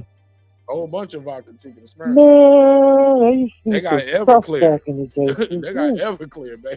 I remember Everclear. And I remember. Oh, they I got haven't that heard of Taka that vodka. in a long That time. damn Taka vodka. A female fighter of the year, Lisa, Jerry, Puro, Shadeja Green, Michaela Mayer, Gabby Fundora, Caroline Dubois. Damn, that's a tough one. I would say Gabby. Fundora. Both of y'all got. Now, Michaela Mayer won this 42% because she fought. I want to say she fought 3 times this year, and the divisions that she accomplished and unifications and divisions. So I think she fought in 3. Did she fight in 3 divisions this year? I want to say she fought in 3 divisions. Really? Yeah, but Michaela Mayer had a hell of a year. She fought 3 times this year. That's quite a feat right there. 3 divisions in 1 year. Yeah. But I tell you what, Dubois, she is the most technically skilled female fighter I've ever seen. She like a no, she not really. You think she's more technically sound than Serrano? Because Serrano be looking like a dude in there, bro. Respectfully, like she look. Yeah, I think Serrano's real tough and gritty, and I'm not saying she's without skill, but I'm crazy impressed with Dubois. She's got great balance, great punch delivery. She almost looks like a sharpened male fighter. Yeah, man, she's dope. I like watching her fight. Yeah, she's pretty sharp. Yeah, she's sharp. Yeah. All right, male fighter of the year. I never looked at Serrano as a technical. Okay, go ahead. No. Say what you technical, but I never looked at her so much as technical. She's just. You know what? You know what she looks technical to me, Lisa? She looks most technical to me when she fighting against girls who ain't that good. When she fight against Katie Taylor, it's almost like she has to go get it. Because Taylor, like, especially in that last fight, it really showed. Katie was like, I beat you 2 times already. I'm going to just sit back and let you just run in. And when she ran in, Katie Taylor was like, it was like a little cat. Like she would just claw her Right. ass up like a little cat in the corner and make her get off the ropes. I mean, get off me. I'm gonna go to the ropes and rest when I want to. And if you come over here, and Katie was just clawing her ass up and just like. You think Baumgartner will fight Dubois? Yes. I don't know. Yeah. Because that's the money for her, and that's big money. Yeah. That's big money for her. And Caroline Dubois was on that MVP card as well, if I'm not mistaken. Was. So they I gotta say, is she with MVP Baumgartner? She looked the best I've seen her. She's improved, man. Yo, I'm gonna tell you who Baumgartner looked like to me during that fight, fam. She looked like a girl Errol Spence, and that's not no diss. I mean that like in a complimentary way, like Errol Spence in his prime. Like she boxed behind that jab. She didn't do none of that wild shit like that she used to do. Like she used to do these wild hooks, like with the right hand. Like she'll try to bomb with that right hand. Like she had a big looping overhand right, almost like Tim Bradley or Sean Porter type shit. She didn't fight like that. Right. I like her better. To me, she looks better under Tony Harrison, but that's just me. Nah, man, that's the best she ever looked in that right there. And it was that's her trainer, Tony Harrison. No, her old trainer. She fight What's with her old her trainer? Yeah, and why did she leave him? I don't know. She popped dirty. I remember that, but nobody never. Why do you nobody leave your never trainer? said why. Why do you leave your trainer because you popped dirty? Y'all just want undisputed. Like, yeah, right, exactly. Me neither. We don't know. Yeah, nobody never said. Yeah, we don't say nothing. Like speculation, but yeah, but you was with a winning team. He got you to undisputed. Why do you leave your undisputed trainer? Like, I still don't understand that. There's too many variables, so we don't know. You know what I think? It could have been money. Or it could be I need somebody to blame. Yeah, very well could be that. Because that's what happens. Yeah, fighters, when they lose, oftentimes they fire the trainer. If I pop dirty, they blame the trainer. Mm-hmm. Just like in football, you can't fire the team, but you can fire the coach, right? Right. Yeah. Male but fighter. now Clarissa Shields got a fight coming up. A rematch. Yeah, we ain't on that. A lot of people say Clarissa's distracted and primed for a loss. What do you think? I'm gonna reserve that because I'm gonna have Franchon Cruz on the show. I see. Okay. I suspect that's going to be a tough fight because the first one was tough. It was both of their first fight. Getting a second shot. They both are better than they were when they started, right? Yeah. And getting a second shot at redemption for her opponent. Name escapes me right now. Franchon Cruz. Right? Franchon Cruz. Yeah. She's gonna be Clarissa's most decorated opponent. She never fought nobody who's been undisputed multiple times. Undisputed, unified, Olympian, just like you. Like, they know each other. But Franchon is a lot older. They fought several times, even in the older, but shit, what comes with that age is experience and knowledge. Like, yeah, I don't know. Franchon don't come she don't mess around. She come to fight. But she's big too. Yep, and she ain't got to cut as much weight to do this, and she's older. So I think it works in her favor. And she knows Clarissa. Franchon got to go up to heavyweight. Yeah, she got to go to heavyweight. No, this is a heavyweight. Yeah. She's gonna gain weight. Yeah, so she don't have to. That's what I said. She don't have to cut weight like that. She can go at the one. I got what you. Oh yeah. Yeah, but she got another YouTube super middle or light heavyweight, nothing like that. She get to go to heavyweight.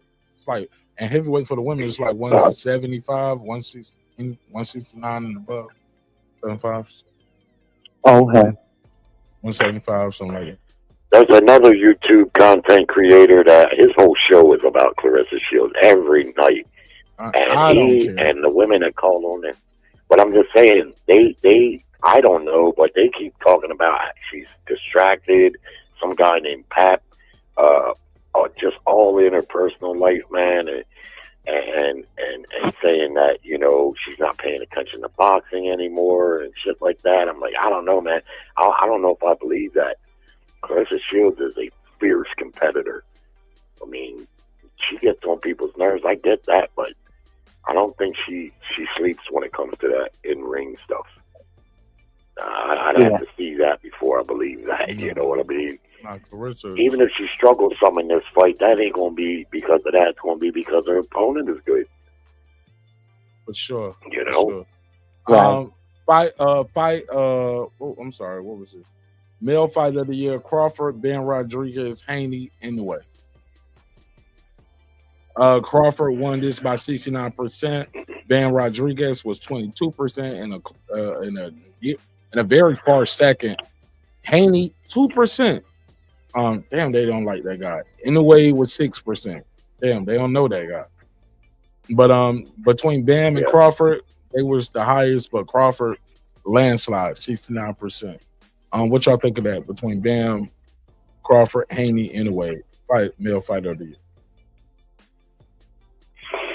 That's probably the toughest category for me, because I think Crawford only fought one time. That's it. And two divisions. You know, it's that. Yeah, but the odds were even. People that know boxing knew that fight was a pretty even fight. No, Jerry. It was people that say they know boxing, and they were saying that was a cash grab. Many people were picking Crawford. Tons of people were picking him. The odds were even when the bell rang. The critics knew. They knew. Yes, that was a hell of an accomplishment, jumping up 2 divisions, but still, people in the know knew that wasn't going to decide the fate of that fight, and it didn't. I'm not trying to downplay the accomplishment because still, moving up 2 divisions after already moving up 4, you can't downplay that. But I think Inoue fought 4 times and defended the undisputed crown, I think, in each one of those fights. That's pretty good accomplishment, but he didn't be the level of a competitor, though, right? The competition matters too, right? Well, I don't know because I don't follow those weight divisions, so he could be beating the very best guy available, and I wouldn't really know.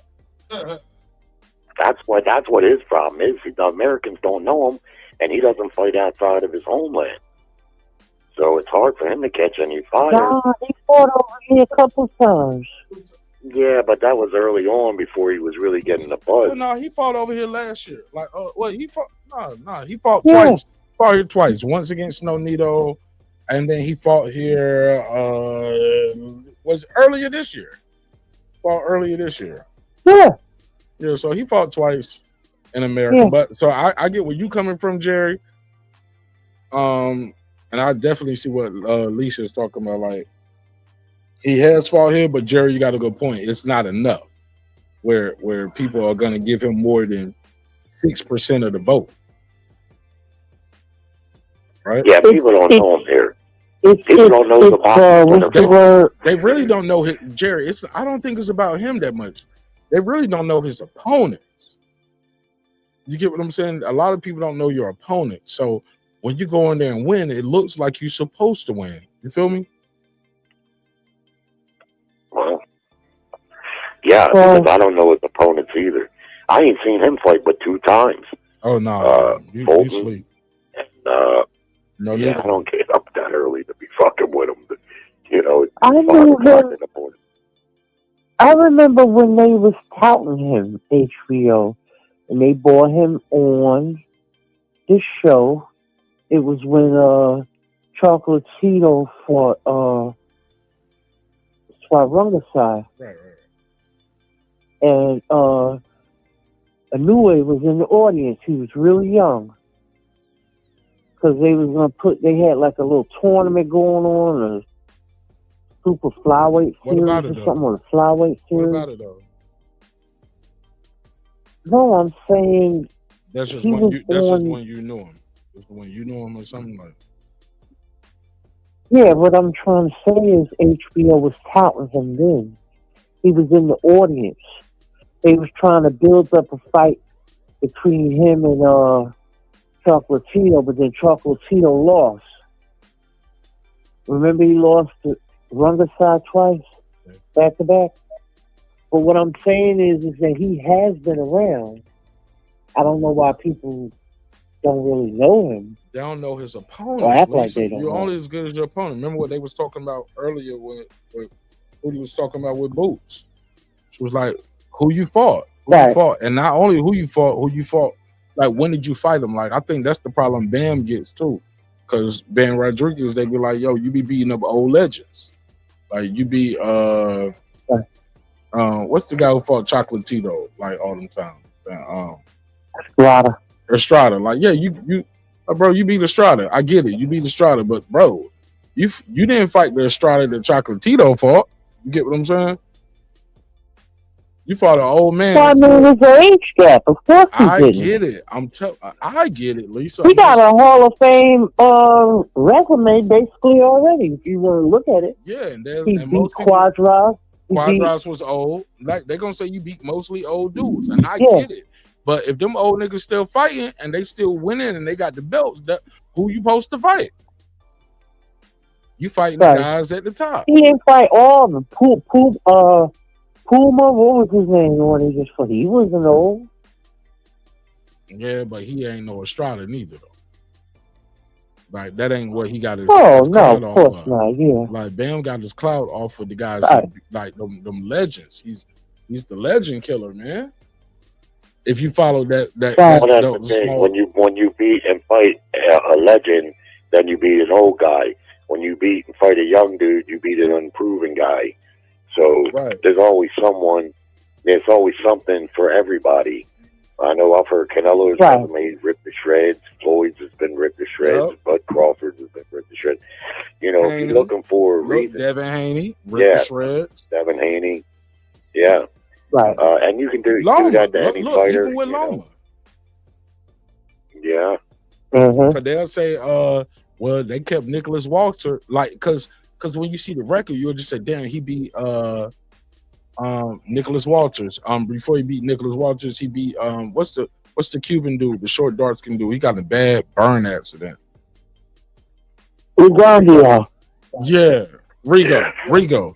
He beat Rigo, right? So people will be like, yo, he beat Rigo. But when you go back and look, Rigo came up 2 divisions on some Crawford shit. You're supposed to beat him.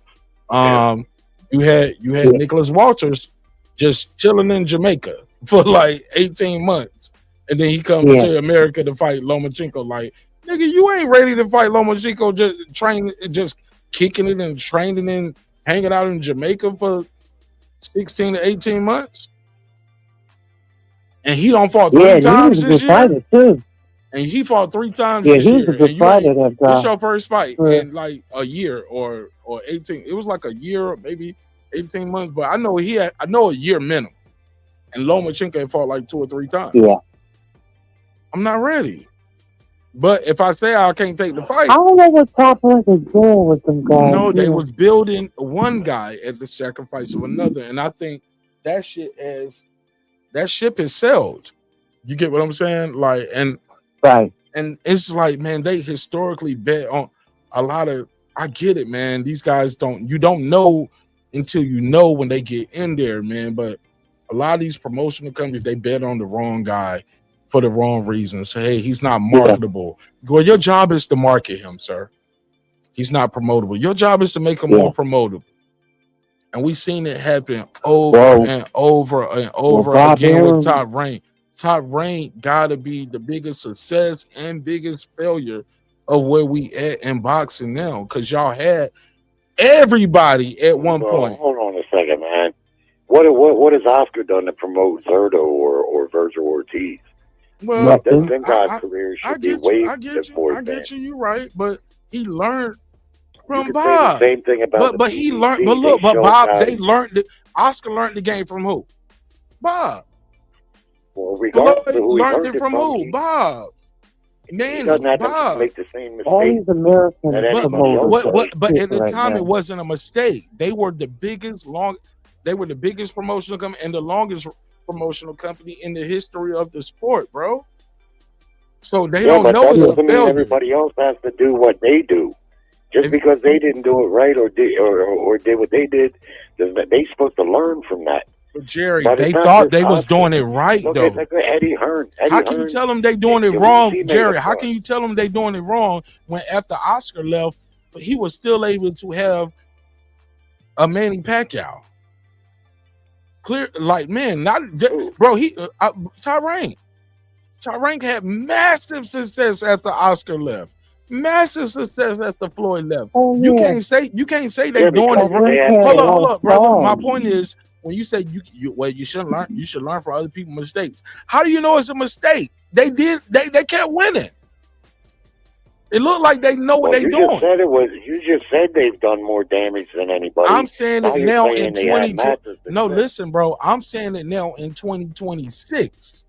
But back in 2016, when they was making these mistakes and doing what they was doing with Terrence Crawford and everybody else and Tim Bradley and the list goes on with fighters that they fumble with. I can't tell Oscar what he's doing with Golden Boy is wrong and it's not going to work if he's following Top Rank Blueprint, because at that point, Top Rank Blueprint was still successful. Do you get what I'm saying? Well, Bradley was in tons of big fights. You're missing the point. You're missing. Don't nitpick one name. Just stick with me. You brought Tim Bradley. Yeah, but don't nitpick with one. But don't nitpick with one name. Just stick with Manny Pacquiao. Hold on. Let's not nitpick. Look. Let's not nitpick. Stick with. If we're gonna nitpick, You brought him up. Okay, if we're gonna nitpick, You brought up Tim Bradley. Hello, homie. If we're gonna nitpick, pick with the biggest success, Manny Pacquiao. You can't tell him they're not doing the right thing. Like, okay, Oscar, you left. I'm still successful with Floyd. Floyd, you left. Okay, I'm still successful with Manny Pacquiao. Like, you can't tell them they doing it wrong when they keep getting it right. You're the one that said until that they stop done getting more it to right. hurt. Hold up, until they stop getting Now it you're right. saying something opposite of what you just said a few minutes ago. No, you said a few minutes ago. I think you're just being a little No, you argumentative, just my moved brother. the But I'll goalpost to listen. say now because it's 2026. See, in 2016, boxing still had Manny and Mayweather. It was still a popular sport to some degree. So even if they did make mistakes, there was room for mistakes. Now there's very little room for mistakes. I'm talking about the business model and and how you their set main guys job up for is to success. finance the fights. They can't make the fighters popular. The fighters have to do that on their own. Wrong. Manny made himself popular for being a warrior. Bud Crawford made himself popular finally through perseverance and hard work. Mayweather sold out and made himself a hated athlete for playing a sport athlete. Bob Arum's an old dude. Oscar De La Hoya is a playboy. These guys, what they can do is they can say good things about the fighters, and they can arrange for press conferences and open workouts and the things that promoters have always done, but they can't make the fighter popular. How? You tell me how they can do it. It's called okay.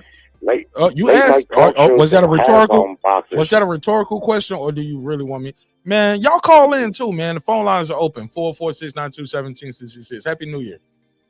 Cause they cooking you in the chat, Jerry. They cooking you, boy. Well, that's fine. And I call you boy respectfully. Hey, did you do another I tour? don't expect them to side with me. Did I do another what? Drawing. Lisa said, draw that A money. Wilson. Yeah. Hold on. Yeah, let me go spin that. No. wheel. No, I've been waiting. I was gonna do it right then, but Jerry had called in. But let me spin the wheel real quick. No. Cool. Let me spin the wheel one time. Because I want to do it at least 3 times or more. Let me share this screen. Let's spin it again. Let's spin the wheel, give away some money. To all my Nobody neighbors. can promote you better than yourself. Hold on, Jerry. Don't sound like a cook to me. Ace Retro. Ace Retro. Let me take a screenshot of this. And Congratulations. Shout out to Ace Retro. I would agree with Jerry. Ace Retro. Let me remove that. Ace, because you can't win again. Shout out to the homie Ace Retro.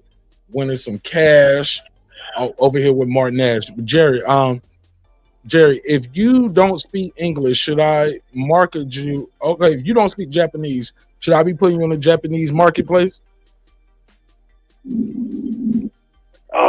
You're asking It's not about brain. It's not rhetorical brain questions? surgery. What type of rhetorical question is that? I mean, Jerry. I'm just talking to you about marketing and promotion.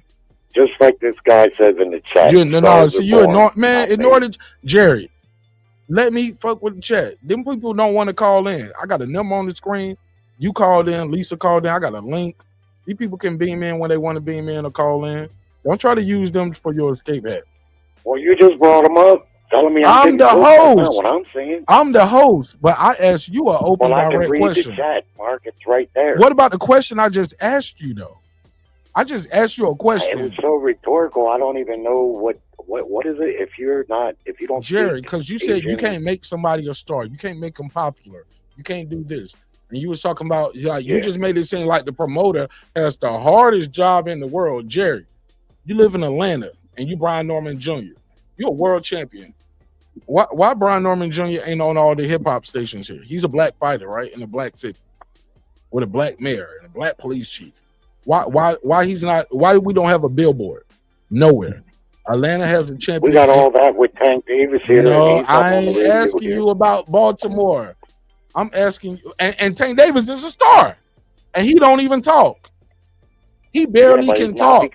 Hold on, Tank Davis can barely talk, but they made him a star. They didn't make him a star. He made himself a star. Okay. By scoring knockouts. And Brian Norman Jr. didn't score knockouts. Casual. Did Brian Norman just come off a big fight? No, Brian Norman Jr. Brian Norman Jr. Hold up, but Brian Norman Jr. is not no Tank Davis, man. Stop it. They never gave him a fight in his city. They never put no billboards and no promotion and marketing dollars behind him. They never did that. Well, Tank had Mayweather. I'll give you that. So he had Mayweather. That most fighters never going to get someone in their corner to do what Mayweather did for him. Mm-hmm. And that I'll give you that. But I agree with you on that, and I think Tank hurt Mayweather's feelings too, because Mayweather ain't took no other fighter under his arm. They got no reason to not want to have their fighters be stars, because the more money they make, the more money they get. So it's only advantageous that they do whatever they can. What I'm saying is, what can they do outside of what they've been doing for decades now? Jerry, they've been doing the bare minimum. What can they do beyond that? Jerry, do more than the bare minimum. What you mean? The bare minimum is what they've been doing, which is, bro, they don't even push like the marketing dollars throughout the whole promotion. They do a little bit at the beginning and they do a hard push at the end. If the tickets sell a lot at the beginning, they don't even do no middle and end push. They don't have a three-step marketing and three-step promotion no more, because they only do two now. We do a good push at the beginning and a hard push at the end if it's not selling. But it's no middle push no more with these promotions. Even when they do all access and like those kind of things like that, they don't even do that no more. It went from like 4 or 5 episodes. It went from 4 or 5 episodes to now we do 2 to now we do a beginning press and we do one at the end. So Jerry, they're not doing no radio. Jerry, it's no Jerry. Hold on, Jerry. You asked the question. Jerry, you asked the question. I'm trying to answer it. So you don't even care about my answer. In circles, though, man. I didn't even say everything I was going to say. Out of your element. You ain't no fight promoter to know what their finances are and why they spend the money they do. But Jerry, neither are you. But you said what can they do that they're not doing? What I'm trying to tell you is they're not even, sir. What I'm trying to tell you is they're not even doing what they used to do. They used to put billboards up. Jerry, I'm trying to tell you. Man, what's the point? When's the last time you seen a billboard anywhere? Bro, I see billboards all the time. I live in Atlanta, bro. You just told me you saw billboards for Maryland. I ain't seen one in years. You just said you saw one. You see billboards for Tank. You just said that. No, I said they don't have billboards. I know I didn't. Okay. I said they don't have billboards. Okay, well, not on the radio. Well, Jerry, can I speak for like 30 seconds without a preconceived argument before I finish my sentence? Jerry, they used to put up flyers, posters, radio ads. They had TV commercials. They would put up billboards. Jerry, we got digital billboards now. So you don't have to put up an old billboard, old school like your era where they go up there with a horse and buggy, my nigga, and just paint a picture of a motherfucker. No, bro, I can just load up my SD drive and y'all can put up a digital billboard in the city of Atlanta. We don't even do that 9 times out of 10. But they do billboards in Vegas. They do billboards in Houston, Dallas, especially, but they only do it Los Angeles, but they do it closer to fight. What I'm trying to tell you is they don't open the budget up for it no more like that. They do it at the beginning and they do it at the end. They don't run the promotion. No, I haven't promoted, quote unquote, being a fight promoter. But what I have done was being a part of making a fight happen. That's documented. What I have done is being part of a championship team. What I have done is being in training camps. What I have done is talk to managers, fighters, and promoters and seeing what they're doing and what they're not doing and what the fighters' gripes are, what the trainers' gripes are, what the promoter, even small-scale promoters, because they have distribution, what the distribution is not doing. So I might not be, I'm no Bob Arum. No, I'm no Al Heyman. But I'm Mark Nash, my G. And I'm not a fight promoter either, but I'm a business owner, and I know my business plan has been simple from day one. I invest where appropriate. If I don't see returns on the investment that equal the investment, I don't invest. And that I could have broadened my business a couple of times, but these promoters, it's not advantageous for them for their fighters not to be popular. That's the last thing they want. They're in the business of boxing promotion. Now, what they do between point A and point Z is what they deem is appropriate for their business model. So I can't tell them what to do. If boxing promotion was easy, there'd be tons of boxing promoters. But really, at any given time, there's 3 or 4 big ones, and that's about it. And now Turkey is really complicated matters. And so it's a tough business. It always has been, really. People think promoters just make money hand over fist. It's just not true. Oftentimes, they lose money on fighters until the fighter reaches a level of prominence to where it starts to pay off. But even then, they have to use that money to distribute across the rest of their stable to pay the other ones that they're still investing in. So it's a tough business, and a lot has changed. What you mentioned, billboards. I haven't seen a billboard in Maryland, but I know fighters used to go on late-night talk shows. But they don't do that no more because they're not popular. Jerry. Nobody knows who the real even that. But we got radio shows. We got podcasts. Like, why do some people go on $1 million worth of game? Cam and Meg. Like, you got to know your target market and your target audience for those individuals. A lot of these promoters are still dealing with an antiquated system. They're just gonna deal with the normal go and schmo of everything. They don't put the guys in position to be. That's why Devin Haney's so successful, because Bill Haney took an untraditional mode. I'm gonna be my son. Dad promotes him far better than any promoter ever could.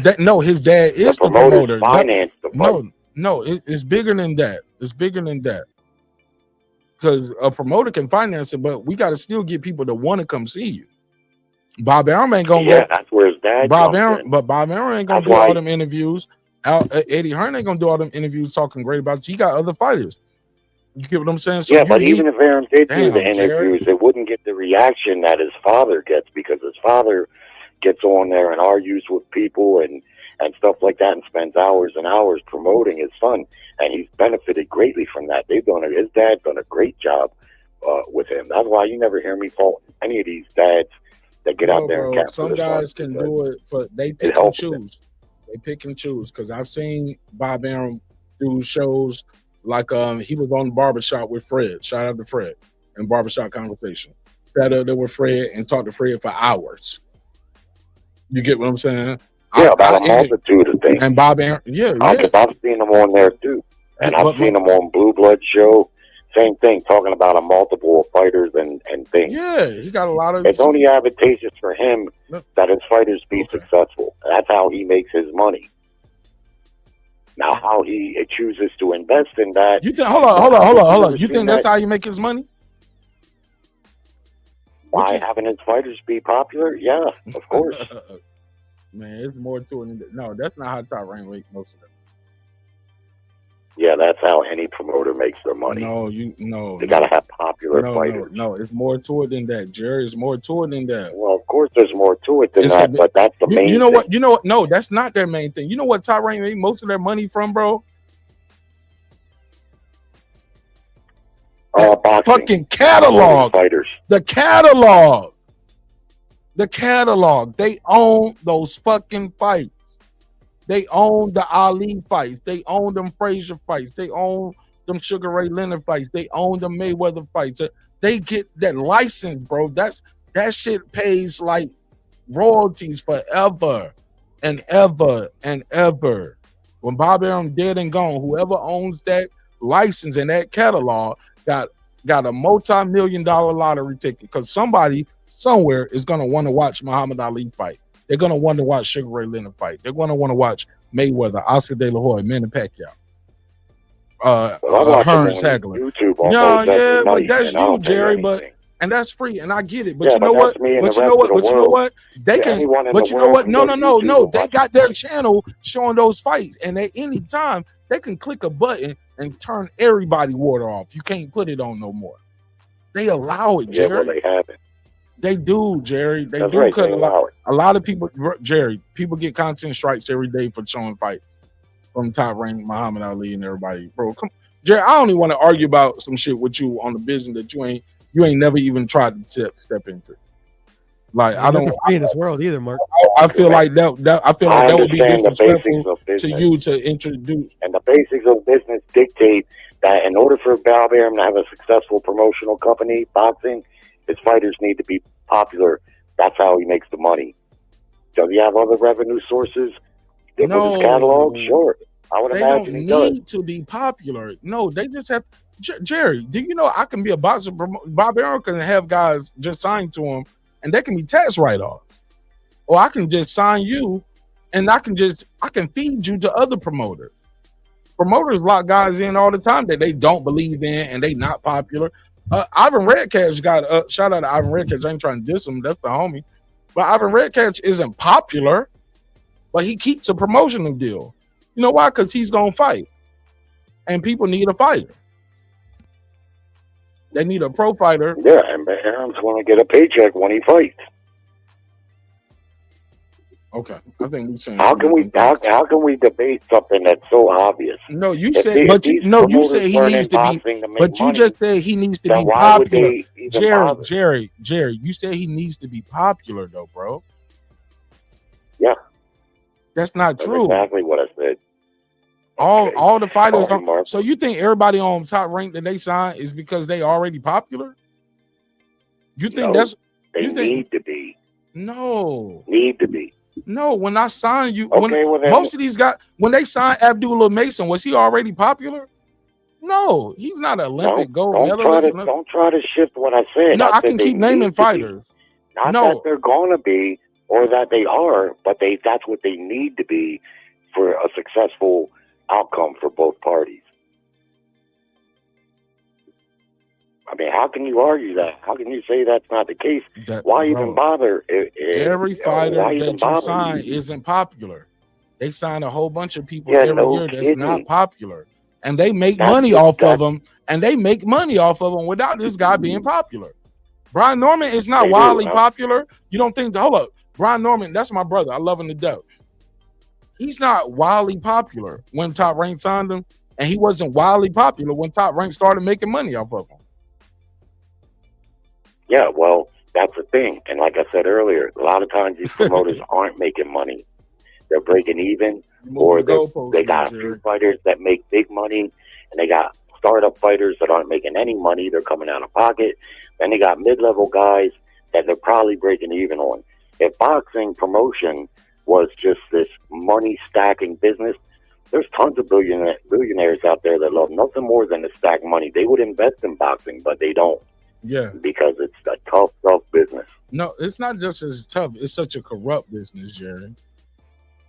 Well, and they know how to wean out outsiders and manipulative too.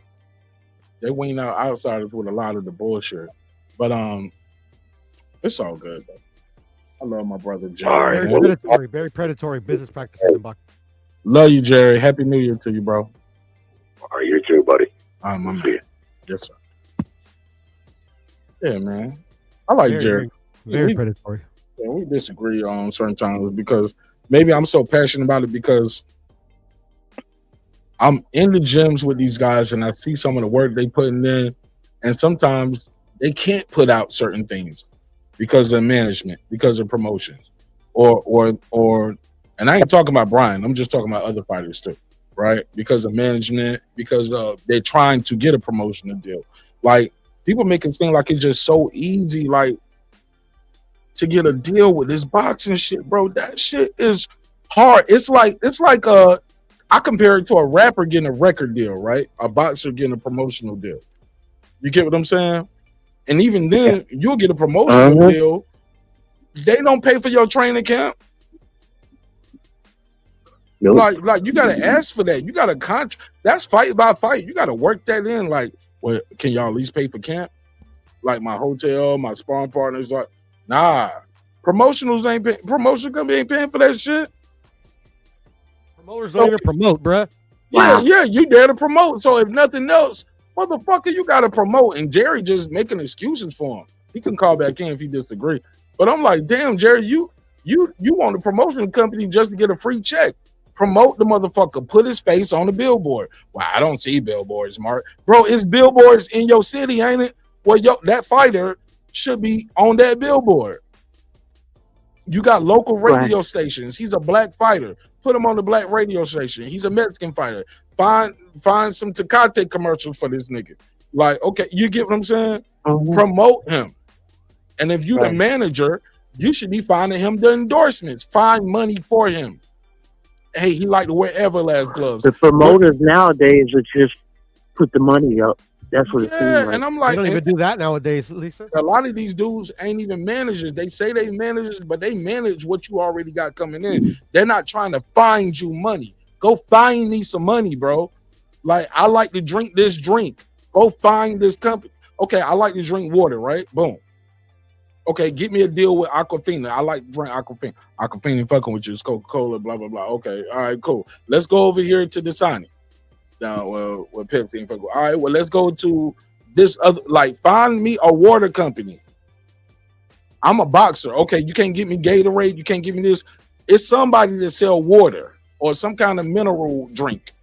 Find me that money. Somebody selling gloves. Somebody is trying to do, like, I'm a fucking sports athlete. You can't find me no money.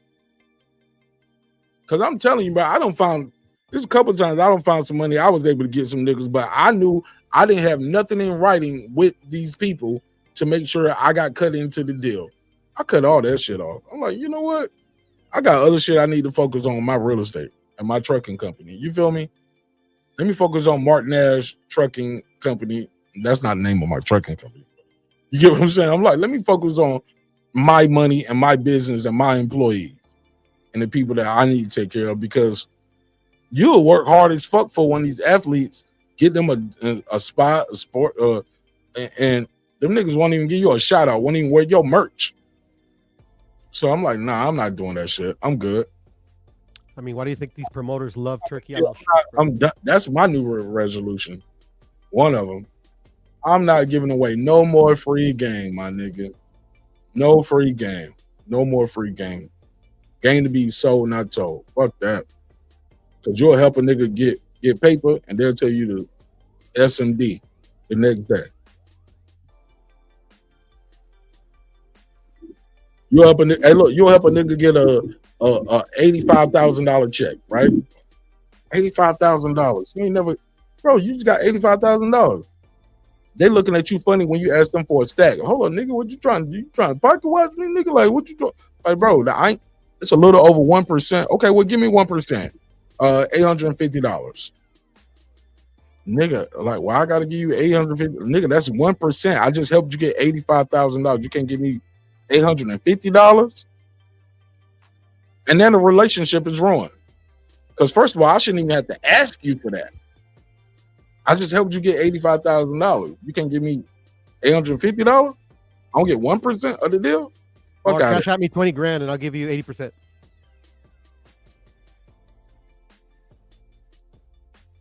It's a 5-minute offer though. So, but y'all get what? I'm cool. I'm cool. But man, y'all, that sounds like a hypocrite to me. no. Like I'm serious, bro. I'm dead ass serious, right? I know you are. Like you help a nigga make like I use a more realistic number too. $35,000. Like I helped you make $35,000, bro. Nigga won't give you $350. That's 1% of that deal. What? I'm done. Never again. That's capitalism for you, brother. Never again. But if you ain't got nothing in writing, shit, who are you?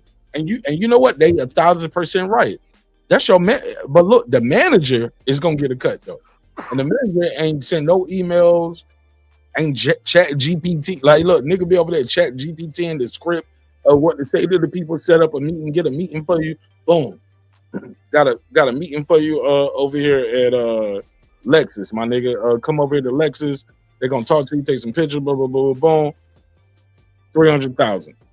All you got to give me is $3,000. Niggas won't even give you $3,000 off a $300,000 deal. Won't give you, like I just said, bro. They won't give you $850 off a $85,000 deal. They're called suckers, by the way, Mark. No, you the sucker if you do it. That's what I'm saying. That's what you're saying. What are those people called? They don't have anything on writing. They're called suckers. Yeah, or you thought, or no, some people call it a friend. Some people think, and I thought you would be solid. Yeah, I got you. I thought you was just gonna be solid. So, like, nah, bro. You ain't got nothing in writing. You ain't got nothing, bro. That's the thing. It's like people. I don't think people know how to vet what solid people are anymore, or if they ever have. Nah, they don't.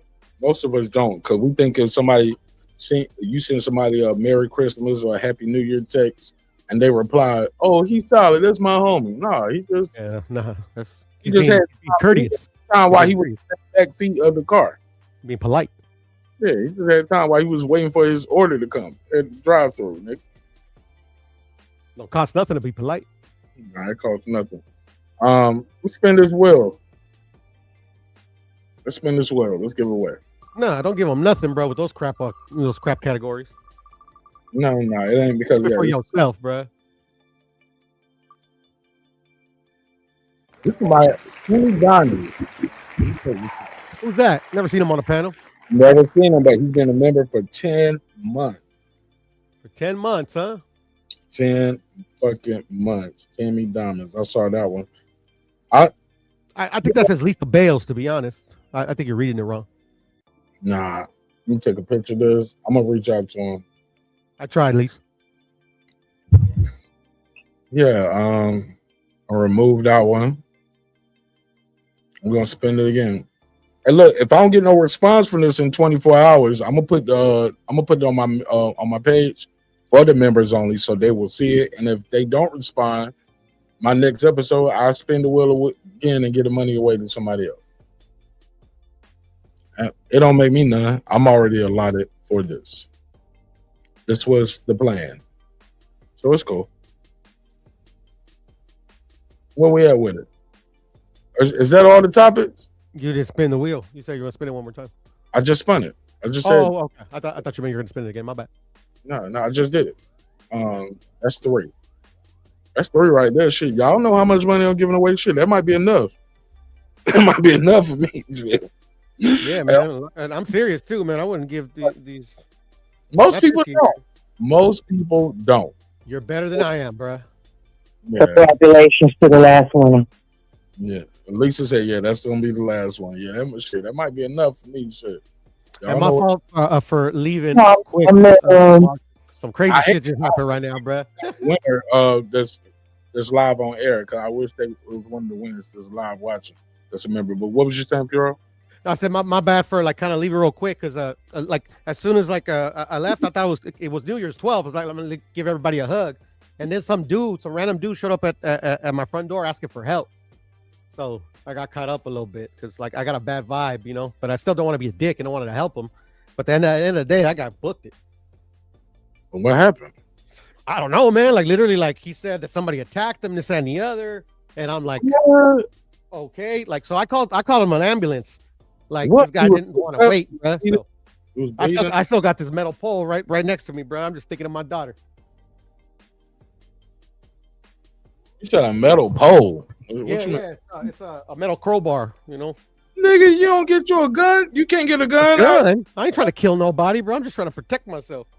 Yeah, that's how you protect yourself. You get the Oh, equal. yeah, by shooting motherfuckers.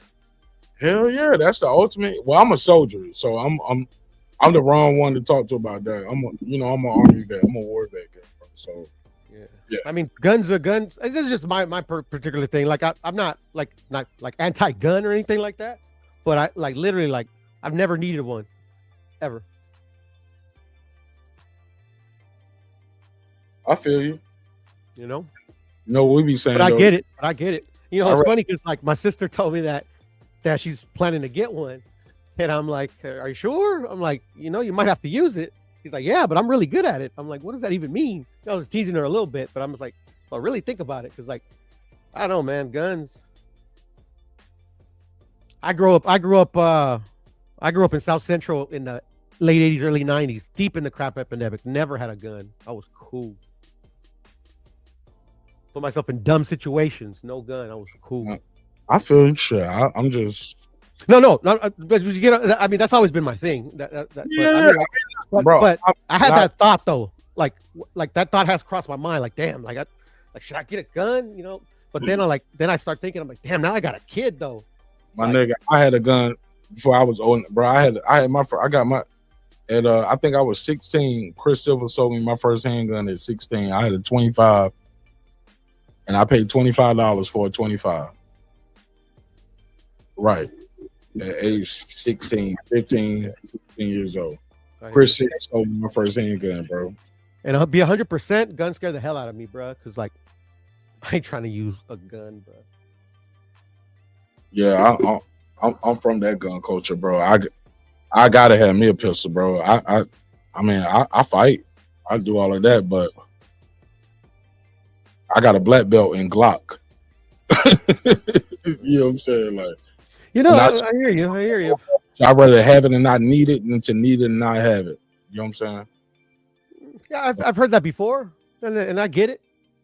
And these motherfuckers ain't playing with some Barney Fife shit. These niggas out here playing with sticks and mop sticks and switches. So yeah, man, I keep me something ready to pop a nigga head off from far away, and I keep something right in here where my wife can just point it at the stairwell. She ain't even gotta aim it, just point it and squeeze the trigger. This shit gonna spray everybody on the stairwell. Everybody. It's gonna blow him back and his homeboys. It's gonna hit everybody coming up the stairs. And it's loud, so the neighbors gonna run. I mean, the neighbors gonna call the police. So you cool. You just need this. Got this 12 gauge ARs, like 9s. Like I don't fuck around, bro. I keep me some shit. I hear you. I actually rather give it to you, Jerry, bro, so you can protect all of us, bro. I keep me some shit. I definitely be going to the range too. I held the gun once for like 5 seconds. Listen. It was Glock. It was my homies. I'm like, let me check that out, bro. I was like 5 It was seconds. I'm like, Glock. take this shit before I shoot myself in the foot. So I'm touched it. I'm scared. Yeah, man, gun scared the shit out of me, bro. I ain't not trying to hurt anybody. Nah, man, it ain't about hurting nobody. It's about That's what guns do, Mark. no, but it's about defending yourself. And you don't need a gun to do that. I mean, a stove makes fire and cook, but you don't make it to burn people, right? You're not. No, I understand, but you don't need a gun to defend yourself, is what I'm saying. Oh, sometimes you do. Sometimes you do. I've been in many situations, different situations, shit situations where the other person had a gun. I'm still here. Okay. Each his own, man. No, and I agree. I'm 100% with that sentiment. You know, my father was a hustler, grew up in some crazy places. Shit, one of the most dangerous hoods in Mexico City. Never a gun. He was cool. On that dangerous thing, y'all niggas in there throwing rocks and slingshots. Nigga. You don't even like I or yourself don't even know that danger. We don't want to know that danger, just to let you know. If I don't need no gun, I mean, shit, we. If you don't need no gun, you should be. That I would consider you blessed. I'm just saying it ain't as dangerous as the areas that I was at, where where I had to get a gun at 15 years old. Well, I thought I knew because you were getting jacked every day, or what? No, fuse. That's not an option. No, I'm not gonna let none of that happen. You know what I'm saying? Not letting none of that happen. Hey, and thank God you never had to make that decision.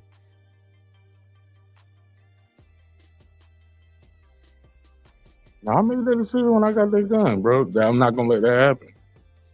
No, you make that decision when if it actually happens to you. What you mean? Like, yeah, you got the gun, and cool. If something happens in your head, like, okay, I'll do what I have to. But at the end of the day, the actual decision whether to use a gun or not can only be made when you're in that actual situation. I agree. I can't agree more. I know a lot of people that had their gun taken from them. Well, I ain't gonna say a lot of people. I've heard of stories. Yeah. I can say I know a lot of people. That's a misnomer. I shouldn't have said that. But I have heard a situation where people, the motherfucker take your pistol from you. We got a cousin named 12, God bless his soul, that passed away earlier. And my cousin 12 out there in New York, we call him 12 because he beat a murder charge in New York City. And we call him 12 because he beat 12 in a box. And he had a situation where he had an altercation with a guy, and guy pulled out a pistol, tried to shoot him, did shoot him, but he didn't kill him. And 12 took the gun from him, shot him. They charged 12 with murder. 12 beat it. It's crazy. Lucky. Sure. But the crazy part is that the fucking system still charged him with murder. No, the American justice system. How you gonna I charge? don't know how it is throughout the world, but I'm pretty sure it's pretty dumb. It was like, well, once you took the gun, you shouldn't have shot him. You were safe now. I'm like, nigga, I'm still bleeding. I don't know what he about to do. Exactly. Like, could have been a big, like, way bigger than him. He could have had another gun. Who knows? Yeah, or I could just lose consciousness right now and he take the gun and finish the job. But 12 killed the nigga. 12 in the clip. That's the thing about the justice system. There's nothing that has nothing to do with justice.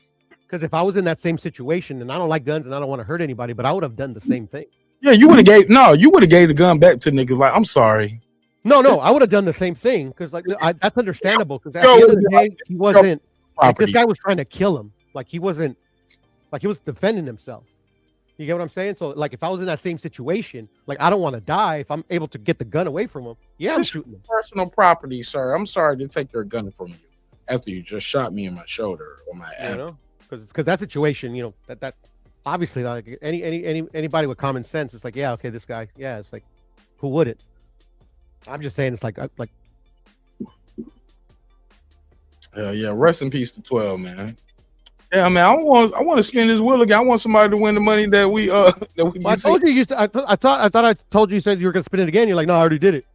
No, but you said that. Just said spin it again, bro.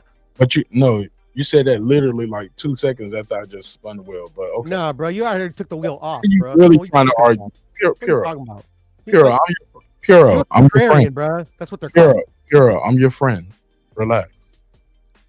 I'm your friend. Because you sent me a text? Yes. That counts. That counts, sir. Oh man, I had to dunk that one. Well, I'm trying to be better. What you want me to fly out? Or what you want to get fluid out or something? Or you want me to fly out to you? Well, whatever doesn't cost me a dime.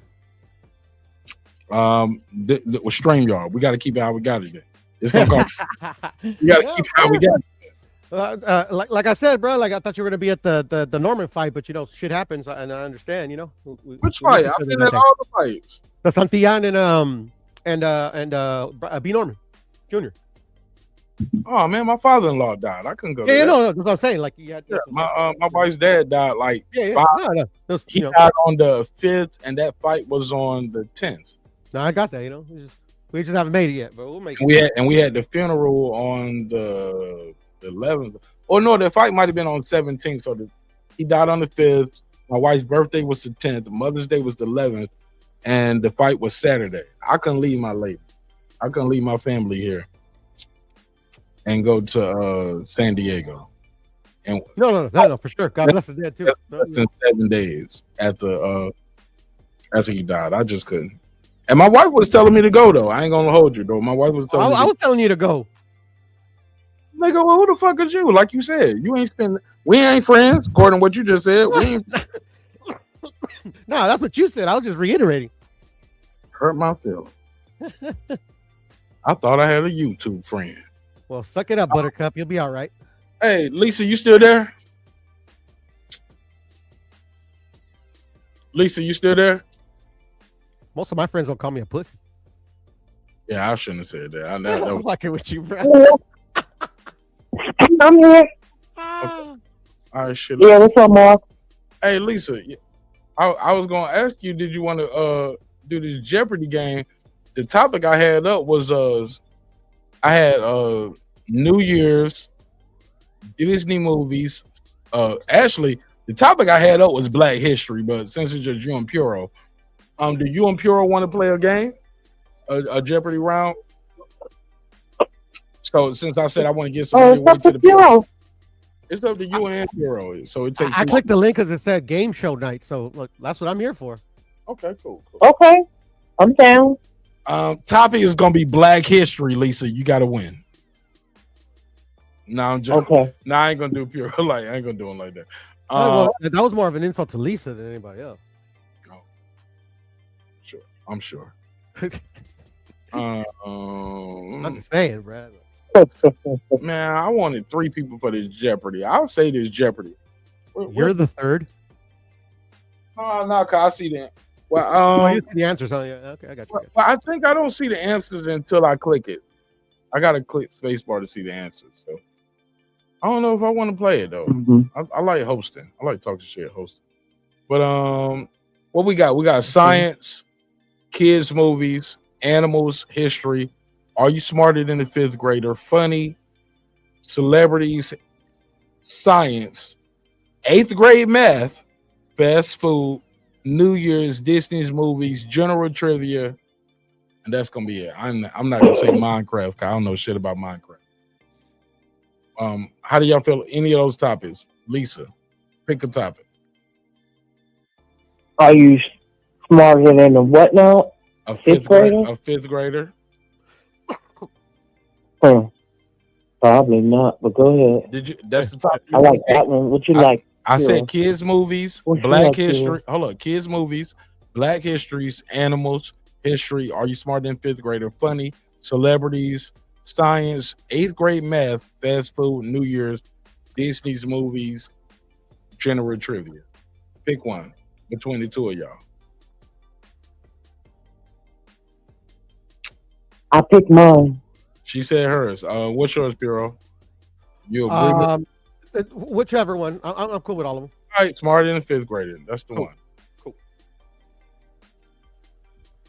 Okay, Depends on a 5th grader. Damn, they got multiple. Man, they got multiple. They got multiple ones up here. Okay.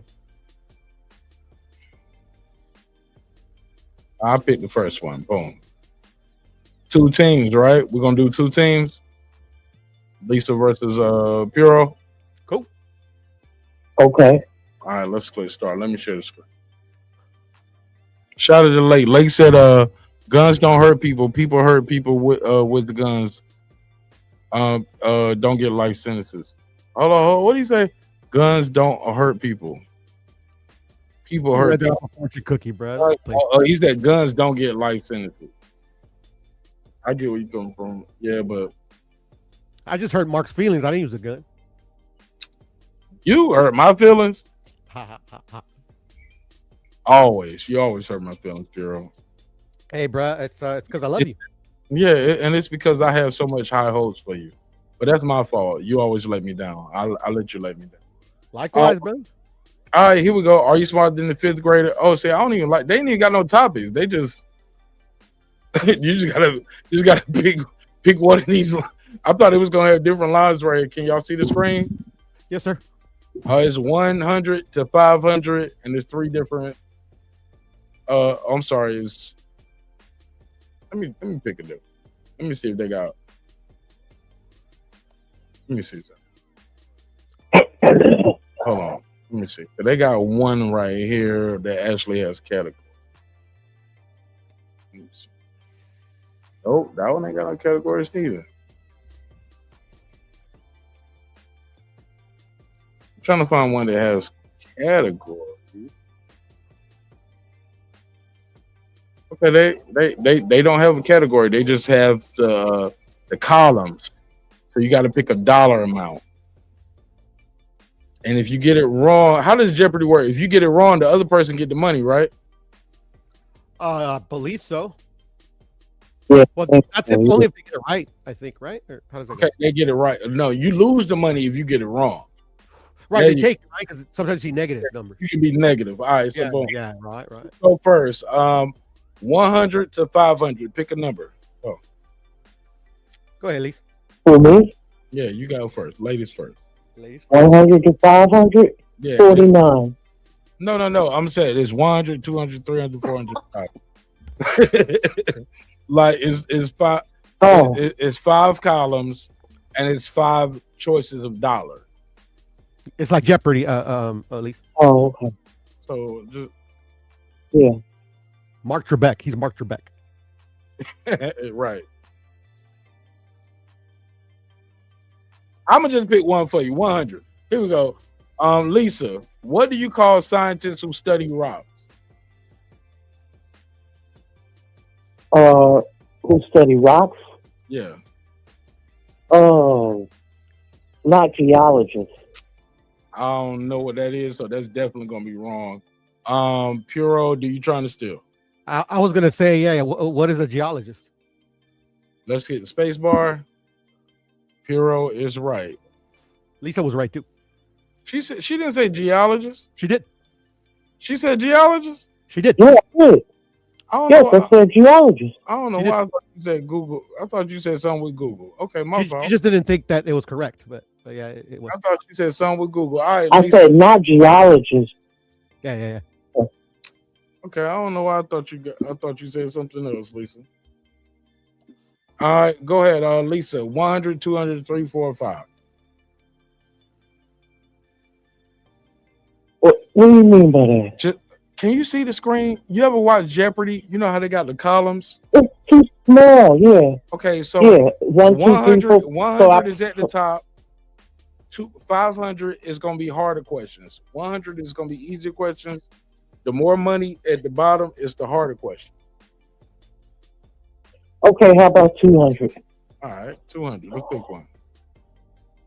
Number considered to be a baker's dozen, Lisa. Number considered to be a baker's dozen?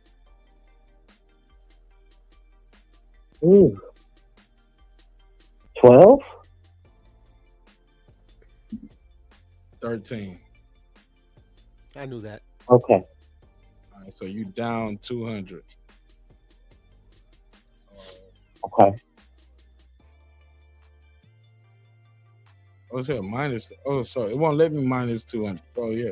Because you won one, you got this wrong, this is 200, so you down. Oh, that's not right. Yeah, it's only 200. Yeah, it won't even let me put that. Let's see. Okay, there we go. All right, cool. Puro, go ahead.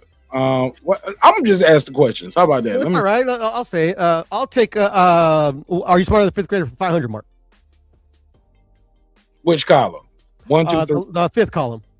5th column. There we go, Puro. Thank you. How many Great Lakes are there in North America? Oh, that's a tough one. I don't even know. What are 365? Lisa, you want to steal? I don't know the answer neither. So. How many Great Lakes are there in North America? Yeah. Oh, damn. Okay, never mind. 7? Okay, let's hit space bar. I don't know why I think it's like 5 or something. Oh, I got it right. 5. The Great Lakes are Okay. Huron, Ontario, Michigan, Erie, and Superior. So Puro, you are minus 500.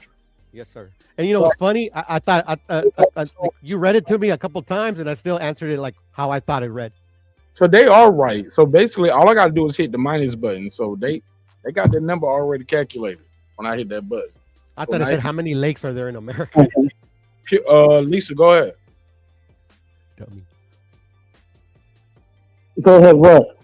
Oh, how about 300 Which column? row 3, 300 row. column 3. 300. That was an excellent guess, by the way. Lisa. How long is a fortnight? Lisa. How long is a what? Fortnight. Oh, God. I don't know. How about 100 feet? No. I don't know. Nah, that's wrong. Go ahead, Puro, for the steal. I want to guess, but I don't want to lose any more. So go ahead, and I'll see if my guess is right. Yeah. 14 days. Yeah, I was way off. 14 days. I said 100 feet. Yeah, I'm way off.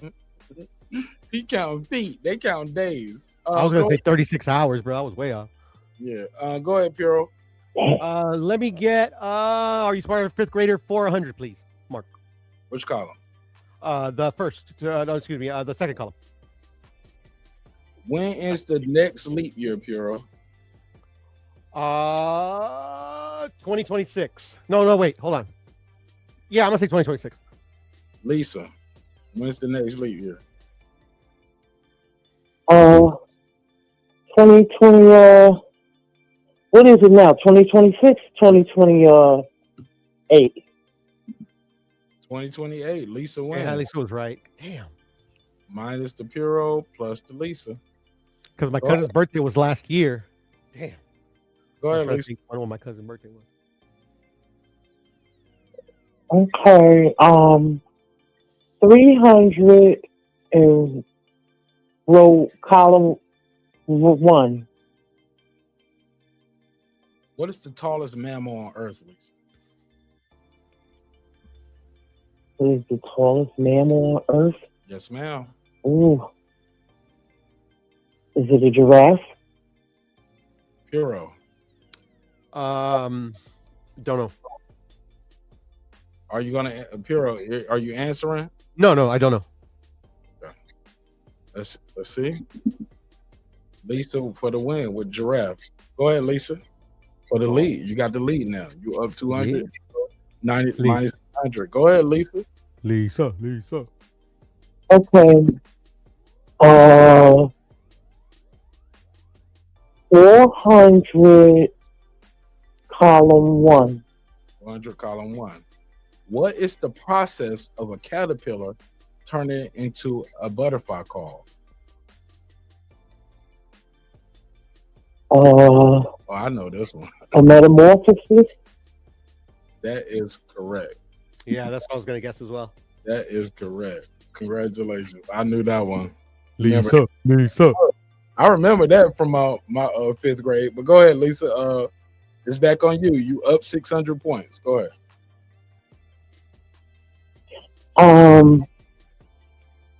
I say 500 column 1. Okay. According to the U.S. Constitution, the president is part of which of the 3 branches of government?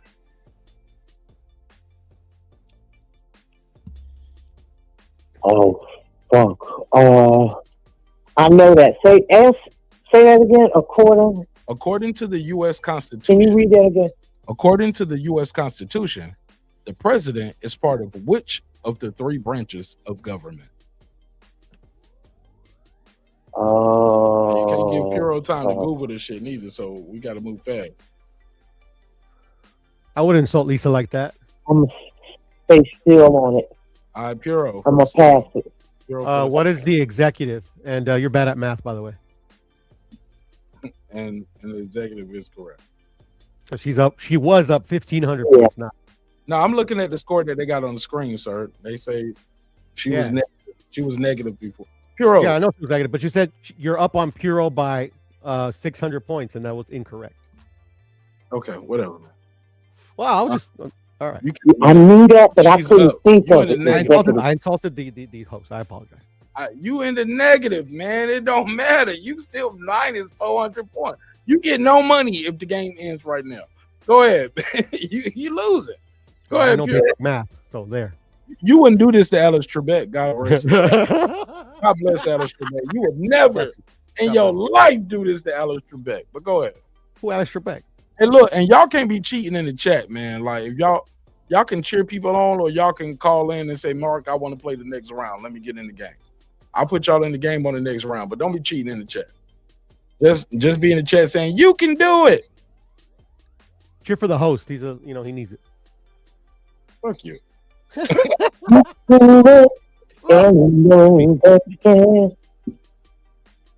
Lisa with the Motown tunes right there. I don't even know that song. Yeah. No, that's One Way. I'm just talking shit. Ain't Motown. I know. I'm just talking shit. I said that's a Motown shit. Uh-huh. Puro, come on, man. You remember One Way, Puro? I apologize. Let me get you're smarter for the fifth grade for 200 in the fifth column, please, Mark. Fifth column. What is the longest river in the United States of America? What is the Mississippi? Lisa for the steal. Lisa? 3. Time. River? Missouri River. Yeah. Sorry, Puro. Wah, Missouri. wah, wah. Lisa, you got the floor. Yes. Okay. How about 100 and column 4? 100 column. How many legs does a lobster have, Lisa? Oh. Damn, that's a good question. It's tricky, That is too. a good question. That is a good question. 18. I don't know why I checked it. What the hell is going on? Puro for the steal. I know that one's wrong. Go ahead, Puro. What is 8? Me too. Let's see. 10. Damn. Lisa minus, Puro minus. Go ahead, Puro. Let me get for 500 in the fourth column. Fourth column. Puro, how many legs does an ant have? Give me a second. Let me think of an ant in my head. Let me count. We ain't got all day. 1,000. No time to Google, guys. 3, 4, What is 6? 5. Lisa for the steal. I don't know. Puro good to win. I go ahead, Puro. I was trying to count in my head, but thank you. Yeah, y'all trying to Google too. Y'all gotta speed these answers up. Guys. That insult my friend Lisa like that by cheating. So, I do not the Mexican on the panel. Third column for 300, Mark. Oh Lord. We don't have a 300 on the third column anymore. Y'all already picked that one. That's not the third column anymore. 1, 2. No, I'm still keeping the count. 1, 2, 3. This is the third. Well, you're being very inconsistent because I asked for the fifth column and you gave me the sixth. Man, 1, 2, 3. Which column you want, man? 1, 2, 3. Jesus. For the fourth column, 300. Fourth column, 300. Thank you. How many sides does a hexagon have? What is 8? Lisa for the steal. Am I even right? Say that again? How many sides does a hexagon I don't 6 minus Puro. hexagon? Nah, Like, where's my daughter when I need her? Go ahead, Lisa. It's your turn. Puro got it wrong. How many sides does a hexagon? No. He got it wrong. I think he. We got to go to you because he actually guessed out loud and got it wrong. Go ahead. And you was over there trying to Google. 5? No, Lisa, pick one. He got it wrong, and you. Go ahead.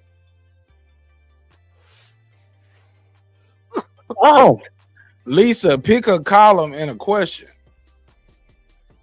Oh, column 4 1, 2, 3. for $400. How many continents are there, Lisa? 7. There are 7. I think. No, you good. Okay. Go ahead. You're Next good. question, Lisa. Good job, Lisa. Okay. Column 5. No, column 5 is no more, right? No. Column 1 is no more. Okay. Column 5, you got Column 1, 3, and 4. 3. Column 3. Column 3. 500. 500. Oh, big money. What year was the light bulb invented? Damn. Shit. Lisa, what year was the light bulb invented? Was it 1912? And I'm taking a big risk here. Or 1908? Puro. This is a guess as well. What is 1902? 1879. Minus and minus. Close. Puro, and you know you don't have to guess. You could just be I know, but I'm so behind. I was like, man, I gotta like see if I can get this big one, you know. Just to let you know, you don't have to guess. If you guess and you're wrong, you lose. If you don't guess, you don't lose. You get what I'm saying? Okay. Go ahead, Puro. Let me get are you part of the 5th grader from the 6th column for 400, please? Only 5 columns. I'm sorry. 1, 2, 3. You know what? 1, 2, 3. Oh Lord. Yo, Puro. I'm tripping. You know, all this time I thought it was 5 columns. I know, brother. That's why I try to point that out. Oh shit! Now I see what you mean. So 6 column. What number, Puro? I'm fucked up. I think I said 400, sir. I fucked up. Yeah, I messed y'all up earlier. What unit of measurement is abbreviated OZ? What are ounces? Oh yeah, I already know that's right. I think everybody with a little street background knew that one. Okay, go ahead, Puro. Let me get are you smarter than the 5th grader in the 5th column for 400, please, Mark? 1, 2, 3, 4, 5. What is the largest ocean, Puro? What is the Pacific?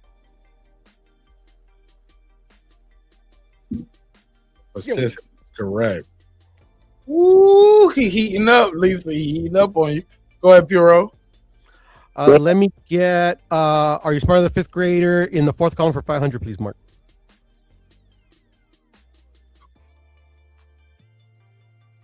What's the main character in a story called? What is the protagonist? Oh yeah, that's correct. I know that one.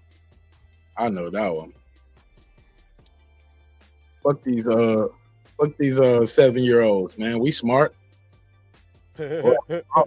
How old are you in the 5th grade? They older than 7. I don't remember, brother. Yeah, they 10-year-olds. Fuck these 10-year-olds. They ain't gonna, yeah, man. They some smart motherfuckers at 10. Man. Boy, they so perceptive, man. Golly, love these kids, man. Shout out to the kids, man. That's what I was saying. Where's my daughter when I need her, bro? She's always on these like shapes. Go ahead, Puro. It's on you. Let me get the last 500 in the 2nd column, please, Mark. For the lead. What city is the CN Tower in? CN Tower. I don't know, sir. Go ahead, Lisa, for the steal. CN.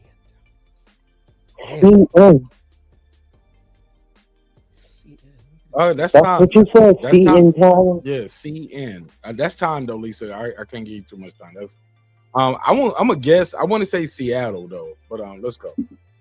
Toronto. Damn, I never got that because I don't know what it is. That's that damn big ass tower that Drake is sitting on his album cover. I knew it sounded familiar. It's that when you look at Drake on that Views, the album Drake did called Views, he's sitting on the CN Tower. Yeah. Go ahead, Lisa, it's on you. Wow. So pure wrong. So he pushed down. I didn't get it wrong. I thought, yeah, it was your question, right? But I said I don't know. Yeah, that's wrong. Oh, okay. I have to answer because I picked it. Okay, got it. You picked it, yeah. Gotcha. Go ahead, Lisa. Excuse me. Column 4 Yes, ma'am. for 500. No 500 on 1, 2, 3, 4. No. Column 4 only has 1 and 200. There's no more 500s left. Okay, 200. Okay. What is the center of a cell called? Damn, I know this. Customer service. No. The center. What is the center of a cell? Cell. C-E-L-L. Like the cells in your body. What's the center of the cell called? Cell call. C-A-L-L. No, C-E-L-L. Like the cells in your body. Uh-huh. What is the center of your cell called? That's time, Lisa. I'm sorry. Go ahead, Puro. What is the nucleus? Jam on it. Jam on it. Yeah, that's the nucleus. Lisa, that's a minus for you for Puro. Puro, you finally broke even. Go ahead, Puro. Trying to get into the money now. A huevo. Let me get on the third column for 400, please. The last category. The last 400. I heard huevos. Fuck you. Yeah, a huevo. It means like no doubt. No, I thought huevos was nuts. It is, but I said a huevo without the S. Yeah. I nut. How would we roughly translate? Puro, I don't even think you could translate. It's just one of those things. What is the most abundant element in the universe? Ooh, that's a good. What is carbon? Lisa for the steal. If not, water. Hydrogen. Good guess though, Lisa. Good guess. Damn, Lisa, you should have just left that one alone. You should have just said nothing. But it was an excellent guess though. That was a good guess though. Once you guess, you lose the money though, because you tried. Go ahead, Lisa. I know. Yeah, I lost. Shit. No, yeah, we're gonna have a winner of the negatives at the end. Shit, fuck it. You don't believe in us, Lisa. Let's show him. Yeah, I don't. I lost them. Love y'all though as people, but love you too. Go for it. Kick rocks. Me? No, not you, Lisa. Of course not. Yeah, he loves you, Lisa. Fuck me though. But go ahead. Go ahead, Lisa. I didn't say all that, but anyway. Nah, it's okay. I can say it. It don't hurt me. Row 4.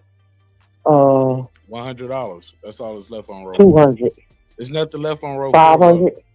There's nothing left on row 4 but 100. Do you just want the biggest number, biggest amount of money left?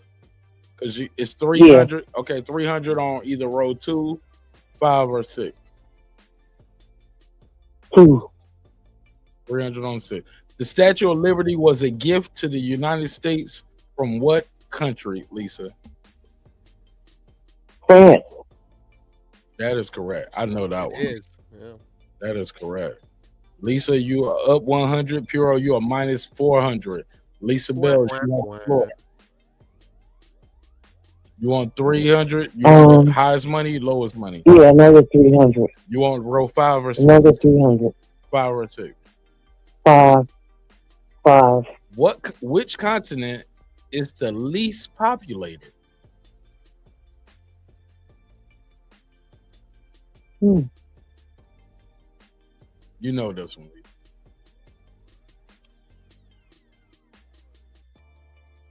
Time. Puro, which continent is the least populated? What is Antarctica? The bane of flat earthers everywhere. That is correct. He said debate. The bane. The bane. Oh, the bane Yeah. of flat earthers. I never heard it called that. Why do you say that? Because it proves their theory is wrong. Because of the 24-hour day that happens over there.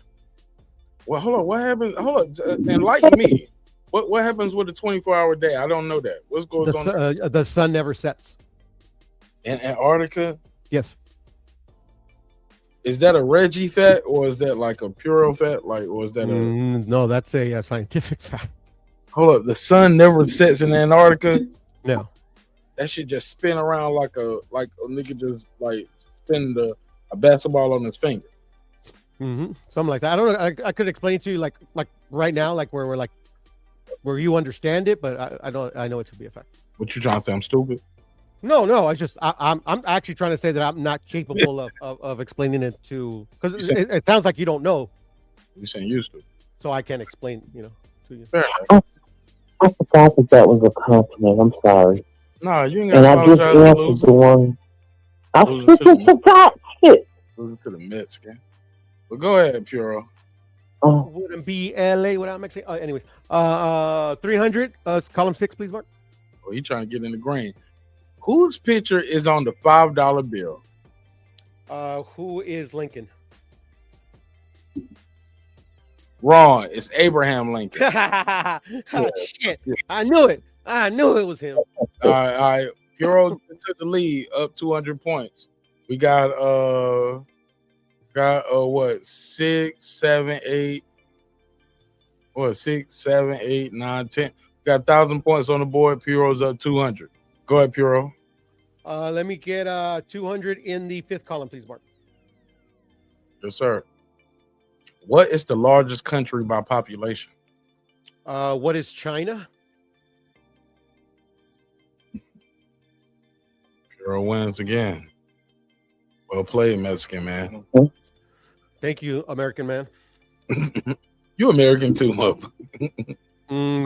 You just Mexicans are Americans as well, brother. Oh yeah, because this y'all shit. My bad. The continent is North America, by the way.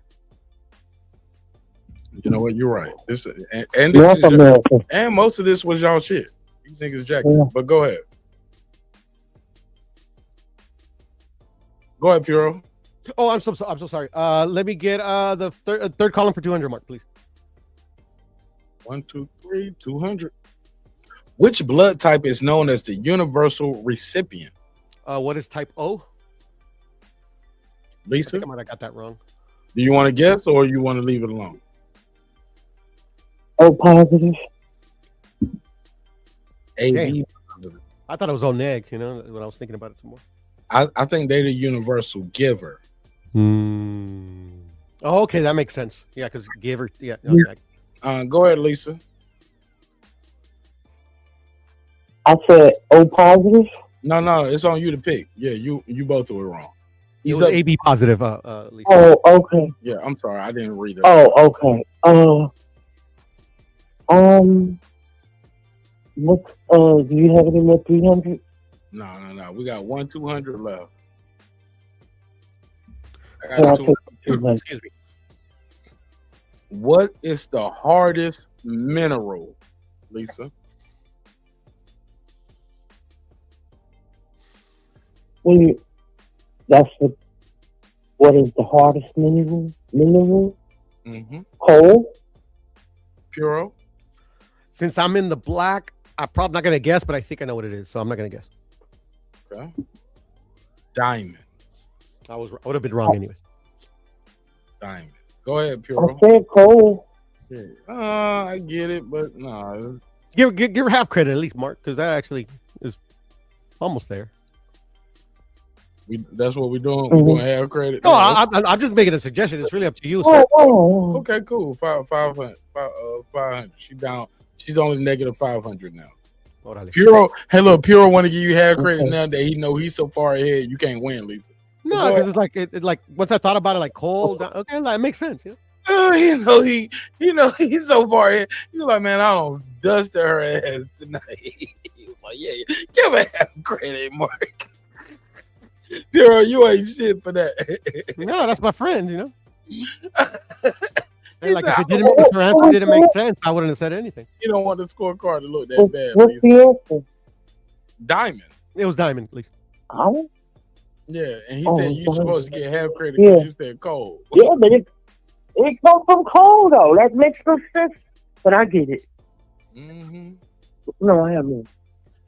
I guess It's coal called, can't be the well, hardest. If I can put pressure on coal and make it into a diamond, what can I put pressure on a diamond and make it into? Mm-hmm. Yeah, gotcha. Yeah. I got these. I don't think they consider coal or. Yeah, but anyway, go ahead. What you got, Pharaoh? Let me get the 6th column for 100, please, Mark. Yeah, go ahead, sir. Pharaoh, how many minutes is in 3 hours? Damn, I'm bad at math. How many minutes are in 3 hours? Time. Damn. Lisa, how many minutes is in bad at 3 hours? math, bro. Shoot. Lisa, how many minutes is in 3 hours? 3 hours? Yeah. Shit, I don't know. Time. 120. 280, man. 280. Oh, we got it wrong anyway. I thought it was 180. Yeah. I was trying to do it in my head, but yeah, right. I've always been bad at like adding numbers in my head. I've always been bad at that. I don't think this is right. Right? I thought it was 180 myself. 6 times 3 is 180. This is wrong. Yeah, Lisa, you're right. How many minutes? Yeah, 6 times 3 is 180. This can't be right. Yeah. Minutes, 60 minutes.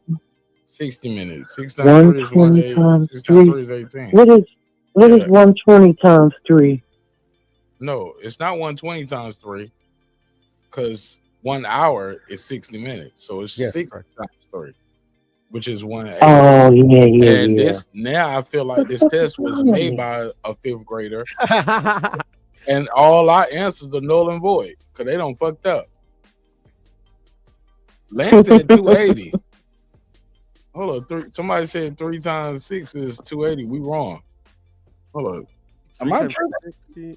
I don't know. Do a calculate. Like I said, I'm bad. No, it's 180. I'm not drinking. I'm still Yeah, yeah. Oh, yeah, you're drinking a little bit. At least nice. No, she said she's not. Oh, I it was. It's been a long time since I've been in the 5th grade, so. Okay, well, look. Puro is on you. How many centers are in 1 meter? 100, sir. Correct. Puro. Yes, sir. The interior angles of a triangle always sum up to what degree? Damn, I'm bad at math again. Let me see. Oh, that's easy. Damn, let me see. 180? Hell no. Minus. I ain't even got to click on that. Lisa, the interior angles of a triangle always sum up to what? 360? 45, man. Oh, I'm sorry. I said 180. I said 180. I told you. Okay, you right. I thought I was wrong too. Myself. I thought you always have 45 No, degree you angles. asked the wrong person. I thought it was 270 to be honest, but then I was like, nah, 180. Look, they fucked up with the other math question. Look, 180 degrees, that's flat across.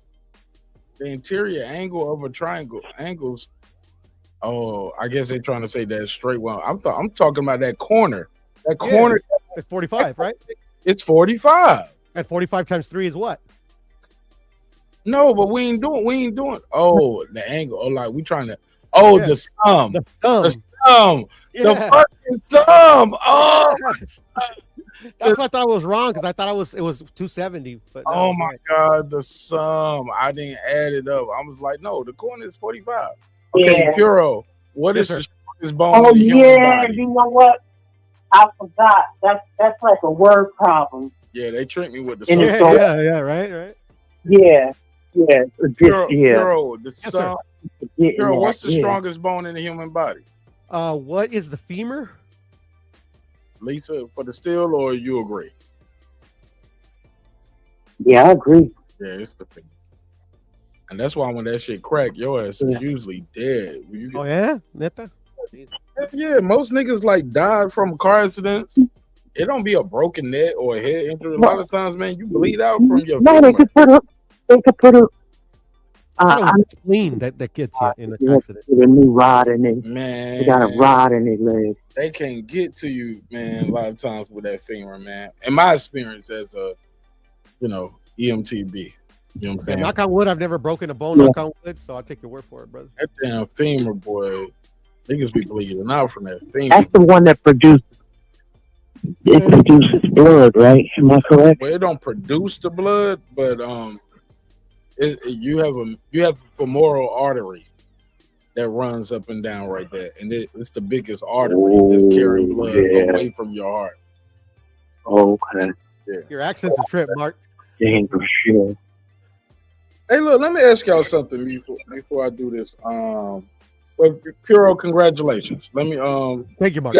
You got cash up? Congratulations, Puro. Yes, I do, sir. Thank you, Lisa. It was a good game. I got very your competitive, by the way. Yes. Puro, do I got your cash up? I believe you should, sir. But if you don't, I will send that to you again. Puro, sir, CCD, right? That's the one, I believe, sir. Yes. Congratulations. I'm gonna send you. It's gonna say game night. Cool. Game night winner. Winner, chicken dinner, homie. All right. I'm gonna go buy myself a pew pew with that money. No, it ain't that much to buy your beer, but you can buy your buy a beer or a pack or get you a nice lunch or something. But, what about like something like heavy and could cause damage so I can go steal one? Man, I don't want nothing to do with that. Just send me my. Nah, that's probably not a good idea to rob a gun store because they'll shoot you. You ever leave? I said, man, just send my money back, man. I don't even want to be a part of this. Game night over, man. Y'all turned a good thing into a co-conspiracy. No, man, you got the disclaimer at the beginning of the show. You straight. I should be, right? You straight. Hey, look, let me ask y'all this. I'm gonna ask Lisa this first. Because she's the woman and I want to know her take. Lisa, you ever had to cover up a hickey?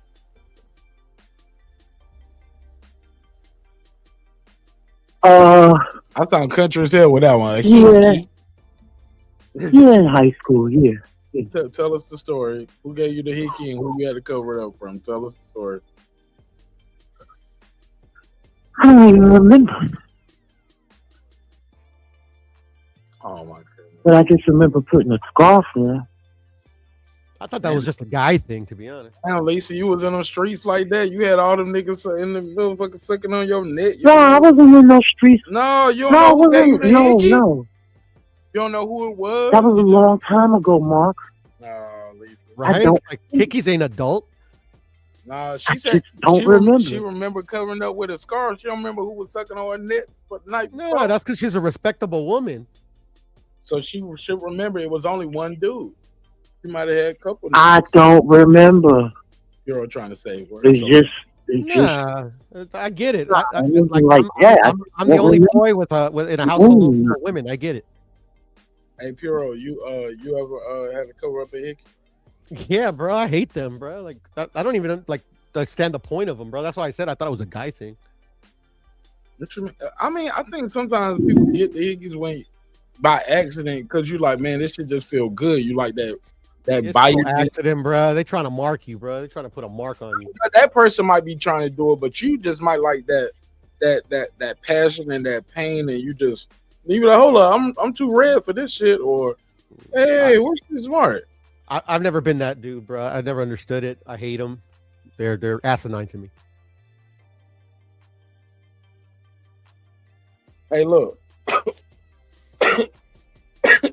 Lisa. Just put a property of sticker on me, shit. Lisa, you ready for this one? Lisa. Yeah. If you were talking to, how would you describe an orgasm to someone who has never had one before? In words, got to put it in words. For a person who was like a alien, or they was dumb, blind, crazy, deaf, never felt anything. How do you describe an orgasm? Orgasm? Yeah, how do you describe it? To a person that's never had one. Yeah, you got to describe it. toe curling. I don't know. Can't explain it. Spot. I don't know what a G spot is. You gotta explain it to him. Go ahead, explain it to him, Lisa.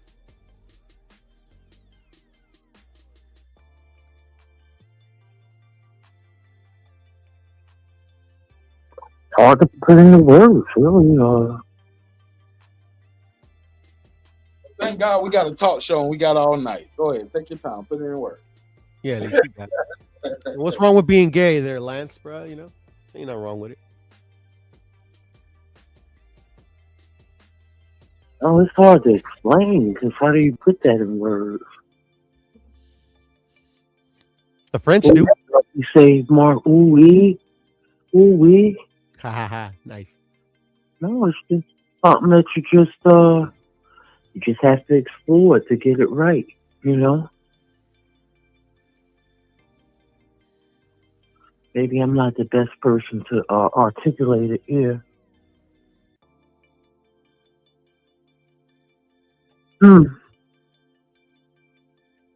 That's it for me. You need to get yourself a lady, Mark. Explain it, Mark. My bad. I would say, I had to grab my headphone. Yeah, I would say, Lisa, I would do it like describe it like the French do. They call it like petite morte, the little death. I missed it. What y'all say? Oh, okay. Lisa said that it's hard to like put into words. That's what I got from Lisa. Lisa, send me your address. I'm gonna send you a toy or something so you can get familiar. Yo, this motherfucker. No, I'm fucking with you.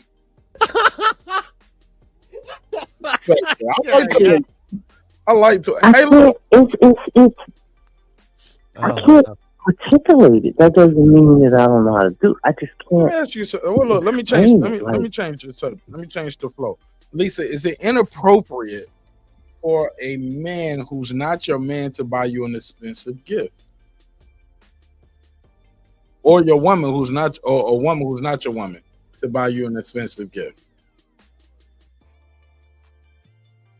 Or is it like, nah, if they rich or they got the money, that's what they want to do with their money? I don't think it's inappropriate. I don't think it's inappropriate because as long as it's okay with the wife or the husband, I don't think it's a problem. Fuck Miss Nash. That's my shit. As long as it's all that.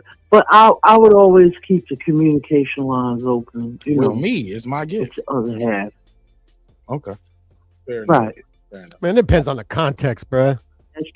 That's just a respect thing. That's just a respect. Yeah, exactly. Fact. All right, speak on the Puro since you married. What's your take? No, I'm just saying. To me, it's on context. Like if it's like her boss, her buddy, like obviously like oh yeah, they've been friends forever. Okay, it's like whatever. It's a harmless gift. If it's just some dude out of the blue, like, it's just like I would say there's nothing inherently wrong with it, but it just opens up. Like thoughts and feelings in either party that like literally why would you want to complicate things like that? Men and women are like can be very jealous at times. Church. Let's say somebody from the church.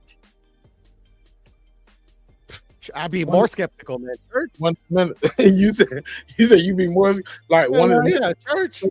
Buy your wife a nice watch or a locket. Yeah, nah. I mean, I think it's inappropriate. Like I said, in that context, it's just some random dude, like a boss or a buddy. No, obviously it's not inappropriate. But like I said, inherently it's not inappropriate, but it could lead to some issues. It could lead to some jealousy or whatever.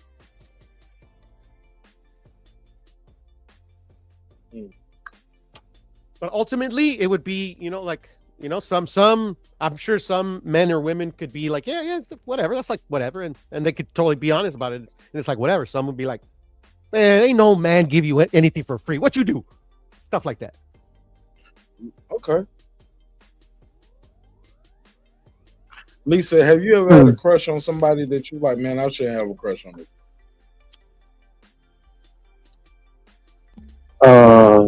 Yeah. Anthony Joshua. Oh, that's normal. Celebrity. Huh?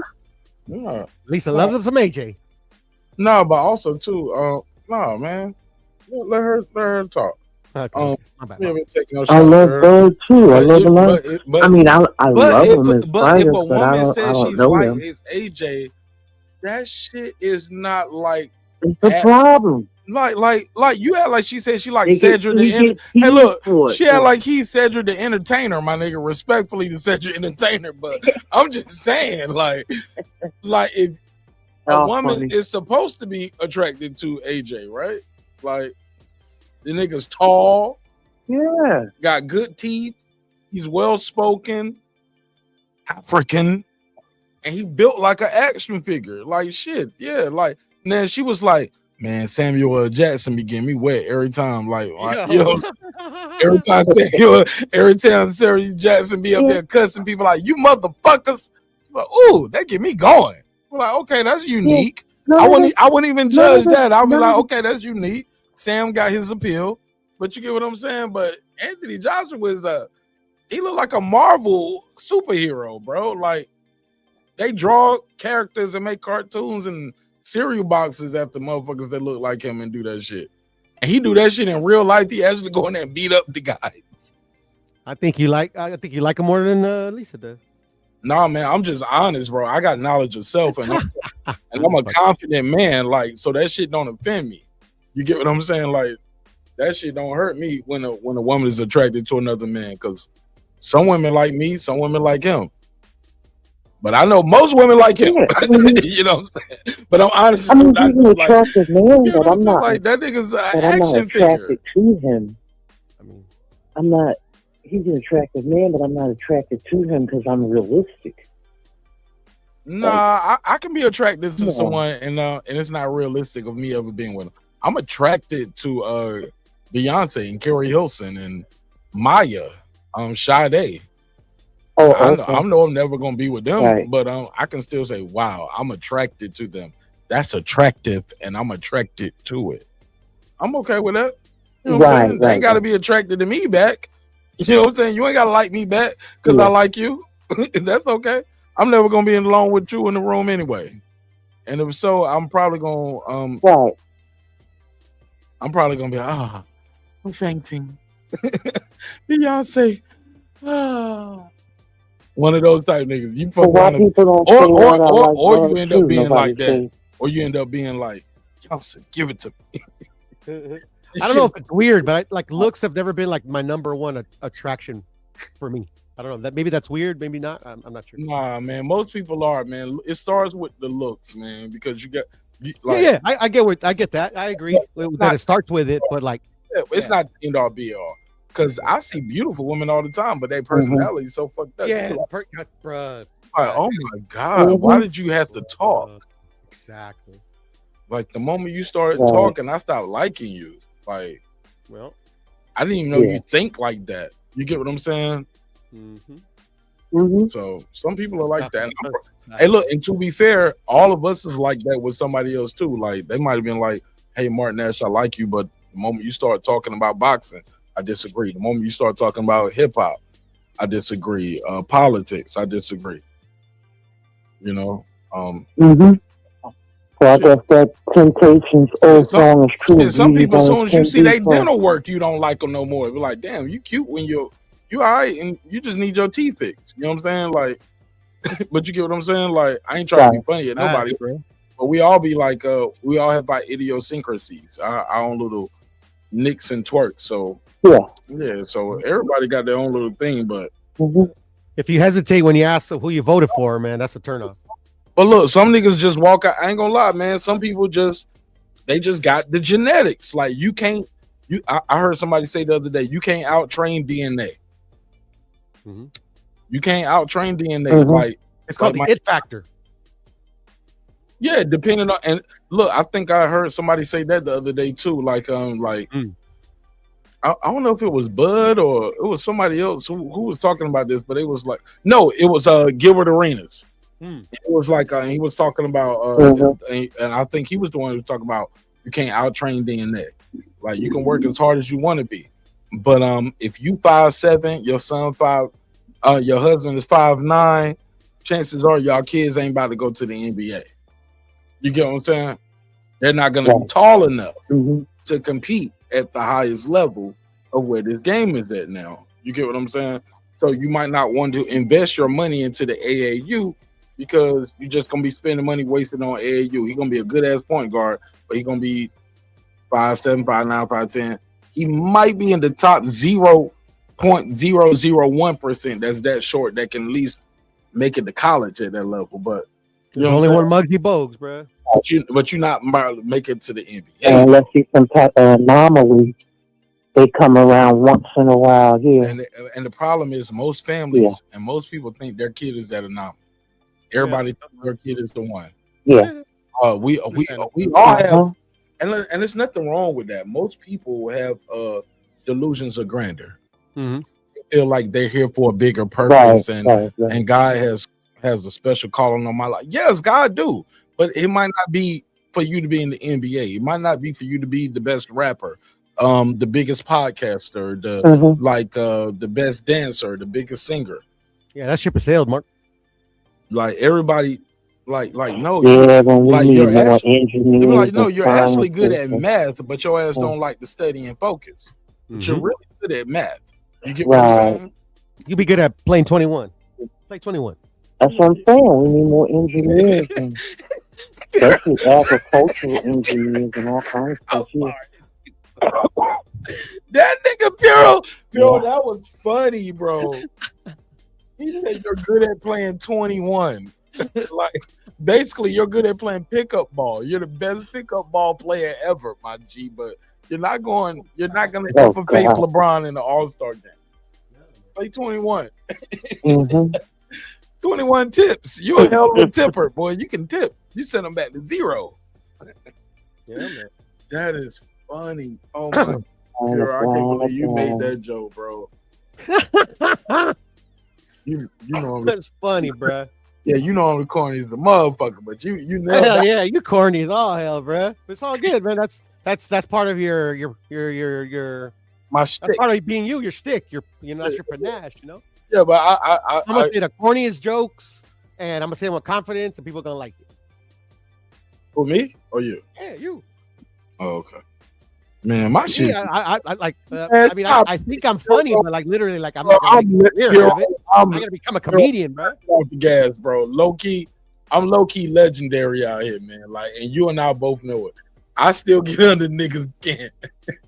I mean, that's a different skill. Yeah, I hear you.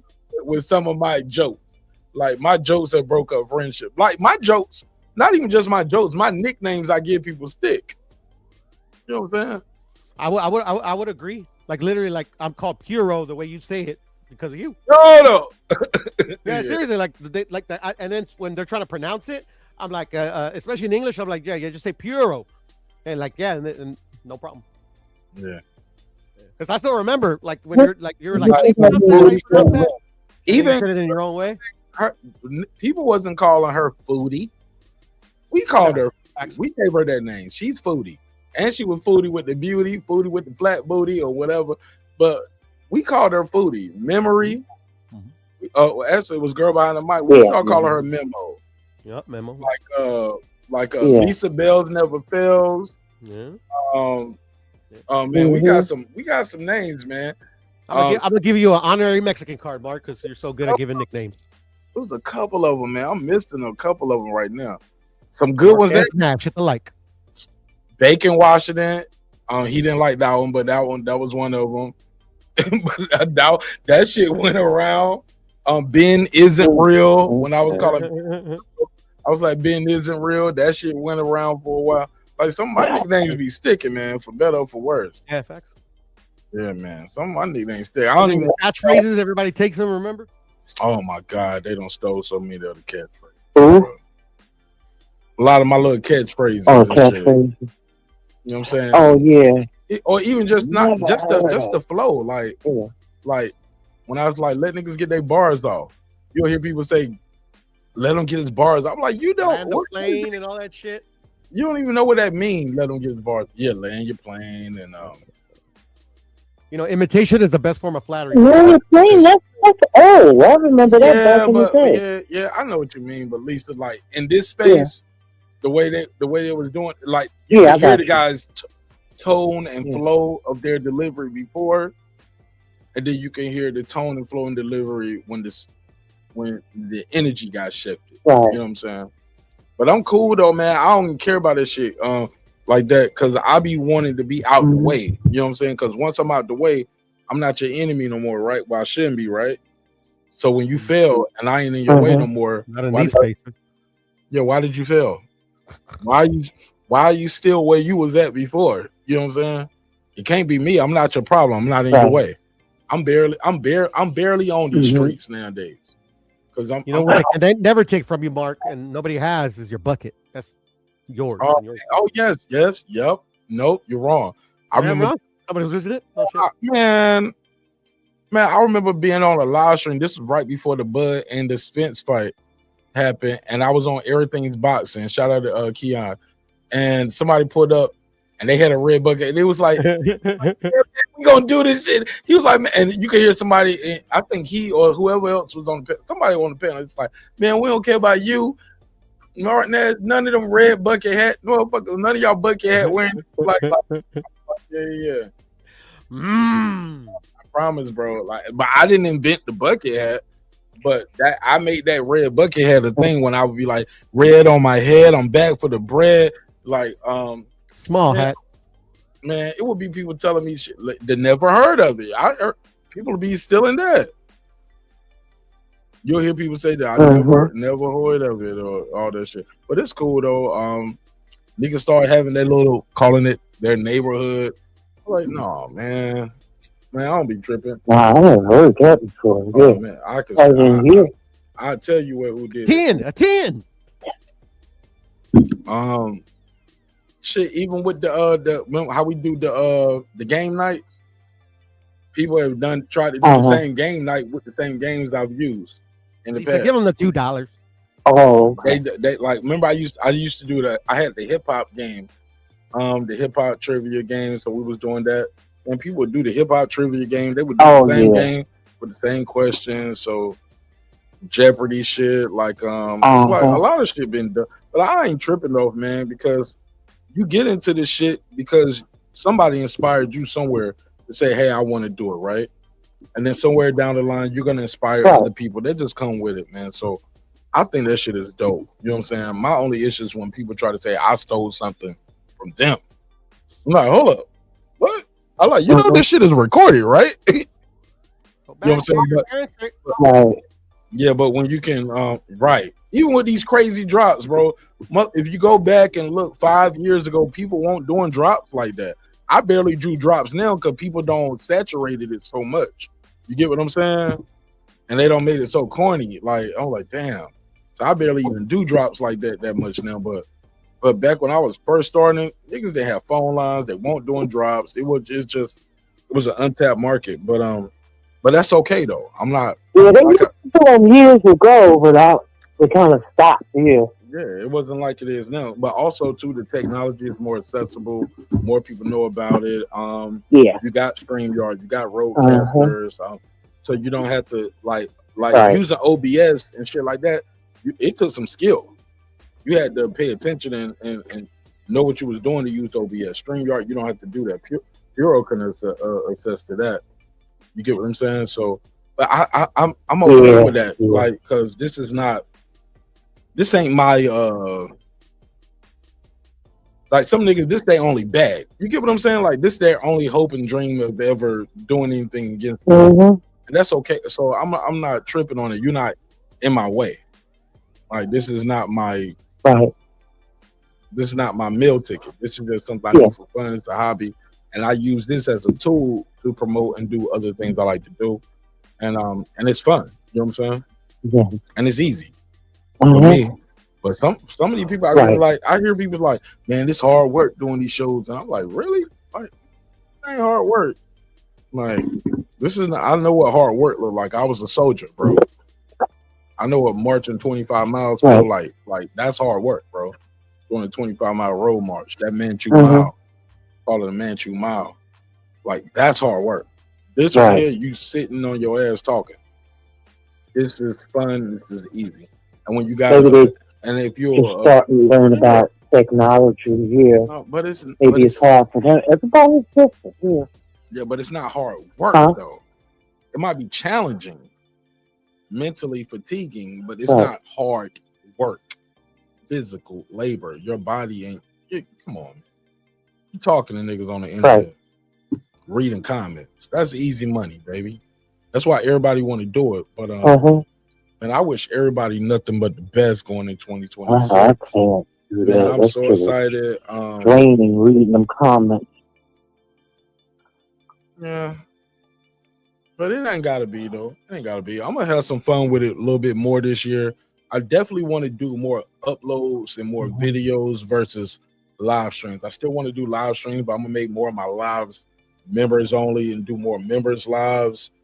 And definitely want to do that more. And I'm gonna do more giveaways like we did tonight. Cause that's what started the show and made the show grow too. Back when we was having like 5,000 subscriber giveaways, 10,000 subscriber giveaways. So that was fun. So definitely want to do more of that. But it's just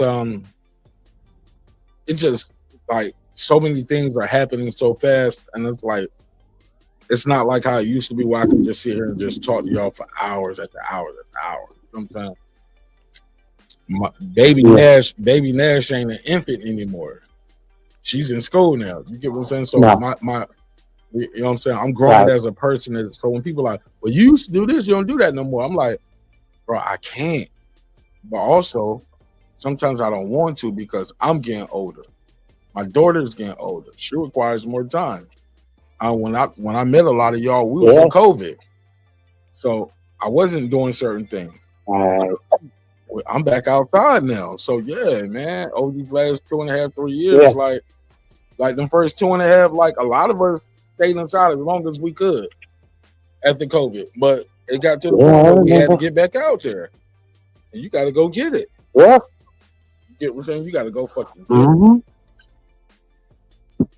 You know what I'm saying? I remember well. With a vengeance. So, I'm back out there getting it with a vengeance like I was before a lot of y'all even met me. So when people say, damn, man, where you been? You ain't been around that much. I was like, well, everybody else who know me say, I'm back to what I used to do.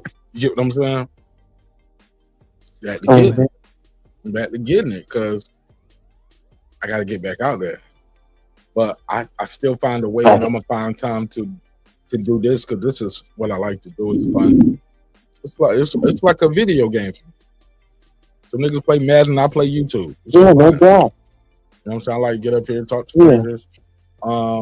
Definitely want to do some more of my tutorials and show other people how to do some of the things I do, whether it's starting the LLC,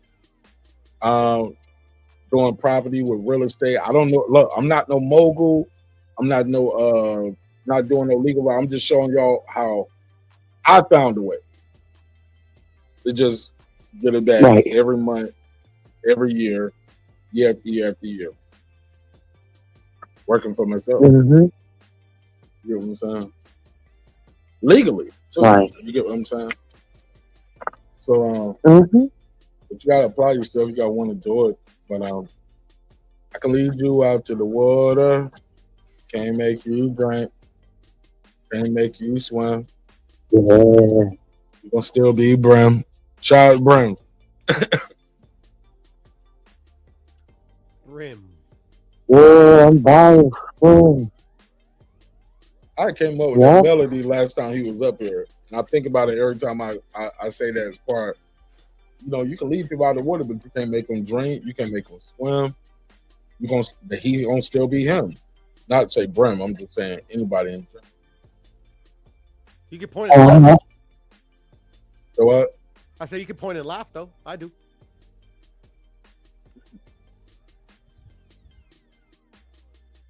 Fair enough. What you say? You say you can point and laugh. Oh. I mean, what else can you do? Yeah, I'm listening. You can go get your money and mind your business. You ain't got to point. You ain't got to laugh. You ain't got to ridicule. Just let people know. You have to, bro, because some of these people are out of pocket. I ain't got to point and laugh at nobody, bro, who making their own life decisions. Let them make their decisions.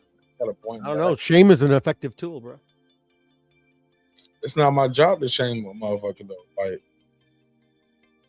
now, Graham, if you disrespected me and we want to go there, cool. I'll shame you and I embarrass you. But even then, I don't even do that no more, bro. Like, I got out of that a long time ago, like years ago, because at the end of the day, I always felt bad. Like, whenever I got with somebody on this shit, I'd say some shit, I'd eat the motherfucker, and I'd take the video down. Some shit, 'cause I feel bad. You know what I'm saying? Because I know that's not godly.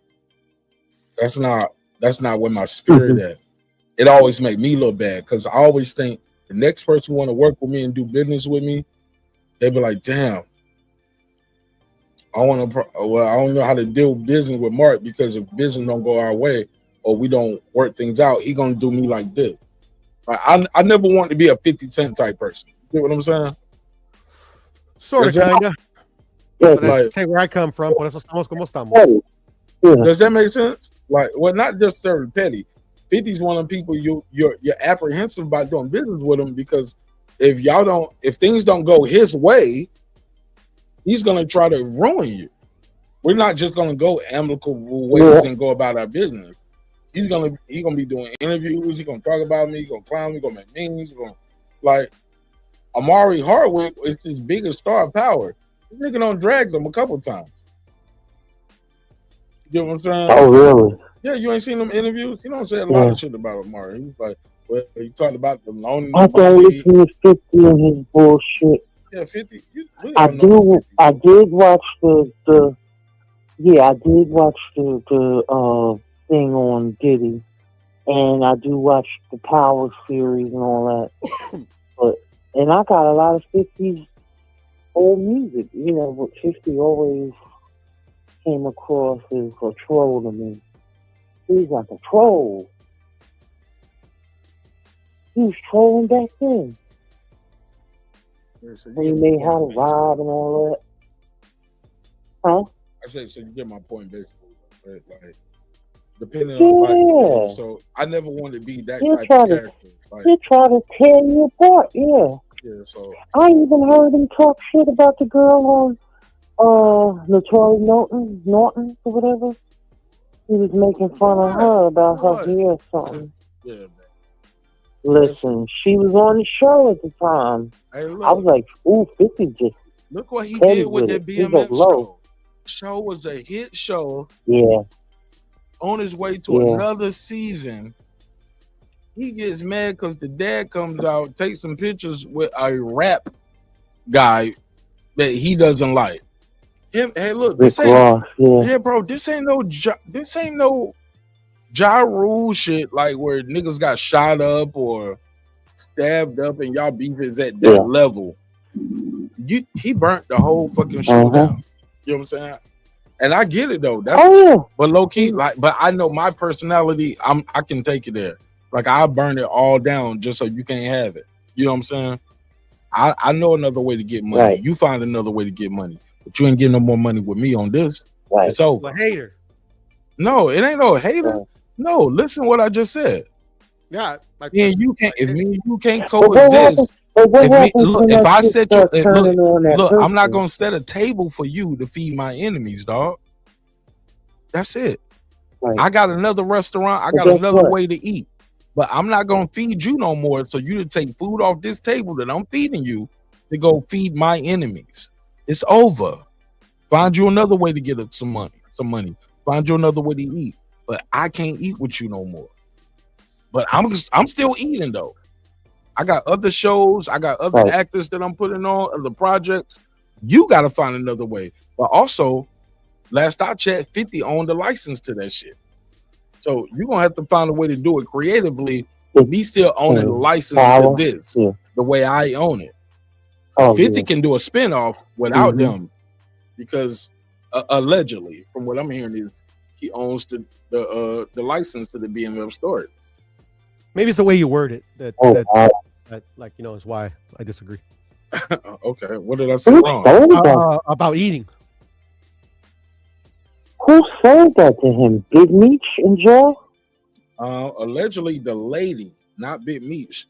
The lady was running Big Meech shit because, you know, the law says you don't supposed to profit from your crimes. It's a law that they Yeah, got where you don't gotcha, supposed to be a gotcha. prop for any crime. But they said it's the lady, and the lady is the one who's supposed to be a rat. That she was working with the feds to get the confession on Oh, Big Meech's behalf. So basically, I'm gonna get not a confession. I'm sorry. Like basically, she's working to be an informant for Big Meech. But so basically, I don't have to tell, but I put you in position so you can make a deal with a nigga and get him locked up, and that'll be my credit.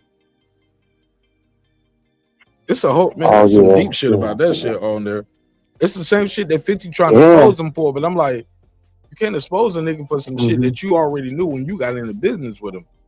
So now that y'all ain't Right. cool no more, you want to tell it.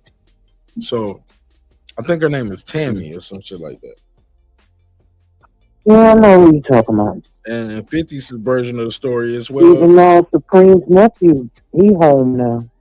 And 50 and those people, their version of it is allegedly is like when Meech, you was cool with her handling your business, you get out, but you go back to your baby mama instead of fucking with her. So she's a little spicy right now too. You know what I'm saying? Yeah. Cause things ain't going her way.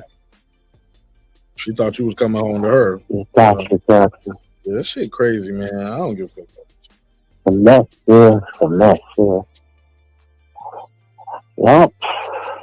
Wow, man. Man, what y'all gonna do for this new year, man? What y'all trying to do? What y'all getting popping? Y'all going any fights?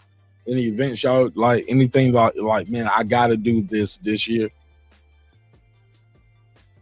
I don't have any plans right now to put anything like in the next month or something, but I'll see what the next couple of months will bring. Yeah, hopefully I can get to a fight. That'll be awesome. Yeah, that'll be really cool. You know, I gotta see what's out there and You got somebody to go shit, to a I fight should've with you, or you bought a go by ticket. yourself? Oh, it doesn't matter to me. Did you hear my question? I said, do you Doesn't have matter. I said, do you have somebody that's willing to go with you to a fight, or are you willing to go by yourself? Oh, I could ask somebody, but if not, I'll go by myself. Yeah, I could ask Like, somebody. Sure, I could like get who's your somebody to fight go. buddy like that you talk to about boxing there in Jersey? You got a fight buddy there, like a homegirl or a homeboy? Like we always talk about boxing. Not really. Nobody I know. They only if they do watch boxing, it's like the big ones. But the only person who's my fight buddy, I do have most of them are you guys. Nobody talks about boxing like you guys do. Same here. Oh, everybody I know around here, I mean, like they watch the Mike Tyson and Jake Paul fight, but nobody seemed like after Tyson and Mayweather, people just wasn't really talking about the boxing no more. But after Mayweather, I would say, yeah. I'm talking about like, just the people that. Because the American boxing fan ain't shit, at least. And I'll say that respectfully, but it's the truth. Yeah, they just keep it. They're very, they have an insular way of looking at things. To me, the American boxing fit. That's just my opinion. Damn, I hear you. You know. Damn, Puro, tell us how you But really it's the feel. truth, though. No, it is the truth. Like, why do you think like me and Lisa are on these platforms? I'm not saying anyone, but because they just they don't. Okay, I'll give you a good example, right? Okay, I'll give you a good example. People are not looking at facts. Okay, people are making this big thing about Inoue in his last fight. Okay, now in Japan they do stacking. Okay, now it depends on the state or whatever, or maybe city or whatever. Some people allow it, some don't.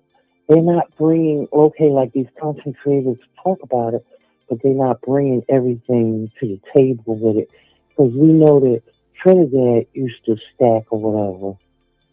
But it's just how you, what do you call it? wrap your hands or whatever. But some people allow stacking over here, and some don't.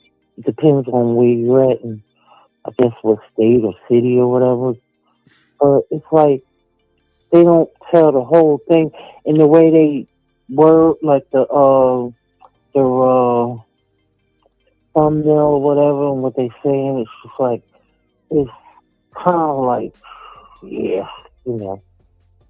Yeah, But it period. just, you know. At least the truth, the cold hard truth, is that most He's fights. always rewrapping. No, I was saying, and the cold hard truth is, at least most of the fights happen, stacking is not against the rules. Vegas is not against the rules. California is not against the rules. Right. Japan is not against the rules. Not against the rules in the UK.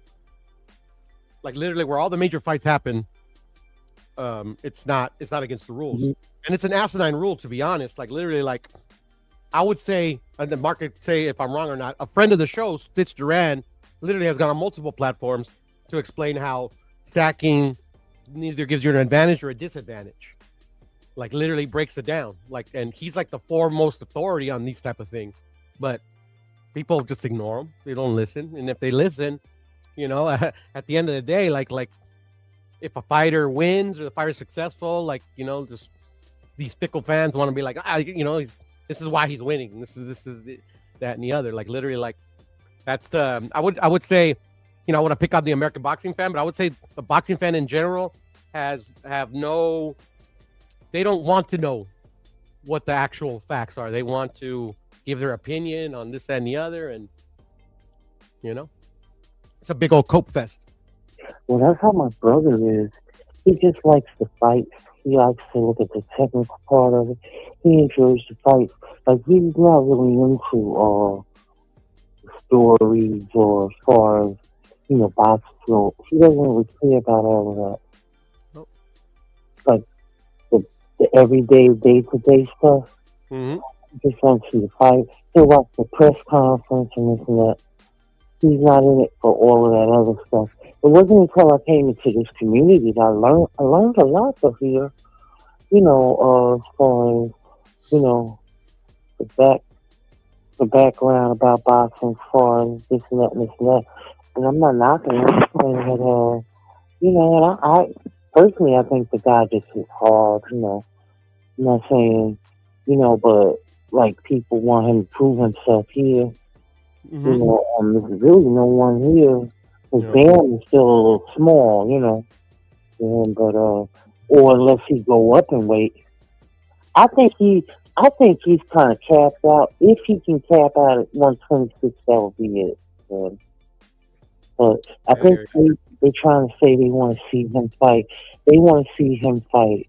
What's the guy's name at 126? There's quite a few, but which one in particular you speak of? Bruce Carrington? Oh, what's his name? He fight. No, Shoo-shoo? not Carrington. He fight over there on Top Rank. Shoo-shoo. No, he fight on Top Rank. Shoo-shoo. No, not Shoo-shoo. He fights on Top Rank.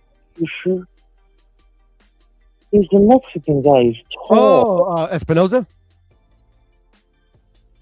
Yes. Yeah, That's who they're saying. that'd be a nice fight if he ever moves up in weight. Yeah, that'd be a great fight. Yeah. But I can't see him fighting past that. Because he's Yeah. he's been Maybe not, you know. But they nitpick on that I see stacking him stuff. going up to 130. I don't see it. Then again, maybe he could, yeah. Hey, Manny Pacquiao did it.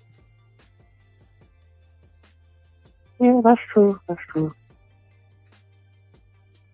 Yeah. Don't they say skills pay the bills? Like Oh, Japanese fighters don't got skills. Anyway. Yeah, how tall is he? He's 5'5". Oh, okay. Yeah. Yeah, he's little. He is short. Oh, he's shorter than me. I don't know if like I would Yeah, call it's him, not but he is shorter than me. I don't consider myself tall either. Yeah, Pacquiao's not that tall either. No, he's about 5'7", something like that. Mark, where you at? Uh-huh. Yeah, Mark's like 4'10".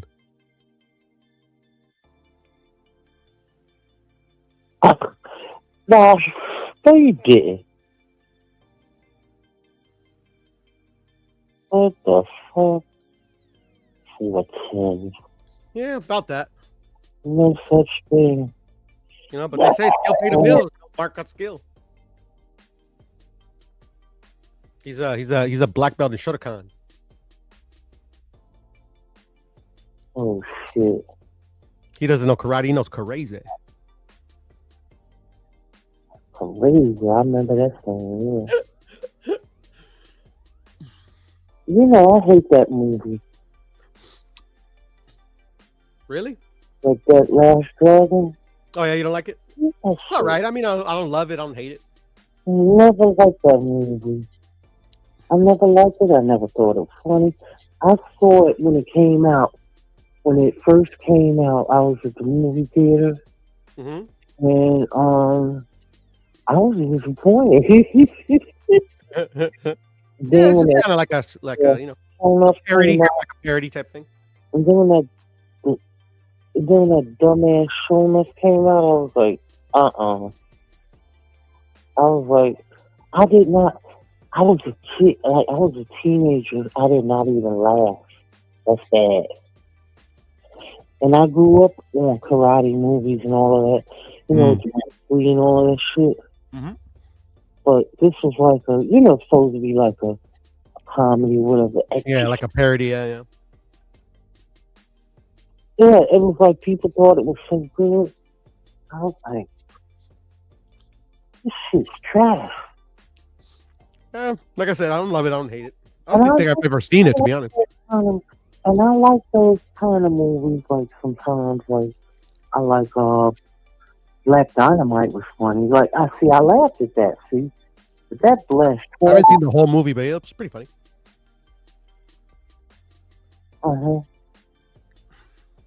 Revenge of the Nerds was funny. Revenge of the These Nerds. Academy movies. Oh, well, you know what? I'm not gonna be funny with you. No. Wrong word. Yeah, Revenge of the Nerds is okay. That's cool. Yeah, but that Police Academy pissed me off, especially that racist fucking cop. Yeah. No, I can see that. Yeah, especially the first one, right? Like the ones after, like the first ones. Yeah. Like, it didn't really have that in it, so I don't think like the audiences liked it. Yeah, but I get you. Yeah, that was like that's why they like wrote them like that, right? Like, asshole cop. Yeah, I hated that cop too. Did you hear me? Can y'all hear me? No, sir. Go ahead. I said I don't. I was young. I'm sure I was a lot younger, but I don't remember that being a big contingency in that movie. I thought that movie was a massive hit and massive success. Like that's why they made 3 of them. I didn't know that was Police Academy. I didn't know that was a thing. Well, she was just talking about that cop in particular. He was pretty bad. Yeah, he did. Yeah. I don't remember. I don't remember what cops you talking about. Like, it was the 2 cops, but it was the one like airhead one, the one jock one. Didn't Bubba Smith try to fuck him up? Yeah. Bubba Smith was about to fuck him up when he called her that. Yeah.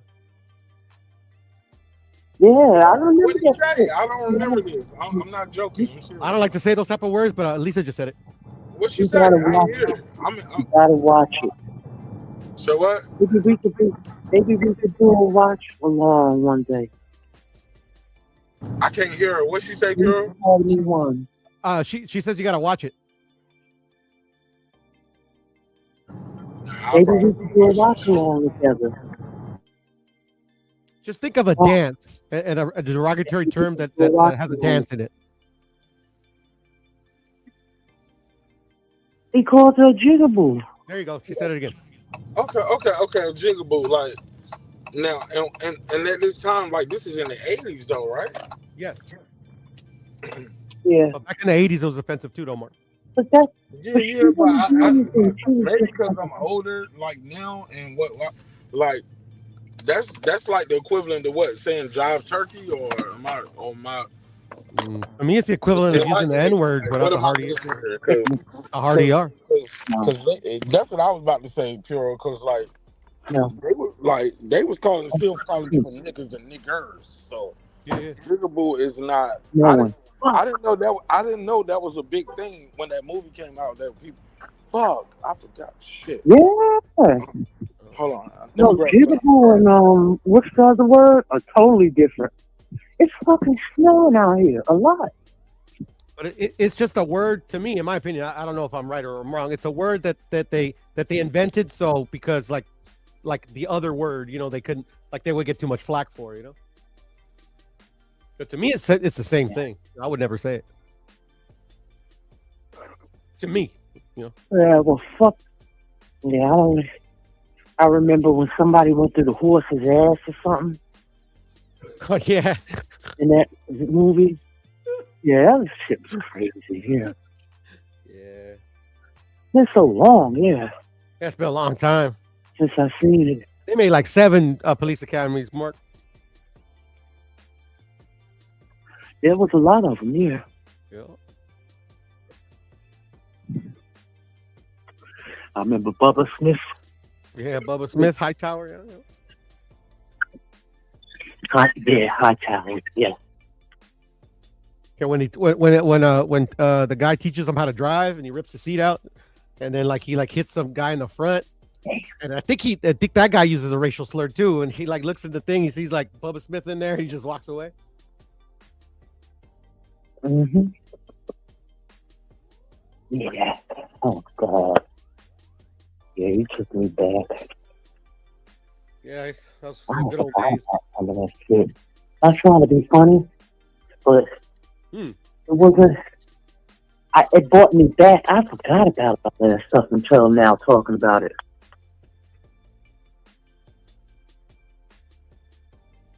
Yep. Yeah, that movie was something. Yeah. And I mean, you had your funny parts here. I mean, because you had some movies in the 80s that was kind of funny, yeah. I love 80s movies. Yeah. I mean, there was a time in my life where I loved movies in general. You said it was a time in your life where you love who? Movies in general. Y'all don't have a ritual like Christmas movies y'all watch every year and stuff like that?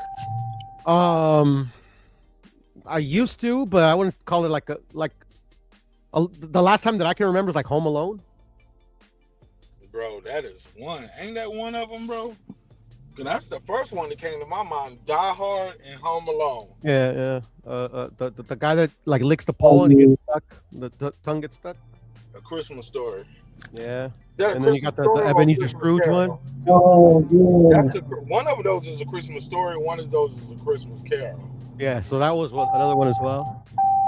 Yeah, I think the Christmas Carol is Scrooge, and the Christmas Story is you'll shoot your eyeball out. And then for Mexican Catholics, Marcelino Panivino. Hey man, I'm gonna tell you something I watched not too long ago, and this movie probably been out for a long time. But that Grinch shit, man, with Jim Carrey, that shit is good. Yeah, I remember that is good. I was like, where was I at when this came out? Cause that movie been out for years. I'm just now watching that now that I'm a father, and I'm like, this is a great fucking movie. I was like, this movie should have did millions. They was like, Mark, it did. You were too busy buying blinkies. Yeah. Buying Black and Miles, whatever. Oh, yeah. I was doing all kind of dumb shit. Thinking you're Dirty Harry and shit. Watching them kids. Hey, look, I was bootlegging DVDs probably when that shit came out.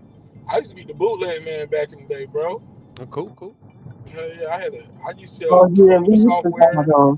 Porn. Hey, look, I used to sell porn DVDs, movies, computer software. I was doing virus removal. I got all my bootlegs in Mexico. Oh man.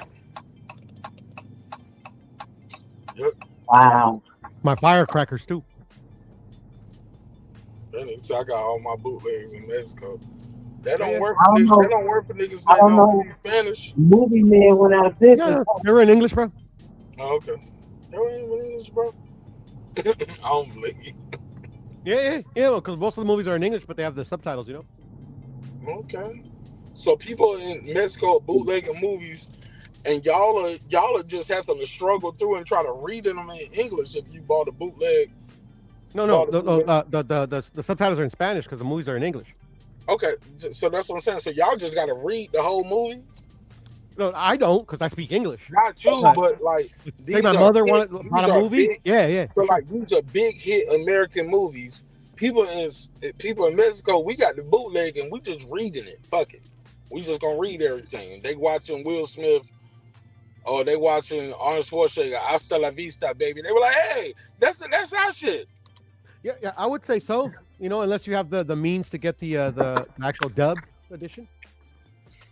Because you got to realize that you're buying the bootleg because more than likely you can't afford the regular one. Or I wouldn't say afford, but you're gonna wait. I don't have the full price, allocated for this, man. Yeah, exactly. So I'm gonna get the bootleg, get it for $5. I just don't have the money allocated for this. I don't want to do it. Yeah, that's all. Look, I could go buy a $10,000 chain tomorrow. That wouldn't be advantageous to my bottom line. But then when it becomes a part of the culture, like literally, like you don't know any other form but to buy a bootleg. Yeah, I damn sure know more than my culture. I don't need to buy the $10,000 chain.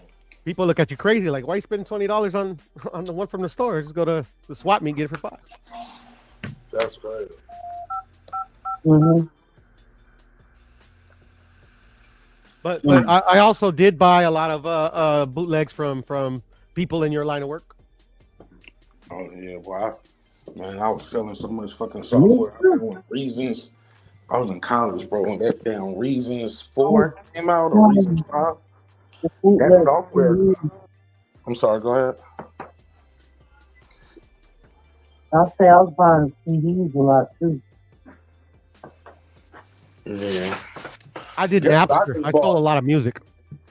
Guess what I just bought that's gonna be here on Friday, nigga. Y'all ain't gonna believe this shit, bro. A tape player. Like a cassette player? A cassette player. Like a Walkman? Cool.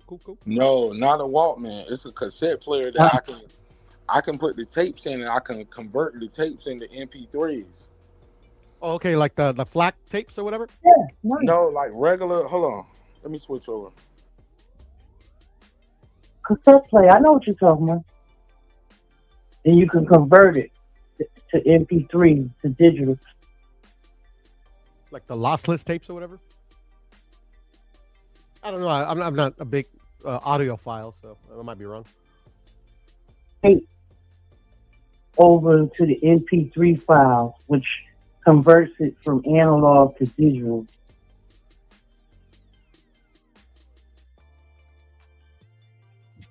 The same way they did records to CDs. Right. So basically, Puro. Yes, sir. It's one of those. I'm gonna show you on Amazon. It looked like a regular old cassette tape player that we used to have back in the day, like one of the cassette players. They got a speaker connected to it. Mm-hmm. Got a little 3.5 speaker on it. Mm-hmm. Like the one Kevin McAllister had in Home Alone 2. No, it's bigger than that because that was a Talk Boy. That's called a Talk Boy. Yeah, that's the word I was looking for. A little bigger than a Talk Boy, but it's like some shit you used to have at school. And it's I'm gonna show you on Amazon. I think I think I know which ones you're talking about, but go ahead. But basically, and I'll just share the screen. It's almost like a Betamax thing, right? I don't know what. I remember the ones you're talking about. I remember. I know what you're talking about, and I'm gonna look at it and we'll be like, oh yeah.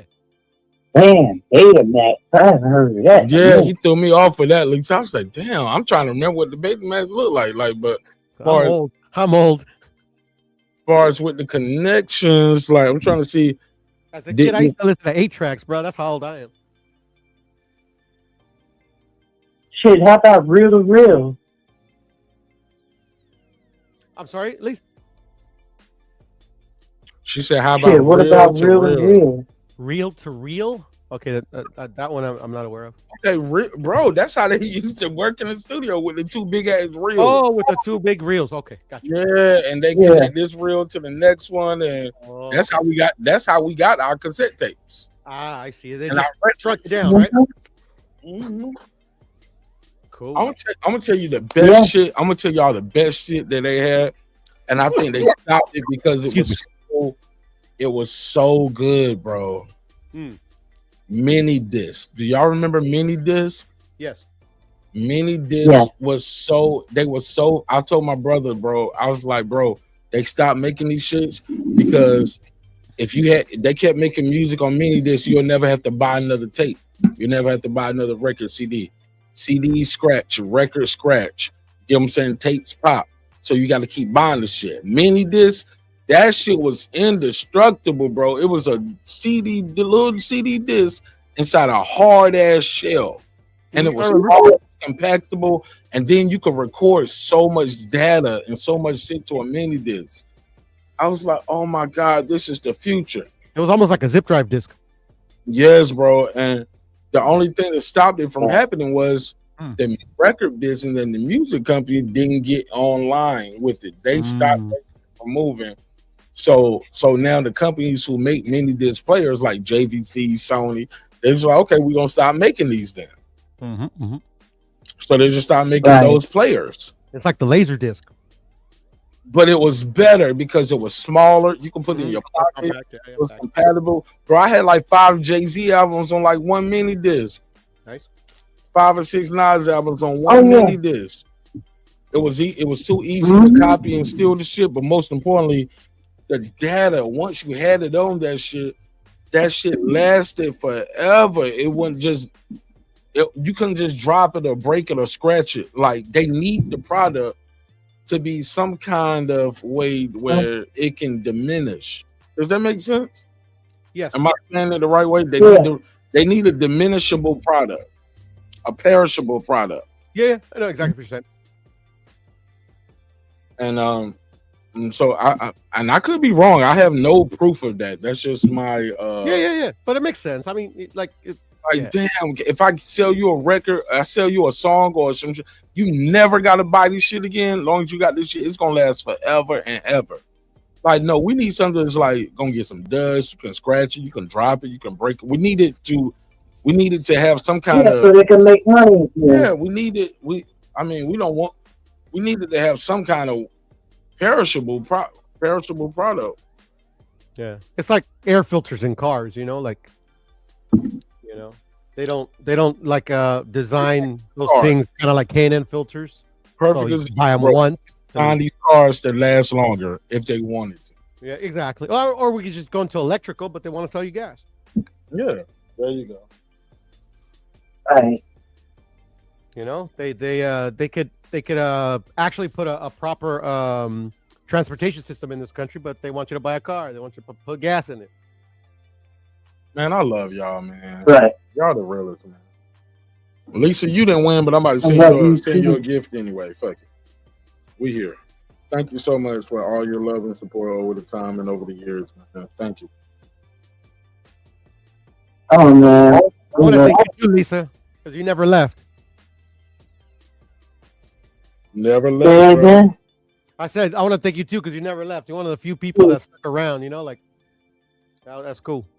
Hey, she never broke, never folded, right? Nope. She said she ain't let nobody talk about her Marky Mark. I love that. You on the other hand, food? Puro.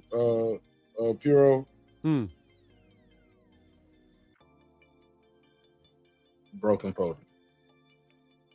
I just stay out of stuff. I mind my business. You know what I mean?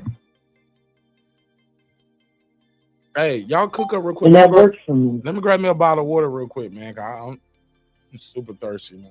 I'm trying to cut down, Mark. I'm good. So I'm cutting down on water? Nah, I'm fucking. Cut down. Cut down on cooking. Oh, Mark, no, he didn't. Yeah, I did. Keep it to yourself. Don't talk about it.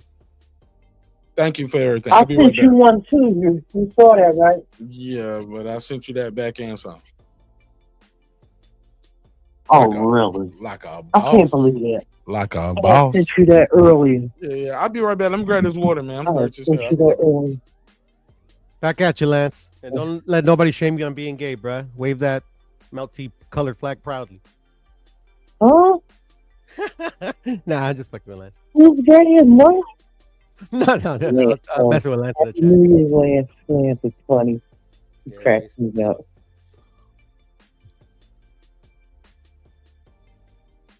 You know, it's snowing outside. Oh, you had snow in your neck of the woods? Crazy. You know what? We've been getting snow. Well, we've been getting snow a little bit more this year. But they did say they was talking about a snow. But I was like, oh, nothing. Maybe it'd just be a light dust. I just went outside to smoke a cigarette. I was like, what the fuck? It's raining pretty hard right now. My neck of the woods. It doesn't snow here. Oh, okay. And my bestie, they getting ready to take a trip up to upstate New York. And I was like, oh, God. Oh, boy. The snow up there is no joke, especially where they going. Yeah, Californians don't know what snow is. Because, you know, upstate is right there up under Canada. Yeah, Canada, Where right? they going. I was like, oh, boy. Yeah, especially where they going. And you said California, what? Now, certain parts of Cali snow, though, don't it? I was saying that Californians don't know what snow is. I mean, like, they don't know what rain is. It rains a drop and people be crashing like they don't know how to drive. Mm-hmm. Yeah. I'm bad. Who crashed? It must be Californians. Oh no. No, he was saying if it rains in California, drop of rain, it would crash. So it really don't rain like that. You in Southern California? Literally one drop. Like here in Atlanta, if it's a little bit of snow or a little bit of ice, oh man, it's crashes everywhere. Facts. But I think it's but a lot of these things ain't what they used to be. I think you guys are very integrated. Like most people that you probably meet ain't born and raised in LA and shit, right? Just like most people I meet here, they're not born and raised in Atlanta. These are transplant cities. Right. The last person I met is from New York, so you might be onto some. Mm-hmm. Nice young lady in her 20s. Yeah, but see, here in Jersey, we're accustomed to the 4 seasons. She's actually from New Jersey. Y'all get all 4 seasons. We are accustomed to rain. We are accustomed to the hot summer. We are accustomed to the spring as it is with the showers. You know what I mean? Fall. So yeah, we get it all here. Hey, before I go, let me see something real quick. Can y'all hear this? Sure. Bum, bum. Mm-hmm. You can hear it too, Lisa? Sound like a sample. Yeah. Yeah, sound like a sample. Okay. You can hear it, Kiro. You can hear it too. Yes, sir. Okay. People in the chat, can y'all hear the beats? Y'all let me know if y'all can hear these beats. I'm gonna play a couple beats for y'all before I go. Some new shit. I want y'all to hear what I've been working on. Old jazz sample. Yeah, man. I like it because it sounds eerie. I changed the beat up though. I flip it. I started off like that. But I just want to know if y'all can hear it before I close it out. Mm-hmm. But shit, if y'all can hear, that's all that matters. Shit, streets catch on, they do. Fuck it. Because if Puro can hear, you can hear, I can hear. That means they can hear it. Fuck it. Anything y'all got to say before I play some music, before I close it out? Happy New Year's. Oh, Happy New Year again to everyone. Yeah. And thank you again, Mark. No, man, I love y'all, man. Y'all super dope. I found a way. Hey, look, everybody wins here except Foodie because she left too early. but no, I'm joking. No, I'm gonna square her away too, man. I already squared Foodie away before. Like, she knows love, man. You know what I'm saying? Like, if y'all rock with me, y'all already know I make sure everybody I fuck with know I fuck with them, man. You know what I'm saying? And it ain't all about money and buying people's stuff and doing things for them, but that counts and it means something, especially if they can always giving to you. So I think this is always a good time to give back, especially around this time of year. So I was born a winner, so I'm good. Right. I know that's. Hey, look, we all are born winners because we could have been not the one that made it to the egg. Keep in mind that egg got, and then once you're there, that egg got to receive you, and you got to be cultivated in that womb. Like, man, bro, when you really see all the stuff that goes through being born, it's amazing. Sidebar before I close it out. My daughter was, man, we got to watch these kids on these tablets, right? Facts. Factual facts. I saw a story going around where it was a cartoon video and it was teaching kids how to delete themselves via hanging. Yeah, there's some crazy shit out there, Mark. Yes, and it snuck through the YouTube cracks and all that stuff because it's a cartoon, and they don't. It's some evil people out here. They made a video and it teaches kids how to delete themselves via rope, and some kids have done it. I mean, have you ever heard of PragerU? Oh my God! No. I thought that's PragerU. I thought it's when you get somebody pregnant and you say you ain't the father, like PragerU. I wish. I'm trying, man. That was a whack. Wish. No, I get it, but I wish that's what they did. Hey, look, it's 6:22 on the look, it's 6:22 on the East Coast. I'm still trying to keep y'all entertained. I'm fucking up. With it. Yeah, no, I hear you, but I mean, like, seriously, I mean, like, that to me, that's some weird. They're weirdos. Like, there's a lot of weirdos out here, bro. I don't know what that is. You gave them a shout out. Tell us what it is.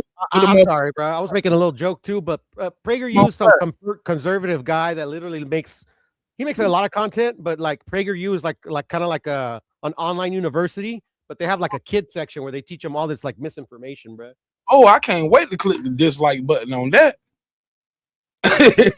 Thank you. But they put it in cartoons. I mean, like, and you would think like, I don't know, bro. It's just weird. Oh yeah, I'm gonna look it up and make sure. I'm gonna look it up just to block my daughter from it so she can't go to it ever. I mean, they got cartoons like kind of like I gotta do the preemptive block. The comment section open. Most of the time, how Hitler wasn't that bad and shit. No, kids videos, YouTube. If it's made for kids, they don't allow comments or no. So I know that's why I'm asking him. Is the comment section I open probably for can't that? hit the like button, but I definitely can make it not available to her. But damn, that's fucked up. Yeah, no, it is. Why are they not vetting these videos and allowing this shit to go It's too through? big, Lisa. It's probably too speech. big. Pause. Nah, they get that. Nah, they don't give I a fuck get about it, your but free the speech one, because they'll but I'm block talking you. about the If you one talk you about Charlie Kirk. talking No, about. that's why it exists because of the, like they're all in that free. Yeah, I know. No, Yeah. no, some of that stuff it gets hidden through the cracks, but also if it got a lot of views and it's lucrative and it's making money, they gonna keep that shit up there, bro. No, that's a fact. Yeah, no, that's kind of like that's the root of it, right? That's the root of it. Until it's a problem. I remember talking to a contractor one time. I was like, man, somebody because it was some years ago here in Atlanta, and the guy was driving. He was a martial artist, so you know that shit stuck with me. And he was just driving, and a tree fell and killed him. And I was like, man, that shit is scary. Like you just can't avoid that. And I was like, why y'all got so many trees growing right here to the street? Why y'all just don't cut all these trees down or these branches right here? He said, how many people does that happen to? It costs more money to cut all these tree branches that's hanging out over the trees. Oh, the rest because this tree branch fell and killed this dude. But as you driving down the rest of that street, you'd see all these other tree branches hanging. So you be like, man, this shit could happen again. Cut these down. He was like, nah. They're not gonna cut them down. And the reason why they don't cut them down is because it costs too much to cut all these tree branches down versus the likelihood of a tree branch falling and landing on somebody while they're driving. The tree branch might fall, but the likelihood of it landing on a car is very low compared to how much money it's gonna cost us to clear out all the tree branches hanging over this little side street. This ain't even on Main Street that he got killed on. It's a street, but I was like, damn, but it's a lot of traffic here. Nope, don't matter. So they allow a certain amount of death. Yeah, a lot of people don't prune the trees like they used to.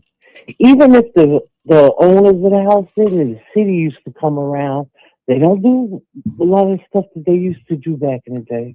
You know, it's just different now. Everything is Everything is money driven. Everything is money, money, money, money, money, money. I ain't mad at Money, it. money, money, money. Yeah, Lisa, I'm trying to get it, and get out. I want to You get can my have it, bro. money out, I bro. get it, but I'm these cashing cities, out this year, Lisa. cities, I get it, but these homeowners pay all of this money for these taxes, Lisa, you know, and these cities are not doing nothing. you're right. You're right. Lisa, look, I seen it on members only. How Look many at the times, sewage system. Lisa, I keep having squatters trying to come to my vacant property in North Carolina. If one of the motherfuckers get injured or hurt there, they I can know. sue me. Right. I don't even live there, and you don't even supposed to be there. I got a long ass driveway. Mhm. You had to go through a fence, come to the back door, and you snooping around. They told me I can't even set no booby traps. I was like, for real? I was trying to set a little booby trap. They was like, yo, you can't even put up. They told me I can't even put up a fake beware of dog sign. What? Yes, I was man. getting I ready talked to to the laugh. city. They said, How could you do that? because it's a lie. There's no different. I was like, that's what the city told me. They was like, well, do you have a dog? I was like, nah. They was like, you can't put up a beware of dog sign. Legally, you can't. I mean, I'm not telling you can't do it, but if somebody get injured or hurt on your property, this, that, and third, they could be running and they can say, I jumped this fence, I heard the alarm go off, I started running. I'm just paraphrasing. Mhm. I knew he had a beware of dog sign. So I ran thinking the dog is gonna get me, and I broke my ankle. Or I hurt myself jumping the fence. But what were they doing on your property? They don't care. It's no so okay, so you got known damage. Okay, so you got can't make foreseen. sense out of nonsense. How about this? I got a pool. Here's the illest shit. Let's say I got a pool, right? Mm-hmm. A pool. Yeah. My liability goes up so much, and I gotta have fences. Because they gonna say kids are gonna see your pool and think they can jump your fence and just get in your pool and swim. And if they drown, you at fault. That's what they told me.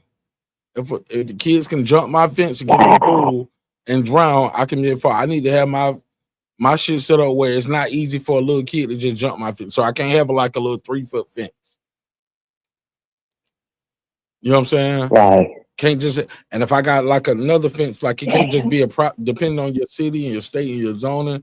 Like they'll tell you if you want a pool, you have to put a privacy fence up so kids can't see the pool. Because they're gonna want to, if you got like a chain link, because you got a chain link fence, the kids are gonna jump the fence and want to swim in your pool on a hot summer night, and you're gonna be responsible. Like that shit is crazy. Like when you start getting into the details of home ownership and like property management. Is that necessarily a bad thing, though, Mark? About the pool and like just in case somebody does jump over there.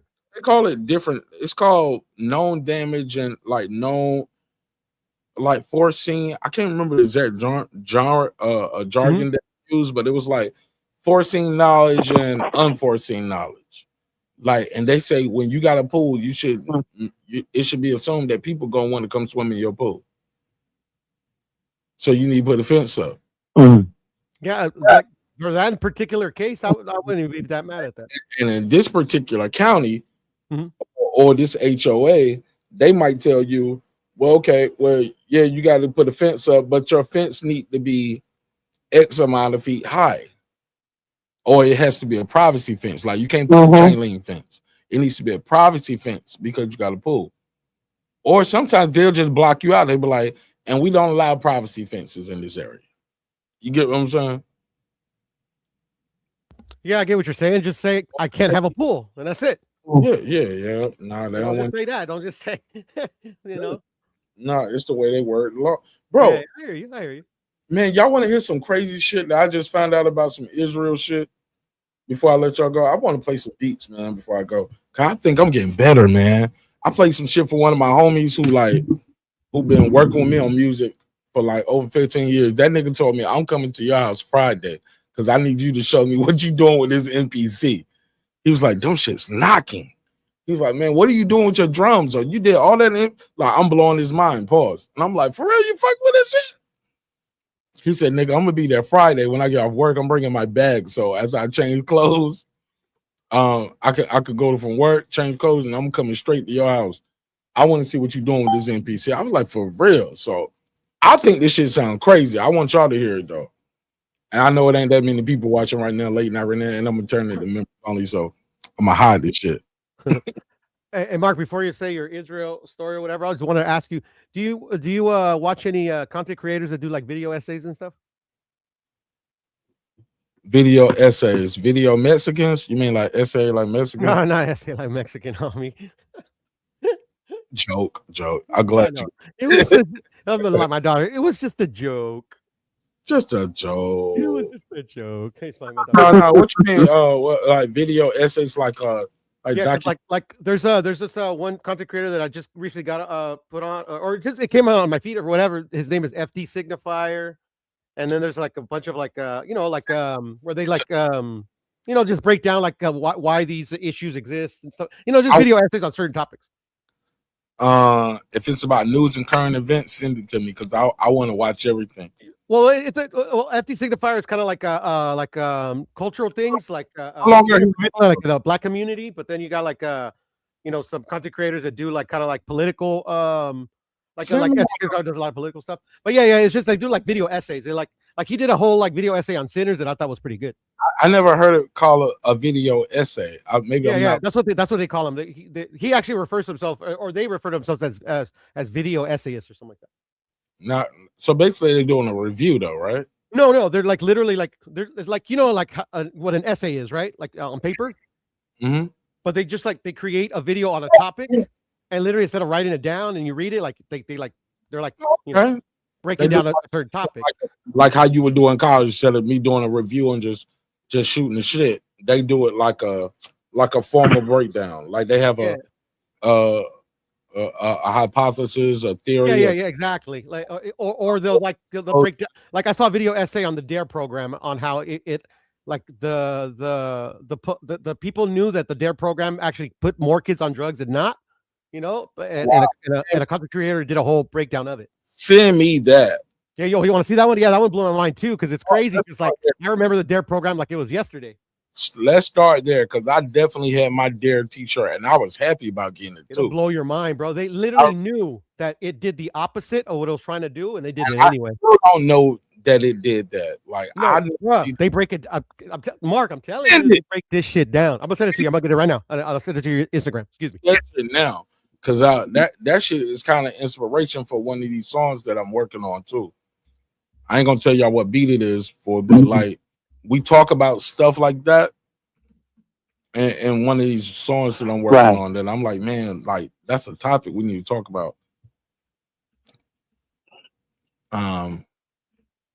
Okay. It is politics, right? What part? And they come with receipts, Mark. I ain't lying. Yeah. Literally, like the COINTELPRO type of receipts. Like they come with those type of receipts. Oh God. It blew my mind, bro. I'm like, it makes so much sense, though. I forgot what I was gonna say now about what I was gonna talk about. But I'm glad you brought that up because I've been people don't care, Mark. Too. Like I've been talking to like tell people about it, and they don't give a fuck. I remember because it's all tied together with your boy Epstein, not your boy Lisa, not your boy. Yo, do y'all know Epstein was involved in the Contra shit? I didn't, but it's coming out now. It's coming out now. I'm not surprised. I'm not surprised. Exactly. There you go. I'm very surprised. Like, yo, what's up, sir? Senior, happy New Year to you. You and Miss Honey. Yo, I'm so happy. Happy New Year, sir. I'm so happy that I can tell Sir Senior and Lance and everybody. What up, Sir Senior? Happy New Year. Yo, shout out to Lance too. Yo, that shit was dealing with. That shit is so much shit still coming down with the Epstein shit. I low key want to create a whole nother channel just to do breakdowns on that because it's like 5 million documents. It's people that like that shit deserves his own channel, so we can only talk about that all the time whenever we talk about that. Because it's so much. It's 5 million documents that they just now about to go through now, and it's just so many layers. This dude was Did you just say not 5 million? 5 million documents, not pages, just documents. And it's all public now. They got a website you could go to. Hold on, let me ask somebody real quick. You got it, man. Caller, what's your name? Where you from? You. Catch me in 26 causing trouble. Last year, man, I don't know how many triple doubles. Now, what up, though? I see y'all still on here talking, man. I had to call in, man. Happy New Year, Lisa, Mark. If I don't even know if Piero's still on. Happy New Year, brother. Okay, y'all still on there, man. Yeah. That ain't Sir Senior, that's Lake County. That Jeopardy game was. That ain't Sir Senior, that's Lake County. Yeah, that's Lake. Oh, I'm sorry. Well, shout out to Sir too, though. Shout out to Sir. My Sir in the apologies. chat, though. Shout out to Sir. He in the chat. Yeah, I was Happy listening New to Year to you and your family, Lance Meyer. Now, what was you saying about the Epstein, Mark? Yeah, you like they. I was surprised to see Bro, Trump I might name on need that, a dude. whole nother channel to go through everything I want to talk about with Epstein and the Israel connection, like, because it's so many documents. It's such a deep tunnel, like pause. Like when you start going through this, the the rabbit hole of this shit, you like it's too much. But also too, I know once I start talking about it, they're gonna try to take this channel. This shit gonna be gone. This shit gonna be gone. Okay. Oh yeah. First of all, because they're gonna say it's anti-Semitic. Like, and that's the way this shit is designed right now, where if you disagree with Israel, you anti-Semitic. But thank God I'm getting my money up this year, and I'm gonna get me an entertainment lawyer for things like this, just for my channel. You know what I'm saying? And I found a dope shorty on YouTube, sister, black woman, and she's a lawyer, and this is what she do. She do content, and I'm gonna put her on retainer. I'm like, yo, I just need your help, like for when weird shit happen. Like, can I just give you a stack up front, or like give you 1,500 up front, like so? Help me out with some content shit that I might have every year. You know what I'm saying? So they can't snatch my channel. Right. And I don't think that's asking a lot. And she was only $100 a month. You know what I'm saying? Shit, just take this every month, just in case. Because I just might need you to write one of them letters or give me like one of them copy and paste joints. But she know what she doing. And she whatever she do, she gonna work out something with me. Or I find somebody else who will. Fuck it. But that's the plan. I gotta find somebody to help me be able to spread this message. But in the meantime, between time, I'm like, my best protection is to have me a backup channel, because all the big channels got backup channels too. Gotta have a backup to the backup, because they can turn your water off and just silence you at any moment. That's why I need to have a email list, and I gotta focus on getting the website back up, because I tried the website before, but it was just for my music. Then I tried to mix it with the YouTube and the music. Then I'm like, nah, man, you just got to have more than one website for more than one thing. It is what it is. You know what I'm saying? So I'm excited about the new year. I don't know what y'all New Year's plans are this year, but I'm excited about the new year and doing some content shit. But I'm definitely excited about what I want to do with my music and my production, because I'm really excited about the production, because I think people are really gonna like the music and the production. And this ain't no Laffy Taffy shit, and not no diss to them, because that was a hit record. But this ain't. I ain't doing that, and it ain't no diss to them, because they make millions of dollars doing that shit. So I ain't even knocking the nigga who made $1 million just doing. So millions of ringtones, 99 cent adds up.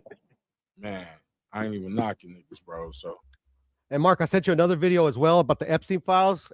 This content creator, he's not really a content creator. He is now, but he's like, I know him since he was at ESPN. His name is Pablo Torre. Watch that shit. Yeah, I'm opening them. And, I'm saving these in the tabs right now as you open them, because when I close the stream down, I would lose the private chat. So I'm making sure I got that. I sent it to both. I sent it to your Instagram and put it on a private chat. Bet. Lake, what up though? Shit, man. What's up, homie? Not much, man. Just want to, like I said, wish y'all a happy New Year's, a prosperous New Year, healthy New Year's, like what Jerry Passon was saying, you know, when he was talking and we said happy With and his healthy. hating You know what I'm ass, saying? Jerry hating ass. Man, I love he was Jerry. making sense. I'm not saying I agree Oh, or no. disagree, but because, you know, even like 50 Cent said, man, it's not the label's job to make the rapper hot. You know what I'm saying? Oh, yeah, you But agree with what him he on was that. saying about, like, no, I'm not saying it makes sense. I don't know how the label can make you a rapper hot or how a boxing promotion can make. Because if you think about all the successful boxers, you know, Floyd did a lot when he was going in the club, making it rain in clubs, you know what I'm saying? And Adrian Broner was doing like a lot of antics. He got his name up that way. So, you know, it makes sense to an extent. Like, yo, man, you know, y'all gonna have to promote yourself. We know you're a company. You know, you Mark Nash, LLC, Imperial, and Lisa Bell, LLC. You can't just depend on nobody, man. You know what I'm saying? I agree. So you're gonna have to do just as much work as people who you paying. You gotta make sure they doing their work. Like, what I need you for if I got to do all this stuff myself? Yeah, I heard. Yo, I call cap on all that. Jerry never makes sense. nah. On some real shit. That's not real. I'm being dead serious. On some real shit, I heard somebody say, they was like, yo, a farmer doesn't get paid to grow. You get paid off the fruits and vegetables that you have available to sell. Mm-hmm. That shit is simple but effective. No different from the so basically, let's compare that to the boxing game, bro. You got all the shit right there. He's the fighter. He's the farmer. He knocking people out. He winning. You need to put his product, his fruits and vegetables, in front of the people that want to buy it. If you don't believe in that farmer and you don't believe in his fruits and vegetables, you're not going to put him in Kroger. You're not going to put him there.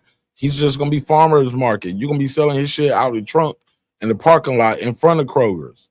You know what I'm saying? He ain't even going to make it to Aldi's, nigga. You're just going to be at the Chevron with a fruit stand with all your farming goods. You got a nice ass farm, but you ain't got nobody to put your shit in Kroger's. I need my shit in Aldi's. I need my shit at the farmer's market. I need a booth. So, but that's neither here nor there, though. Well, go ahead, Lake. What you got? Yeah, you kind of sound like you just made like like an independent grind versus like a major grind. You know what I'm saying? Like if you're doing anything out of the trunk, you're just indie, man. And sometimes you just gotta make yourself blow up. Look at it like making beats too, Lake. Like if you waiting for a nigga to buy a beat before you start making beats, you already lost. You gotta already have beats ready for niggas to buy. Mm-hmm. Right. Your farming analogy reminded me of when I used to do emission testing back in the day. I did emission testing. It was like people used to get mad because they used to have to pay for failed emission. And it's just like, no, you didn't pay for the test results. You paid me to proctor the test. Yes. So yeah, I get exactly what you were saying about the farmer analogy. You're like, yo, you think you paying me for your shit to say pass? It's like, no, nigga, you still pay me if your shit to say fail as well, nigga. You know, I actually did work on your motherfucking test. I did work on your car, on your bid. You know what I'm saying? But take the farmer analogy to the next level too. A farmer, even if he ain't got no farm, he got a green thumb. He gonna have a garden. You know what I'm saying? Because he like to grow shit. So he might not have a big ass farm. He can feed himself. Yeah, but I'm still gonna have me a little garden. I'm gonna grow my own little corn right here. Have me some cabbage, some carrots, some tomatoes, some cucumbers, because I got a green thumb. I like to grow shit. And I'm gonna feed myself and my family regardless with this. Or it's just something I like to do. There's nothing wrong with having a green thumb or having a garden. You feel me? I mean, all that sounds good, but a boxer. Yeah, that's something that I want to ring.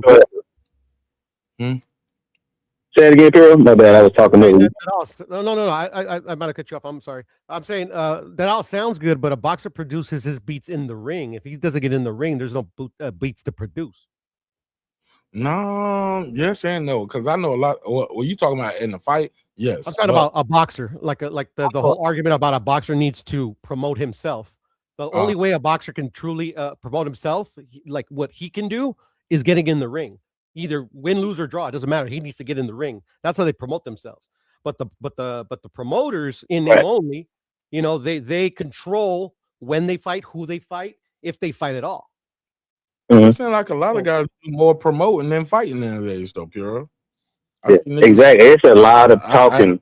It's a lot of. Puro, I get 13 months of promotion and self promotion on the Instagram, and one fight, one fight a year, 15, 16 months of promotion, one more fight, talk some shit all year, one fight. Like it's like we gave Canelo all his props because he was and same with Floyd, because they was consistently fighting at least twice a year.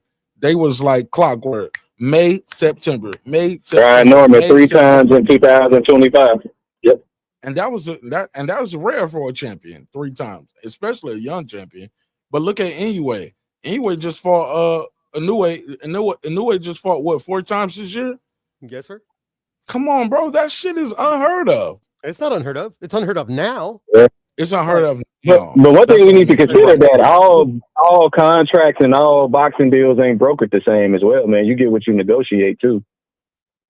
It's to be honest, it's unheard of now, and I don't know why, because like literally like the fighters product, the fighters beats, as I try to put it into analogy, is the fights that they fight.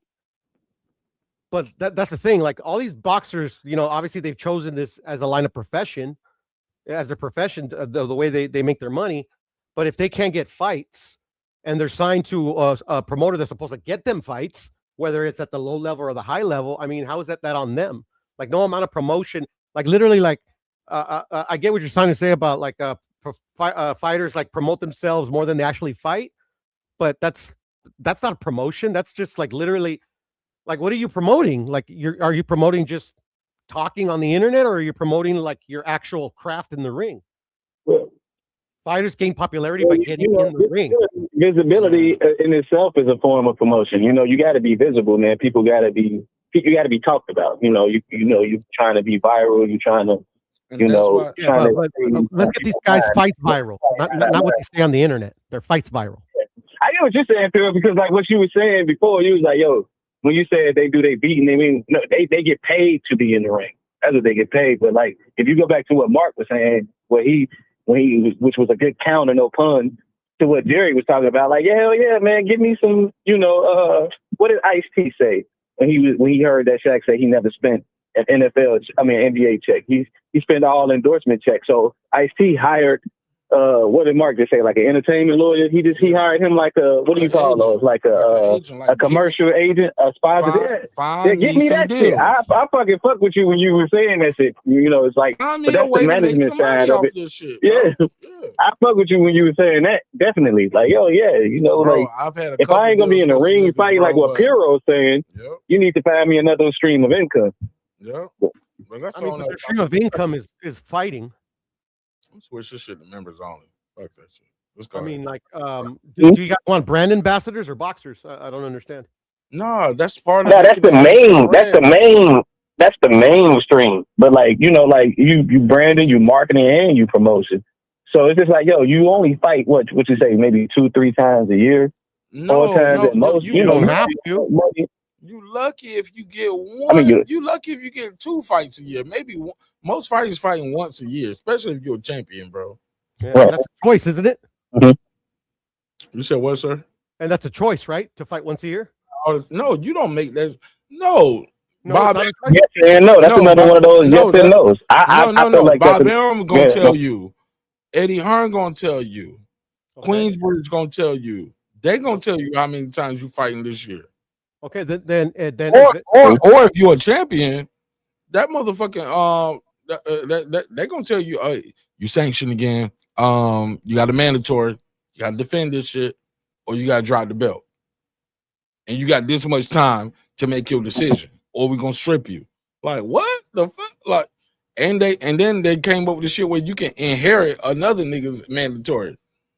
He had 30 days, and then y'all fought. So you got 30 days to make your decision. Well, hold up, and then they'll let you sign contracts that's double talking.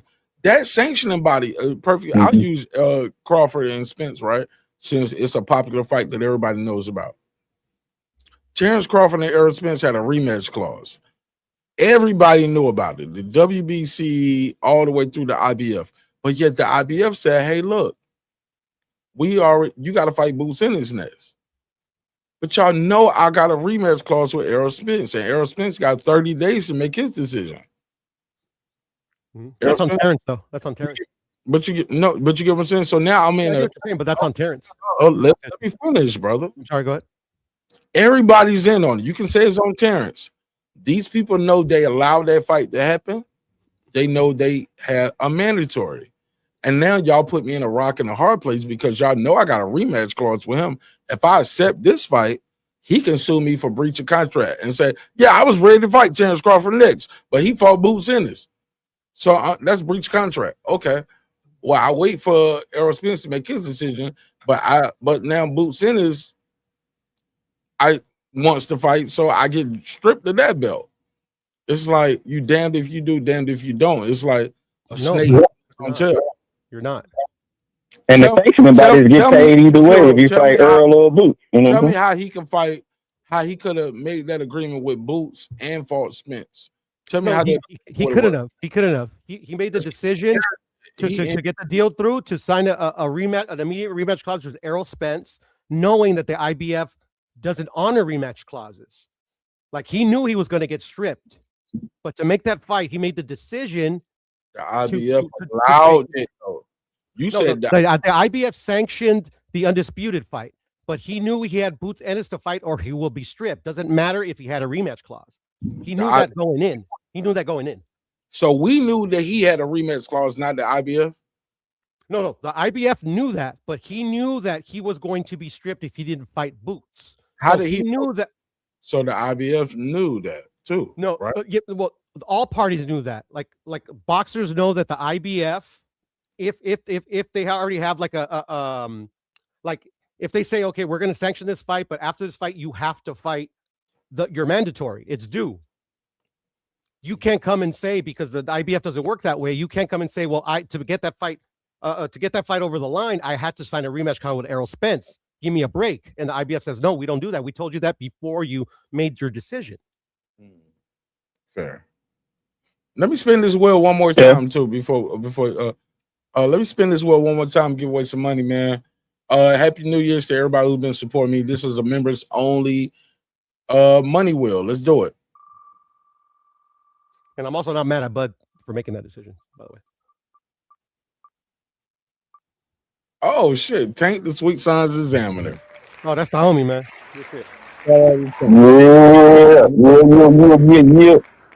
Let me do that. Let me take a picture of that. Let's tell him he won. And I need his Cash App or Zelle information. Take a picture of that. Let's spin it one more time. Fuck it, because this is gonna be the last one. Let's go. And one more time after that. Cam, I am Cam Edwards. Shout out to my brother Cam. That guy's a cuck. Give the price to Lake. What? I'm talking shit. You'll say one more time. Fuck that. Oh man, I'm funny. I'm in the hole already, man. That's it. That's what, 5 spins tonight. That's good. All right, man. Thank y'all for everything. That shit that you said was real, though, man. About that, like, when motherfuckers weren't trying to hit it. But, like, the PBC was saying, like, you don't even own your name, image, and likeness, though, right? You can't even just go out there and get a deal for yourself. They didn't say that. Somebody else came out and said that. I'm just saying, okay. But I hear what you're saying, though, Lake. And unfortunately, like, we were talking about this earlier, like, boxing business is a predatory practice, you know? That doesn't make it right, though, Pure. No, it's not right. It's not right at all. But the thing is that it is what it is. Like you, it should not. If you box, no, I'm not saying it should be. No, like literally, I've been on record saying that, like, these fighters don't need these promoters anymore because they don't promote. All they do is smile at the cameras and collect a percentage.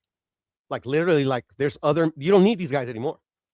No, you need them because they got the relationships with the network. They got the relationships with the venue. They got the relationships with the radio station. Jerry said he don't care about billboards, but these people got with the hotels and stuff. Yeah, bro. They know how to put on an event and know who need. Bro, Brian Norman put on a fight. Was involved in a fight in Japan. You think he could have just did that with Fighters First? Him and Fighters First? Yes. Without top rank? No. Yes. Yes, he could have. Okay. My nigga, he wouldn't even know he wouldn't even know what hotel to stay at and how to get around. Bro, Well, he's not. He can only box. He can't book a hotel himself.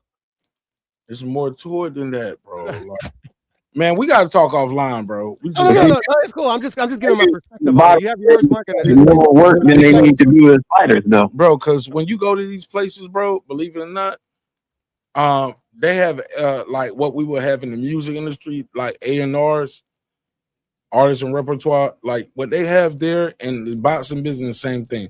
They got a person like there in Japan who deals with all the American fighters, and when you come to America and you're a Japanese fighter, you got a guy, that same guy too. He's a guy who's your Japanese guy who's helping you move and shake around in America. Bro, it's an old school business. It's tight knit, and they keep it tight knit because they want it to be that way. They make it hard for outsiders. You think it's by accident that Jake Paul is making so much money in boxing, not just for himself, for other people, but by design. You don't think it's by design that people are just trying to tear down MVP promotions? You don't think they're trying to tear it down? Do you hear any negative things about MVP? Do you hear negative things? Not really. Nothing. You don't hear nothing negative about Jake Paul. Okay. The negative I hear about Jake Paul, and to me it's warranted, is his farts of a career. My nigga, they say his fights are fake. Yeah, they are fake. No, bro, and you can't say that because you're gonna get sued. Yes, I can say that. I can. No. What? As Rocky said, sue me for what? Because you can't. How about this? You know what they'll sue you? They want. How about Puro's right? They won't sue you. They'll sue me for everything I got because that's something different. If you don't want me to say certain things because you think you might get sued, then okay. Because I don't want nothing to happen to you. And you show me concrete evidence. If not, I'm gonna lose everything I built.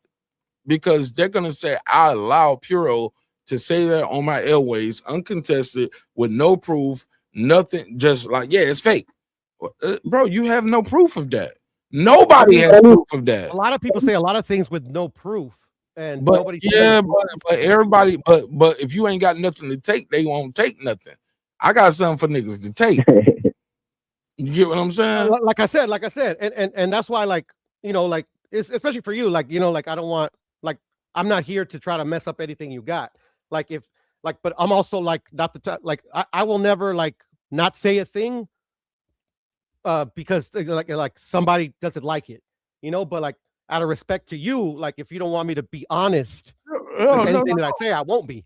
No, you can be, but make sure you say I won't lie. I just won't. No. You can. No, I want you to talk on it, but you got to make sure you clarify it's your honest opinion. Yeah, no.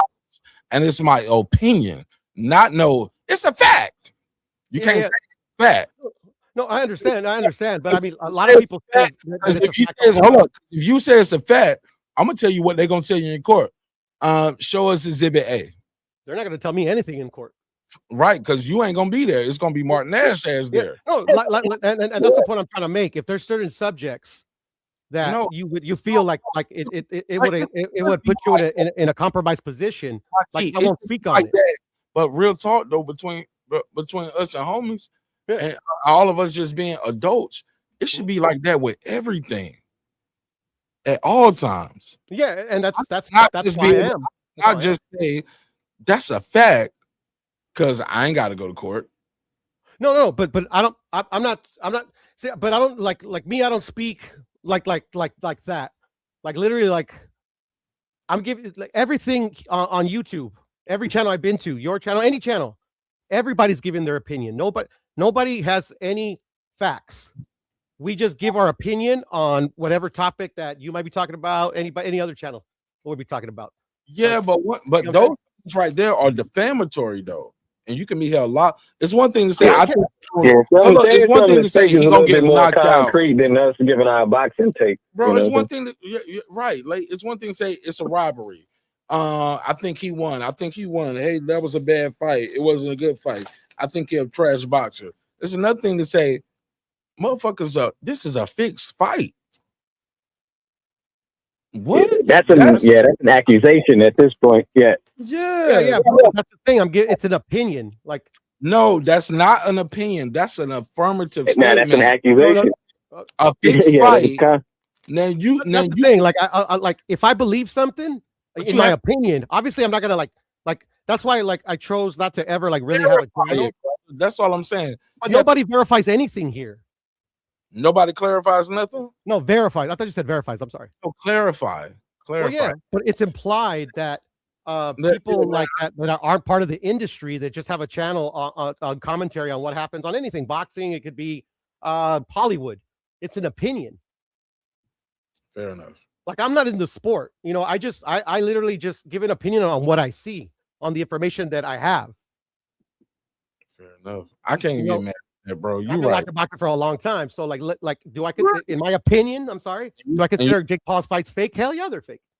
Yeah, and you're entitled to your opinion. Yeah. That's just as you are. But like I'm saying, I don't want to mess you up either. No, and I won't You don't want me to speak on certain things, literally, I won't. No, look, I'm gonna do what I just did, like I always do. I'm gonna make sure I do CYA. I'm gonna cover my ass. No, and I feel you, but I also don't like I'm not saying that you're doing it, but I also don't want to feel like my like what I'm trying to say is trying to be policed. Yeah, exactly. Like literally, you gotta give a disclaimer. And that's why I do that disclaimer at the beginning. But I feel you. And I should leave it at that. But sometimes I be feeling the need to say like, damn, man, are you serious, bro? So I apologize because you're right. No, you have to apologize, Mark. Like literally, I get it. Like my disclaimer is at the beginning, and that should be the end and the beginning of it, Puro. You're right. Yeah, and the thing is like for me, I wish, it's my wish that I come here and just talk boxing, but very little boxing is talked. I hate talking about boxing business. I hate it because Abigail said nothing. Sorry, yeah, Abigail, I don't give away over $250 in prizes tonight. The game night is over. I'm broke now. But the game night, Lisa, who won the Jeopardy? Was it you or no? Pura won the Jeopardy. Kev won the money grab. Who else? Cam won the money grab. Who else won the money grab tonight? The homie Tank. Tank the Sweet Signs Examiner won the money grab. Let me go to my gallery. I took pictures of all the winners. So I am Cam Edwards won some cash. Tank the Sweet Signs Examiner won some cash. Timmy Diamonds, never heard of you. Timmy Diamonds, you gonna have to contact me because if you Timmy Diamonds could be one of the ops that just be like made the members only see what I got going on. Like Timmy Diamonds, I ain't giving you shit till I talk to you, respectfully. And H Retro. Like B Wash, like he one of the ops. Lisa also got some bread. What you say about B Wash? What about him? You say I'm talking shit, bro. No, talk some shit. I want to laugh too. No, I was just saying like B Wash, he's one of the ops. Oh yeah. He can't get no money. I can't. No, I was just fucking around. I was fucking with him yesterday on Reggie's chat. Get a nigga bacon sandwich, nigga. That's what you want. Nah. It is what it is. Well, that's it. She said, "Sounds like it, Mark." She said, "I needed to be here." No, Abigail, call in real quick. I'm gonna give you a couple of minutes because I wanted your take on some of these boxing takes that you missed earlier, and you motivated me with your 45. Y'all heard about this new 45-day challenge they're doing? What does it consist of? I'm sorry. A bunch of shit that I can't do, but I'm gonna try to do some of it. But I can't do all that shit. She trying to do all of it. It's like 45 days with this and 45 days with that and 45 days with a whole bunch of stuff. I was like, damn, no masturbation. Like, damn, I can't jerk off. Hell no. Damn, I can't jerk. That whole movement is weird to me. I'm sorry. No, I have to have my alone time. That's me time. And I literally there's some predators out there that keeps them occupied, bro. Yeah, man. Hold on. What you mean? You threw me off. What the fuck are you talking about, Puro? No, like predators, like literally they have uncontrolled urges that literally imagine if they couldn't at least bust one out. Like, oh my god, it's not a world I want to live in. Well, I ain't one of them. That shit ain't got nothing to do with me. Why did you bring it up? I know. I'm just saying, like that whole movement, that whole anti-masturbation movement is just weird to me. It's just silly. Oh my heart. Broke my It's an actual movement, bro. I'm not even lying. I forgot what they call it. That shit is a moving. It sounds like they ain't moving much of nothing. What are you talking about? On my feed, I get all these videos sometimes talking about like, yeah, are you addicted to masturbation? Like, did you know, like, studies have shown if you don't masturbate for like a whole year, you're happier, you do better at your job, your kids will be happier, shit like that, bro. It's funny. Yeah, because I still clap some feet. I mean, I ain't rap to me, but I still got some ass. It's like the Nick Fuentes type of shit. Like, that guy's proud to be an incel, bro. It's weird. Where that drop at? He lied. Y'all niggas worship him. Liking women is gay, bro. This guy just says anything that comes to his fucking mind. Right. Yo, Somebody said watching women. No, he's like liking women is gay. That's his thing. Yeah, I can't fuck with no nigga talking to me like that, bro. I Weird, man, bro. And y'all worship them niggas, bro. Bro, he's like getting like so much traction right now. It's crazy. Worship him. And look, y'all niggas come to my show. Well, Mark, he has more subscribers than you. I was like, okay, cool. I know, right? Like that ain't a good thing, to be honest. So does RuPaul, my nigga. Go put on a dress then. Fuck it. You know what I'm saying? Go. If that's what you want to follow, go there. I'm not gonna hold you back. Abigail Hollis though just told me I was mistaken. It's not 45 days. Excuse me, I'm sorry. 75 days. Oh, Abby, baby, I don't know if I'm gonna be able to keep up with you for 75 days. Hey, look, but when you do your posts on your shorts, stop making you put the kid shit up there, so I can't leave a comment, but I be trying to leave a comment on your shit to motivate you. So I leave it on the other video that I can comment on, but I can't do the 75. I'm gonna do I'm going to February, to the end of February. I'm gonna be right there with you to the end of February. But I don't know if I got 75 days. I got 60. I started at 61. And I don't even think I'm doing everything right in the challenge, but I just know I gotta work out and eat good. At the top of the screen, Abigail. The number is at the top of the screen. 446921766. Yeah. 404. This is the last thing I'll say about it. It's called the No Fap movement. Sorry to interrupt. No Fat movement? No Fap, FAP. You still on the jerking off shit, Bureau? Like that's what I'm saying. That's the last thing I'll say. Just we don't believe you. You need more people. You definitely not involved in that. You busting. I don't know, bro. Definitely not involved in the fat movement. You still on the second. You was like, I just want to say this last thing before I jerk off. I want to say the last thing. Hey, like that, but I'm just saying, bro. You gotta get back to the fact. What you say? You say you still want the masturbation. I don't know. Oh man, that was funny. And y'all got my girl Lisa up here all like in bed. Lisa, you still there? What you mean? I ain't say nothing about jerking off, man. Puro keep talking about his tallywhacker. No, you brought it up, bro. I was just making commentary. Embarrassing me, Puro. Man, he said something about 40 times. If I don't want to beat up, man, more power to you guys. You know what I'm saying? My bad, bro. I'm just making commentary. That's your commentary, nigga. At the end of the day, I'm not in favor of telling anybody what to do. Go ahead, man. That nigga up there talking about the tallywhackers. Golly. Call in, Gabby. Abigail, I want to talk to you before we close the new year out.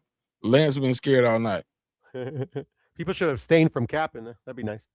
So what, brother? People should abstain from capping. That would be nice. Oh, okay. Never heard of it. You know they're gonna do that. Clearly. Clearly, sir. Because you know you are a 3-time a day fapper talking about I'm in the no fapper movement, Marcus. Marcus. hey, bro, that's and you know I ain't mad at you though, Puro. It's kind of I ain't gonna say it's hard, I'm gonna say it's difficult. How about that? It's difficult. It's nice that you have, but I like how you put it. You need your alone time every now and then. She said I'm trying to call. It's not going through. Hold on 1 second. Lisa, you still there? Let me see if Lisa's still there. Lisa. Yeah. Lisa Bell. Lisa Bell's going once. I know it was late. She was already trying to go. Lisa Bell going twice. Probably knocked out. Bell going. I'm here. Okay, hold on. I'm here. Abigail, I'm gonna send you. Abigail, you got IG? Excuse me. Hold on 1 second. I'm gonna send Abigail the link real quick so she can holler at us real quick for our New Year's. Is there a name on that list that you surprised that is on there, Mark? Piro, Lisa Bell? On the wheel? On the Epstein? Nah, on the Epstein. No, men are men, to be honest. I haven't even been following it. I mean, the deplorable stuff is that, you know, like they were doing it with little kids, but I'm sure they were doing it with fucking older women as well. I'm sorry, Lisa, go ahead. Yeah. No, go ahead. No, I said I haven't been following it like that, but I've been hearing bits and pieces, but I'm not surprised at all with that name, or the people, you know, them involved with different things, Yeah, so the pieces. Yeah, I was kind of surprised to see that dude Noam Chomsky name on there because I listened to like some of his work. I guess if you're a linguist, I guess he's just cunning at it. No. All right. Wow. You know, obviously, like, you know, underage is never acceptable, but, you know, like paying for pussy ain't nothing new. Oh my goodness, what are we doing? Because essentially that's what it is, you know. Like obviously the morally reprehensible is like, you know, doing it with, you know, underage kids that I don't capacity to make these decisions for How themselves. is that though when there's underage children? Though? Yeah, you can't just. No, I'm not clowning anybody. That's I'm just making the distinction. I didn't say clowning. I said I don't call it that, or I'm not counting that as paying for a vagina. No. I get what you're saying. I was just being crude with it, but the thing is that like this guy wasn't doing it out the kindness of his heart. He was doing it for a dollar, for some money. If they didn't pay, like he wouldn't do that shit. I mean, he was the broker, you know what I'm saying, and he was the you to make money. Hey, hold on 1 second. Hey, Abigail Hollis, I just sent you the link to your email ending in 28 at Gmail. The one that has the same avatar. Human beings are degenerates by nature, so none of these guys surprise me for, you know, what men are capable of, or just humans in general. Especially unchecked, you know, like, you know, it's somebody that like literally like is doing something that they know is wrong, but they know that they probably ain't gonna get caught because they have some sort of power or whatever the case may be. It's like, you know, they're gonna do it.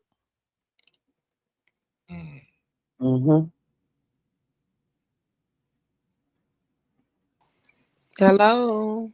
Hollis. Happy New Year, everyone. Happy New Year. Happy New Year to you. To you, Miss Hollis. How are you? I'm good. Thanks for calling me up. Mark Nash, you're a real one. You. I'm the worst though. Let them tell her I'm the worst friend. I'm the worst content creator. I'm the worst. I'm the villain. But I'm gonna lean into my villain arc in 2026. I think I'm gonna lean into my villain arc. Oh, you and your Devin Haney? Yeah, I'm gonna lean into my I'm gonna lean into my villain arc. It's Nash time, nigga. It's Haney time. It's Nash time. I'm gonna lean into it. Why not? If you become a Devin Haney villain, I'm unsubscribing, bro. Just to let you know. It don't matter. That means I'm still being in your face. Pause. Like you still gonna have to see me. You have to deal with me. And real quick, Mark, you said you can't leave a message on some of my videos. I got the kid shit on, don't you? Really? Yeah.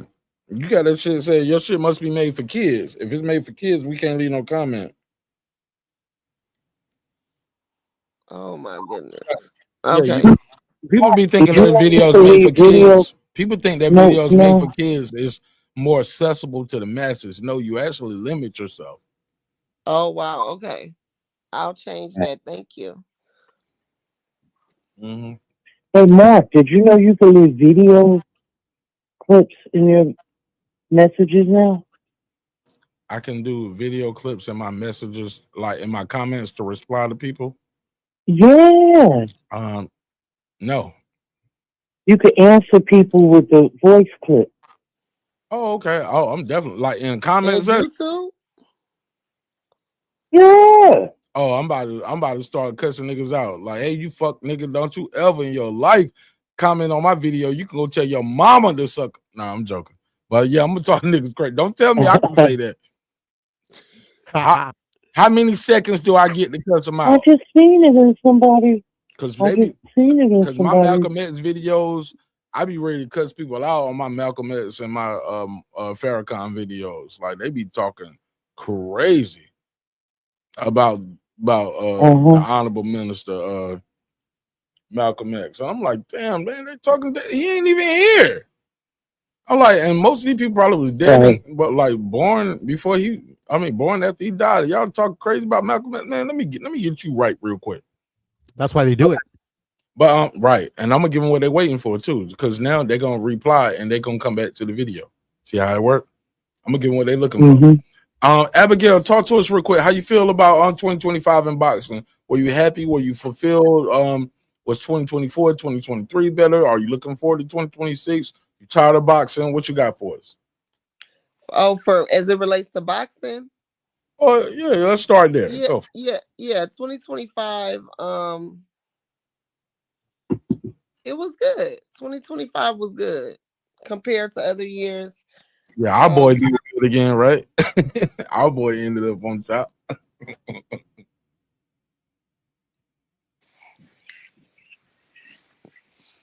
I think I got bad connection or something. Can you hear me? Yeah, I said our boy ended up on top again, but Norman shocked me. That Jake Paul got his jaw broke. That was crazy. I didn't think they were gonna let that happen. Because it feels rigged. That's what I mean. Like it doesn't feel as legit, but I mean, I don't see how you could play with that. Wait, what? You think Jake Paul fights a fake? Well, I never watched them because I thought they were rigged. Yeah. I thought they were, yeah. I thought it was just for like a show. He's a YouTuber, I wasn't into it. Okay. So, that's just my take. I never watched them. I never seen any of his fights. And actually, I didn't even watch this when I seen highlights. Dang. And I was shocked. Why you didn't watch the fight? Because I told you, like, I thought it was gimmicky. And it wasn't interesting. It didn't feel like it was real to me. Do you have what was the most exciting thing, for better or for worse, that you experienced in 2025? The biggest thing I'm forgetting is Crawford and Canelo. Okay. So, did you go to the fight? I know you was at the Spence fight. Did you go to this one? No, I didn't go to this one. My life was in a whole different place in 2025 than 23. 2023 hit different. And I didn't go to the Spence. I didn't go to the Spence, like the actual fight. I went to TBV's event in Vegas. And the crazy thing, I've been to damn near all their other events since then. I didn't go to that one, but like I went to their event for the Canelo fight, and I still went to the fight. Oh, really? Uh-huh. Oh, yeah, you did. Okay, I remember because I seen you walking. Yeah. And I didn't even know this, but they had an award for me at the 2023 event. Really? Yes, man. I think two-tone. They ended up giving. Ness told me they gave it a two-tone, but they gave it. It came down to me and him, and he showed up. I didn't. Yep. Oh, Like, up and what coming, was it for? up and coming content creator of the year. Oh yeah, Mm-hmm. absolutely. That was yours. No, but I don't be tripping about that shit, man. I ain't, Good for you, Mark. Like, nigga, I know who I am. like they could just give away your award to the next guy. I mean, like how valuable is that award? Man, come on. Like the Grammys, right? They only give it to whoever show up. That nigga talk, bro. I'm not lying, bro. And this ain't no diss to him or nobody else. And but that's a fact. And if I'm lying, he can tell y'all I'm lying. Don't start nothing, Mark. Now. I mean, it ain't no beef shit. I met Two-Tone. Me and Two-Tone cool. I met him in the city. Oh yeah, absolutely. We cool. We chopped it up, took pictures, had a good time, cracked some jokes. And once he got monetized on his channel, I was his very first super chat. Really? He'll tell you. Yeah, that's why I say you a real one, because you show a lot of love. Chat he ever got. And he was like, man, I need to screenshot this, man. I remember when I sent it, he was like, oh, wow, this is my first super chat. Yo, I need to screenshot this. This is dope. Shout out to Martin Nash. Oh, that's what's up. This was before he was a regular on the boxing world. Yeah, man. I'm solid, man. I always support. Absolutely. Even if I disagree with that, Lord Child, I'm like, man, stop that shit. I like the chili killing. Nah, that Lord Child. I like the chili killing. Like black women can say. I like the chili killing. I like the Lord Child. I say that a lot now. The shorts you start like. Yeah, because you a black woman. When black women say Lord Child. I watched 227. I grew up on 227 and Marlon Gibbs. In the opening song, her last words, I mean no place, child. Grown man, they supposed to be saying child. I'm sorry. Nigga, stop it, nigga. Maybe he going for the Chad Ocho Cinco shit, because Lord Ocho Cinco was doing that too. He was like, child, please. He would be doing that child, please all the time. So, it definitely gives me single mom. Single mom. If you ain't no black woman, don't say child. Yeah, exactly. Respectfully, yeah.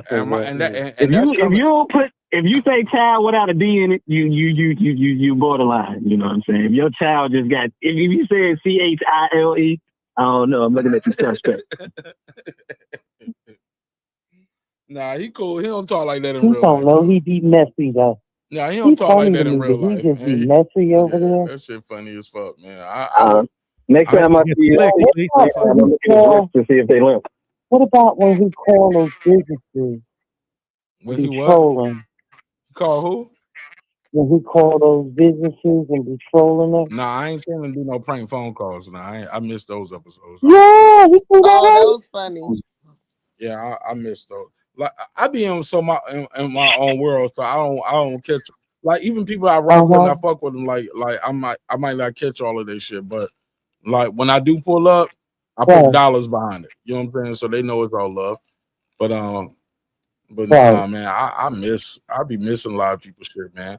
I'm so focused on the business of Martin Nash, and a lot of times, like the boxing business is like it's dry. It's just dry. Like I don't know how I can talk about boxing 7 days a week. It ain't enough for me to go on to talk about. Right. You know what, what do you think about Crawford retiring? I was heartbroken, man. Like I'm happy for him. I'm happy for his family and his career, but I'm selfish. I'm a fan. Me too. I felt the same way. Just selfish, but I'm it felt like boxing died a little bit. But that's why I made sure I went to that fight, because I was like, man, I don't know how many more I'm gonna get. And I remember telling Shelton Moore, and I don't know if AJ is gonna retire, but I remember telling Shelton Moore, and he can tell y'all I'm not lying. I said, I don't know if I'm gonna ever see AJ again in America. I need to go watch this fight in Florida. He said, "Why you say that? He's young, got a career." I was like, "Bro, his next fight is probably gonna be the Fury. Win, lose, or draw. He might fuck around and fight Wilder next. You know what I'm saying? But both of those fights are big fights in the UK because he's such the big draw. He's the guy. You know what I'm saying? They'll make more money fighting in the UK than they would fighting in MGM or T-Mobile. Bring Wilder to Wembley. Oh yeah, you got a big fight there." So I was like, man, I don't know next time I'm seeing him in America. So I was like, man, I should go to this fight. Even though it's Jake Paul in Orlando or Miami, I should go there. And it's on the East Coast, but I just had so much shit going on here personally with the fam. I was like, man, I can't. And with the business, and it was just last minute. It was last minute, and it wasn't even the main fight. It was like last minute.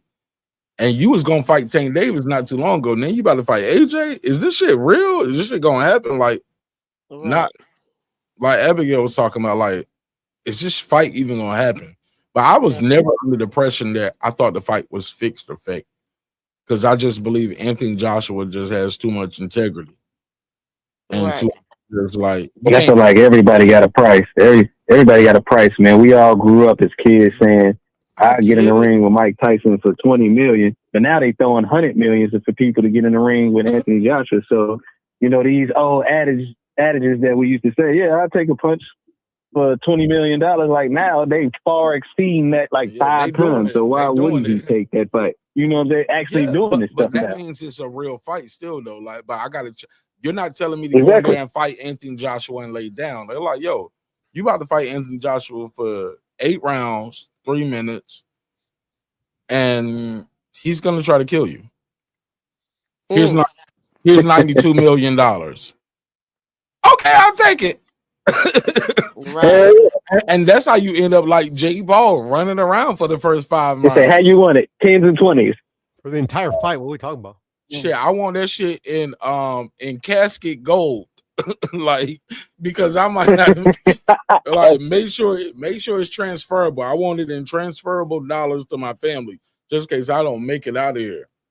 But we need an Eddie Bauer package too. Hell yeah, man. Like, golly, like I just don't understand how people watch that fight and some people still think it's fake, even after watching. I'm like, Jake Paul was running for his life and Anthony Joshua was trying to take his head off. It was like he was missing on purpose. I was like, for real? Right. Like, nah, he wasn't missing on purpose, bro. He was trying to hurt this dude. Nah, that motherfucker wasn't dropping down to his knees on purpose. Why did he miss, Mark? Why he was on his knees and shit. But 2025 is a blur to me. I've already forgotten about 2025. I'm looking forward to what I heard that. Let him go. Yeah. Your back is broken. What, a vertebrae or what portion? She said spinal. So I'm doing let me tell you about the 75 challenge. The 75. Can I ask a question without being if I'm in a go ahead. Matter of fact, I ain't even gonna ask. No, go ahead. Ask the question. Did you experience a breakup? Because you sound like you experienced a breakup. I do. Yeah, you giving that. Either we had a rough death in the family. Oh, because I'm like, 2025. I don't even remember. Yeah. Kelly rolling a little bit. So good. Yeah, it's like a breakup, a bankruptcy, or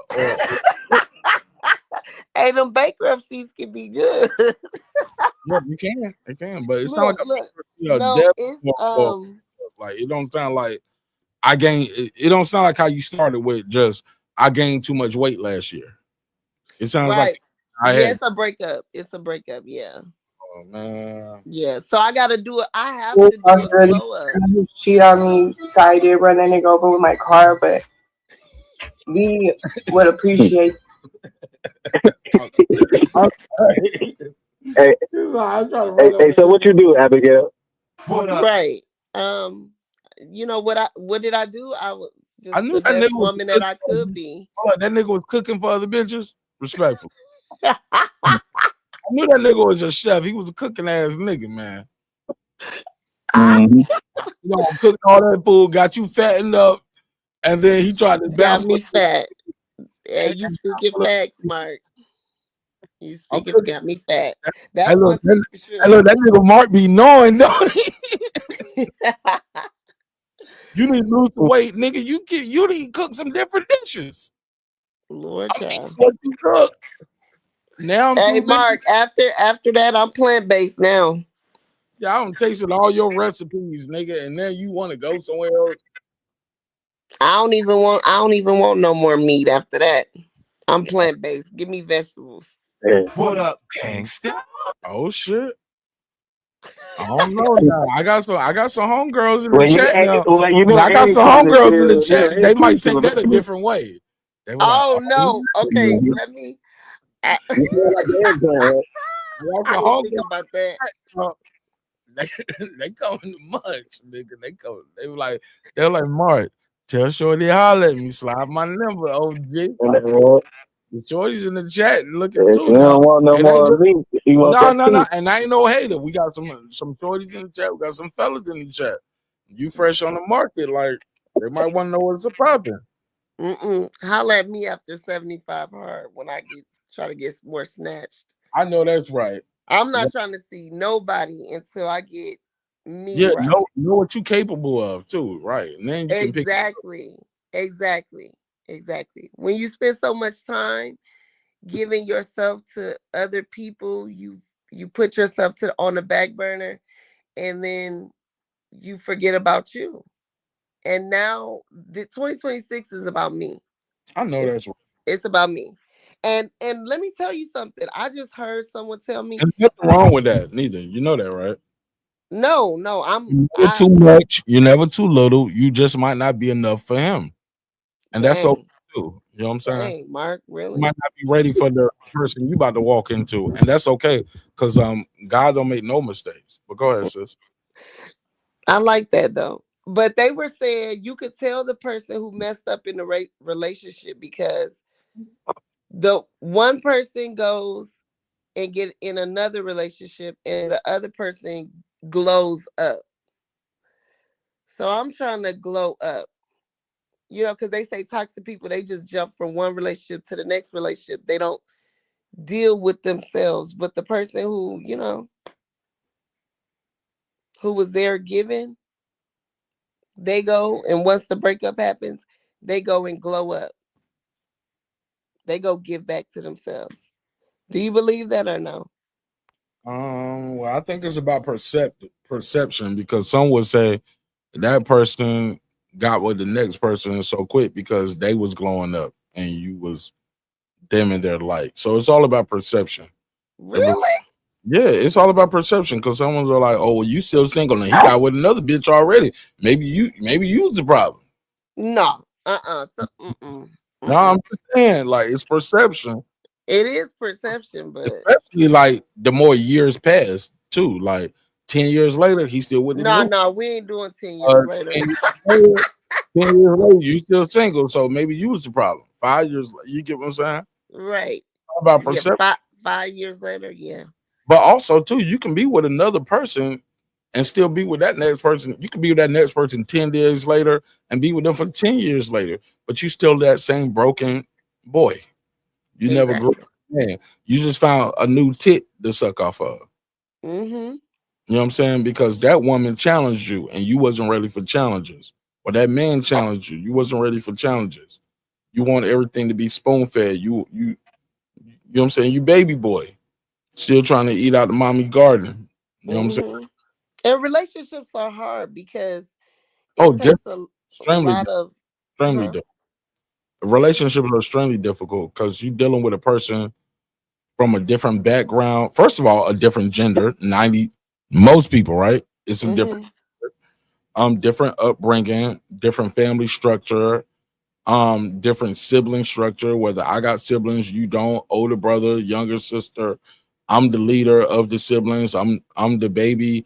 Like everybody have their own structure. I'm an only child. You're not. So So relationship structures are extremely complicated and complex and difficult, but the human race has been doing it for years, so it's not impossible. But they haven't been doing it well though. Look, I mean, just look at society. Look at all the broke. Huh. It's been going for millions of years, man. This shit happened. D go on the P and makes a B.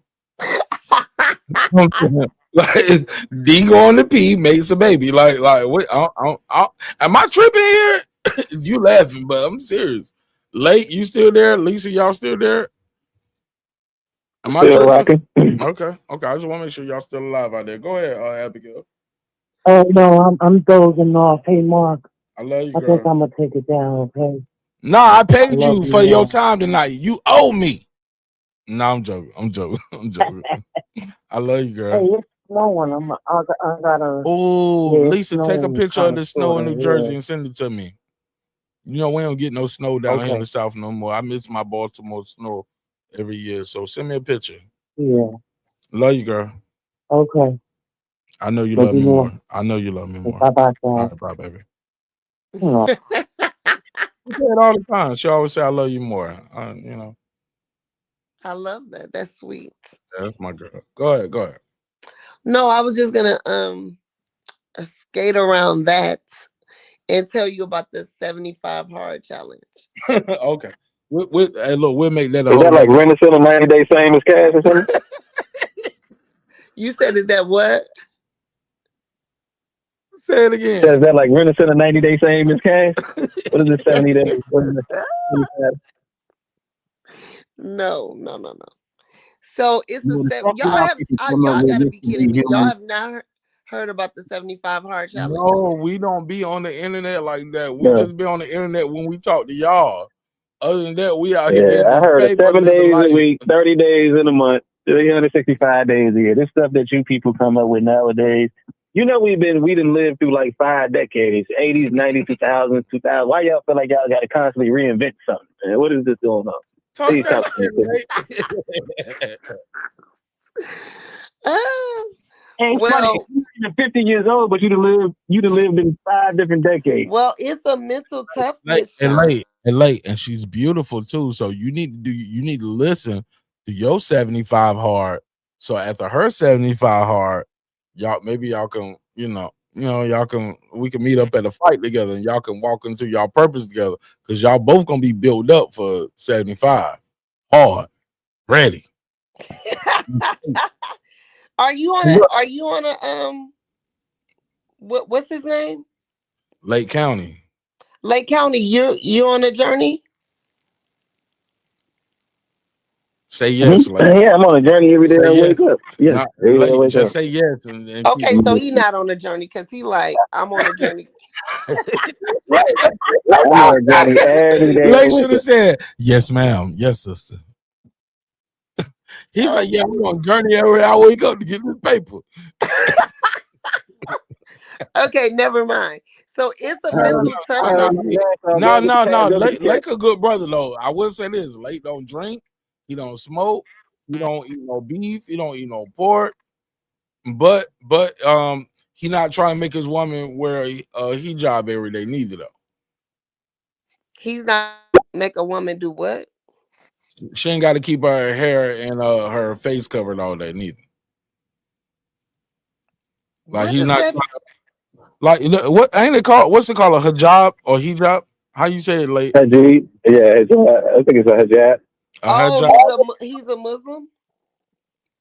I don't know if I wouldn't say his religion is quote unquote Muslim, but they a lot of stuff is aligned with his principles. He believes in praying multiple times a day. He don't eat beef and pork and meat. You know what I'm saying? He's halfway there. I mean, He's like 90% if you can Muslim. date Danny Glover in The Color Purple, you can date me. Oh shit! I don't. Damn. Yo, hey, clip that. Hello. StreamYard, clip that. I know how to do that. That nigga Lake said you can. Abigail, I'm sorry, baby. I didn't know. He might not be the one. She a little more free than that, bro. Like he said, if you can date Danny Glover, the Color Purple. Right. No. I mean, I don't know Danny Glover, so I don't know if I could date him or not. And I never seen The Color Purple. no, I don't watch those type of movies. Oh wow. I internalize pain, so I don't watch. Like I never watched Precious. I never watched the movie with the guy with the Kunta Kinte. Like I don't watch movies like that. I never seen. You know what? I never seen Precious neither. Believe it or not. I can't. I don't like either myself. I had people spoil the movie for me. They was like, "Yo, man, her mom was raping her, and she ended up getting AIDS at the end, bro." I don't. Yeah, I don't want. I was like, "What?" They was like, "Yeah, man. If you ain't never seen it, don't watch it." I cried at the You don't watch no Tyler Perry movies, then?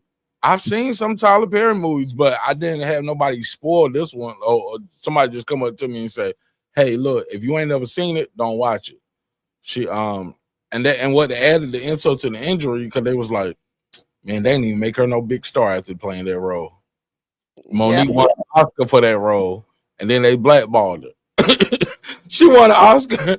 She played the worst mama on TV ever, and then got blackballed. Like, bitch, you ain't even gonna get no good roles to redeem yourself. Like, all right, don't get me on deep. But no, I haven't. But speaking of prayer, I'm not gonna be on much longer because I gotta go pray, and I just got pinged into a room. But it is a mental toughness challenge, the 75 hard, and it's no days off.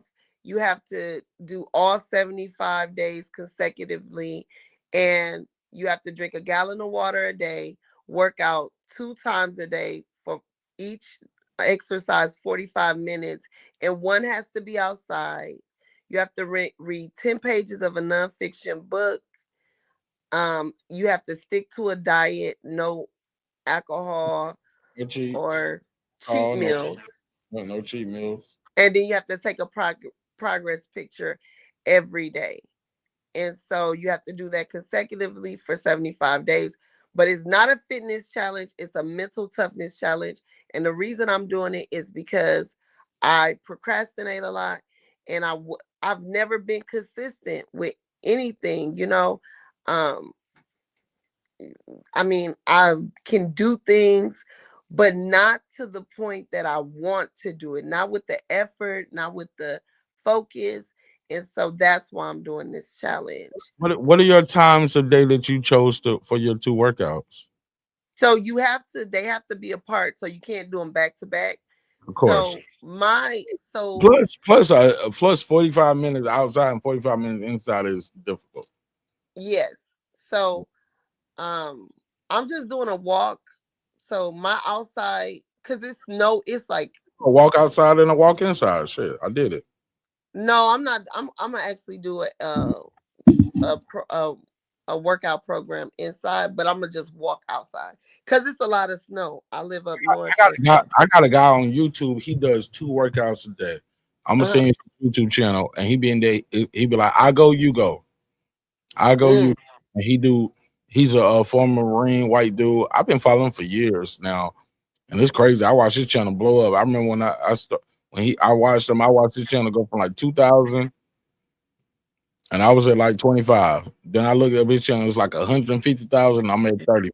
You know what I'm saying? Wow. So people just watch him work out twice a day. Wow. Read the comments. So do he take a day to recover?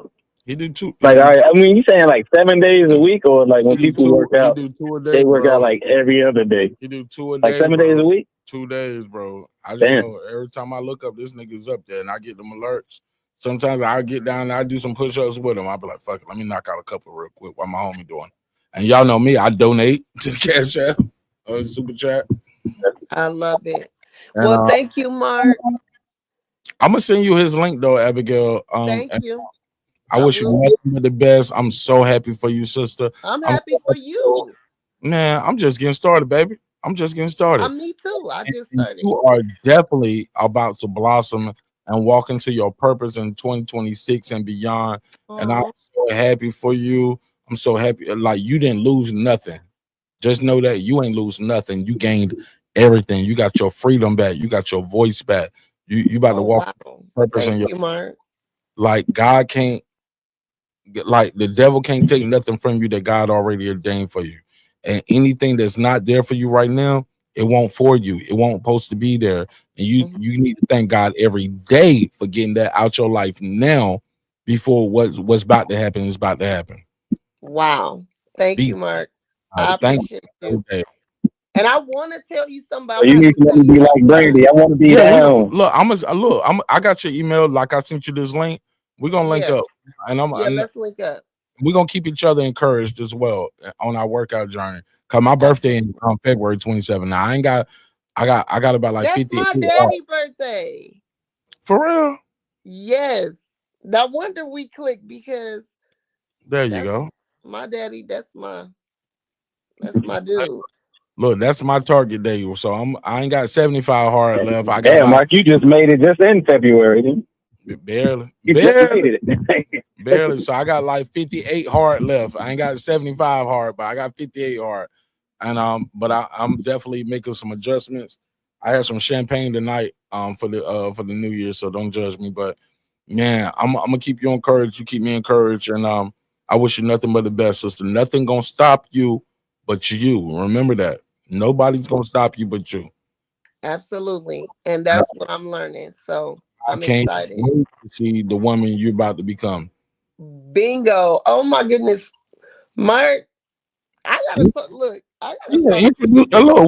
we gonna talk, but you're gonna have to reintroduce me to the new and improved Abigail, not Abigail Hollis. Abigail. Absolutely. Absolutely. And bless you, Lake County, Lake Country or County? Yeah. He's both. County, Gary, Indiana, Okay. 219, Lake County. He's like, I can be whatever you want me to be, baby. I can be your brother. Uh-huh. I can be your father, your nephew, your uncle, whatever you need, baby. Whatever you want, baby. I think it's time. He from the Abigail. Midwest. He from out there, from Indiana, man. Oh yeah, I'm from the Midwest too. See how I did that? See what I did? Mhm. Like, see what I'm saying? Mm-hmm. What place you trying to visit this year, Mark and Abigail? Before you go, because I'm trying to pick a new place to go this this year. workout machine right now. I'll let her This go workout first, and machine? then I'll talk. Go ahead, Abby. You close. So I really want to go to North Carolina. I've never been there. Damn, I'm just selling the house now. Shit, you could have been my little side piece. I could have had you put up somewhere. Shit. You was in North Carolina? I got 2 houses in North Carolina. I'm selling right now. What? One I sold like 2 years ago, but they about to close out and finish their last payment, and I got one of them just signed a deal on like yesterday on the 31st. Wow. Yeah. We're gonna see how I feel like God is calling me to North Carolina. Goes on the 9th. Nah, God ain't calling you there. That's some slave ancestors. That's like, don't go back there, though, man. Don't do that. I'm sorry. We'll talk though, but we'll talk. But damn, man, why North Carolina? Why you say God is calling you there? You got family there? No, I don't have family or anything, but I don't know. We gotta talk. We gotta talk. We gotta talk. Then I need to hear the message. Shit. Yeah, absolutely. So, I in need another to place, hear something like that too. you said what? I'm sorry. If you want to hear something Not like that I that need to too. hear more about that too. Okay, you from? You wanted to go to North Carolina? No, he No, want to know. I only asked he's because I interested know, in, like, in 2025, me and Mark together combined, we've been to like 7 different countries or continents or something. So it's just like I'm trying to see like where else do people want to go, or like where else, right, where you have it in your heart and your mind, like what you want to see, what you want to do, or why you want to go there. And once you bring God into it, we definitely are like, damn, what did he tell you? Like, what did you like? Move. So that's how I'm moving in 2026. Whatever he told me to do, that's what I'm doing. So it's a lot of cities, a lot of states.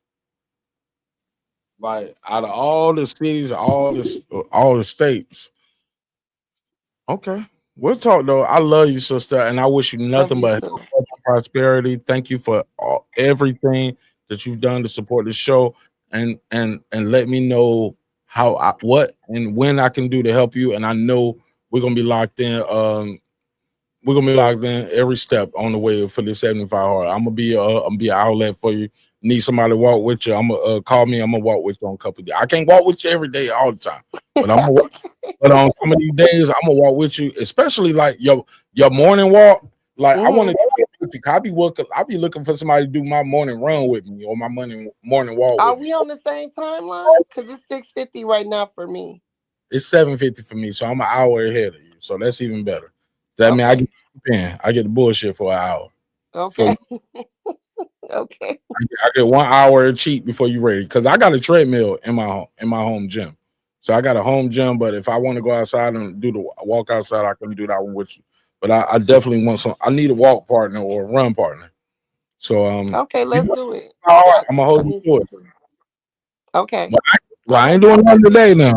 Right now, this morning, I'm gonna do it. I'm gonna do my daily miles, so I'll probably do my evening one with you if you're available. But I'm gonna hit you up on I email you my contact information. All right, cool.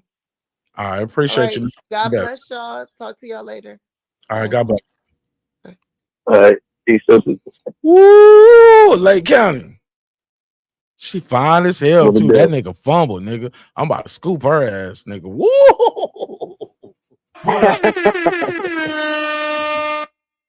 All right. From Hollywood to Hollywood, but it's good. Man, she might be my little, you know what I mean? No, I'm joking. I'm joking. Nah, she back to the streets, boy. You know me. But you know that's funny, like to say that. Like, you know that's hilarious to say that. Soon she ain't gonna be like, all right, what's your number? The best. All right, like, I'm praying for y'all people. Nigga, I'm about to holler at that nigga. I'm about to crack. No. Welcome back, baby. Welcome back to the streets, baby.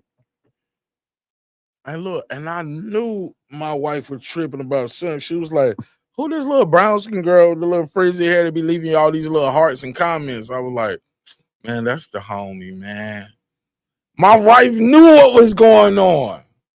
She was like, man, that bitch in the streets. Sorry, Mrs. Nash. I'm in the streets too. And unfortunately, my wife ain't no member, so she ain't gonna never see this episode. She sleep. I'm about to be these members only. And y'all niggas better not snitch on me and chop this shit up. Cause I'm gonna be telling my old lady, I'm like, baby, you know it's just comedy, baby. It's just jokes, baby. Mm-hmm. Y'all can't hurt me, man. You know the difference between Mark the host and Mark the husband. Hey, baby. Hey, look, I'll be like Ray Charles right now. Hey, baby. Come on, baby. The little, you gotta make it do what it do. What are we talking about here? She fine as hell, though. I ain't gonna lie. She fine as hell. That nigga fumbled that one, boy. Fumble. Beautiful. Beautiful, bro. Beautiful girl. And she like boxing too. Shit, my wife better make sure she stay in line in 2026. I got my paper up, my nigga. I can pay some child support, my nigga. I'm good. We only got one. Shit, we only got one. Ms. Nash, you better make sure you keep that shit tight, because I'm gonna be working out with Ms. Abigail this year, nigga. No, I'm joking. I shouldn't say that. That's wrong, ain't it? That's wrong. All right, man, let's end this show. Let's end this show. So how we gonna end this show? How we gonna go out? We gonna tell people about a couple changes. I know me and you in the same state. We in Georgia. Nigga, I'm about to play you so some it's beats, a couple new laws. No, the show open for them. Let's do it. I ain't letting the show go for you, nigga. These niggas gotta go. I need you to hear these new music I'm working on. I'm going crazy. Yes, sir. Well, I think I'm going crazy. I know you are. You giving out beat packs. I mean, you ain't giving them out, but you giving them out. You letting people hear more than one. You got beat packs going there. Man, I got something, man. I got something special. But more importantly, God has put me in a position and he blessed me where I can. Remember how that analogy I was talking to you guys about with the farmer and shit? Mm-hmm. Yeah, man. I'm not just using my green thumb no more, like just to play with my garden. I'm building a farm, homie. Building a farm. Damn right. Yeah, but shout out to everybody who pulled up. Shout out to the homie Puro. Shout out to Lisa Bell. She never failed. Foodie with the beauty, badass blonde in the building. Shout out to new on the market, sexy chocolate, beautiful, fine ass Abigail Holland. See that? That nigga fucked up. That nigga fucked up and fumbled. That nigga fucked up and fumbled. Now we know she available. Shit, it's a good fight coming up. I might need some. I know. Hey, them comments gonna hit a little different now, Abigail. When I respond to some of your comments. Hey, look, late. I might need somebody to be a correspondent for me at the event. Okay. Like, I might have to send you. I might have to send you and Abigail out to correspond on the event for me, man. Y'all make that happen, man. Y'all make get some good footage for the show. Get some good boxing interviews and shit. And y'all can have a nice little date too, courtesy of the show. Yeah, dang right. Yeah, man. We're gonna come on here and talk about how the day went. You know what I'm saying? Like how they used to do. Like how they used to do on that show, Blind Date. I'm gonna be the black. Yeah, exactly. That's what I want to see. Something happen bad. Like, yo, man, somebody go out on a date. And then you just come on Mark Nash TV I would pay and talk for about it, it. bro. I would pay for a date. Like that episode of Martin with Shanae and Chris Rock. Yeah. But look, we need to do the Love Jones connection. I'm gonna need niggas sign waivers though, because y'all niggas crazy. I'm gonna need motherfuckers sign waivers though. Niggas gotta sign waivers. Yeah, I feel you. Like, yo, you can't take no pussy, bro. You know she can say no, right?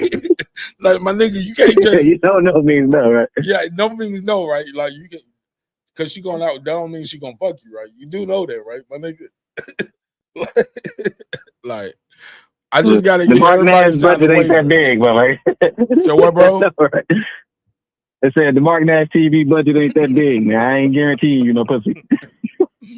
I'm not guaranteeing you nothing. I'm not even guaranteeing you the date. You might pull up looking crazy, and she might be like, balloon pop. Nah, I changed my mind. Nigga be like, he was like, I didn't even know this was a balloon pop show. I'm like, me neither. That bitch brought her own balloons. She popped the balloon and went back in the house. Right? She walked outside with the balloon. Niggas talking about that, man. It's Mark, she signed up for this, man. She got to do the date. Nah, man. Nah, bro. She popped the balloon. We didn't even have balloons. She brought her own balloon. That was the sign to the production company that she wasn't ready to go.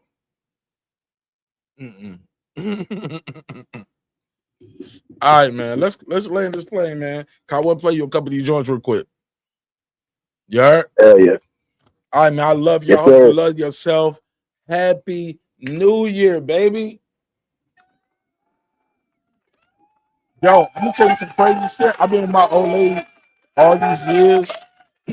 I had to teach her about Kwanzaa this year. She didn't even know what Kwanzaa was, yo. Ain't that crazy? Wow. I didn't realize how many. So I was talking to her, and I ended up calling another family member, and they was like, "Shit, I don't know about Kwanzaa neither, nigga. What you? I thought that was for Muslims." I was like, "Oh my god, you don't know." They was like, "Oh, I thought that was for Jewish people. I thought it was like Hanukkah." So we was doing a whole bunch of Kwanzaa teaching this year, so which was interesting for me. Happy holidays, Merry Christmas, Happy Hanukkah, and everything in between. Happy Kwanzaa. If you don't celebrate any of that, celebrate life. Celebrate the opportunity to wake up tomorrow and be a better person than you were today. Everybody don't get that chance. Or everybody get that chance, but they might fumble it. But I love y'all. Hope you love yourself. If not, guess what? God loves. God loves you. And so this Martin Nash in the neighborhood here at Breaking Beats, where we break down business, entertainment, art, technology, sports, and any damn thing else you will not feel like talking about. We are the #1 hip-hop political sports show with a comedy twist. We like to let the jokes fly. You know why? Life is serious enough. Hey, sometimes we're going to agree. Sometimes we're going to disagree. But one thing's for certain, two things for sure, homeboy, homegirl. Never, ever, ever forget this. I built this shit. Me. Brick by brick. And I'll be damned if I let you tear it down just because you don't like the way another nigga talk. I built this shit. Me.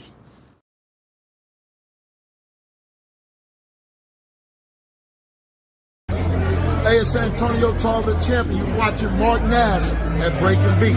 I usually don't do drops, but I'm going to give you one, bro. I'm going to give you one. I love you, champ.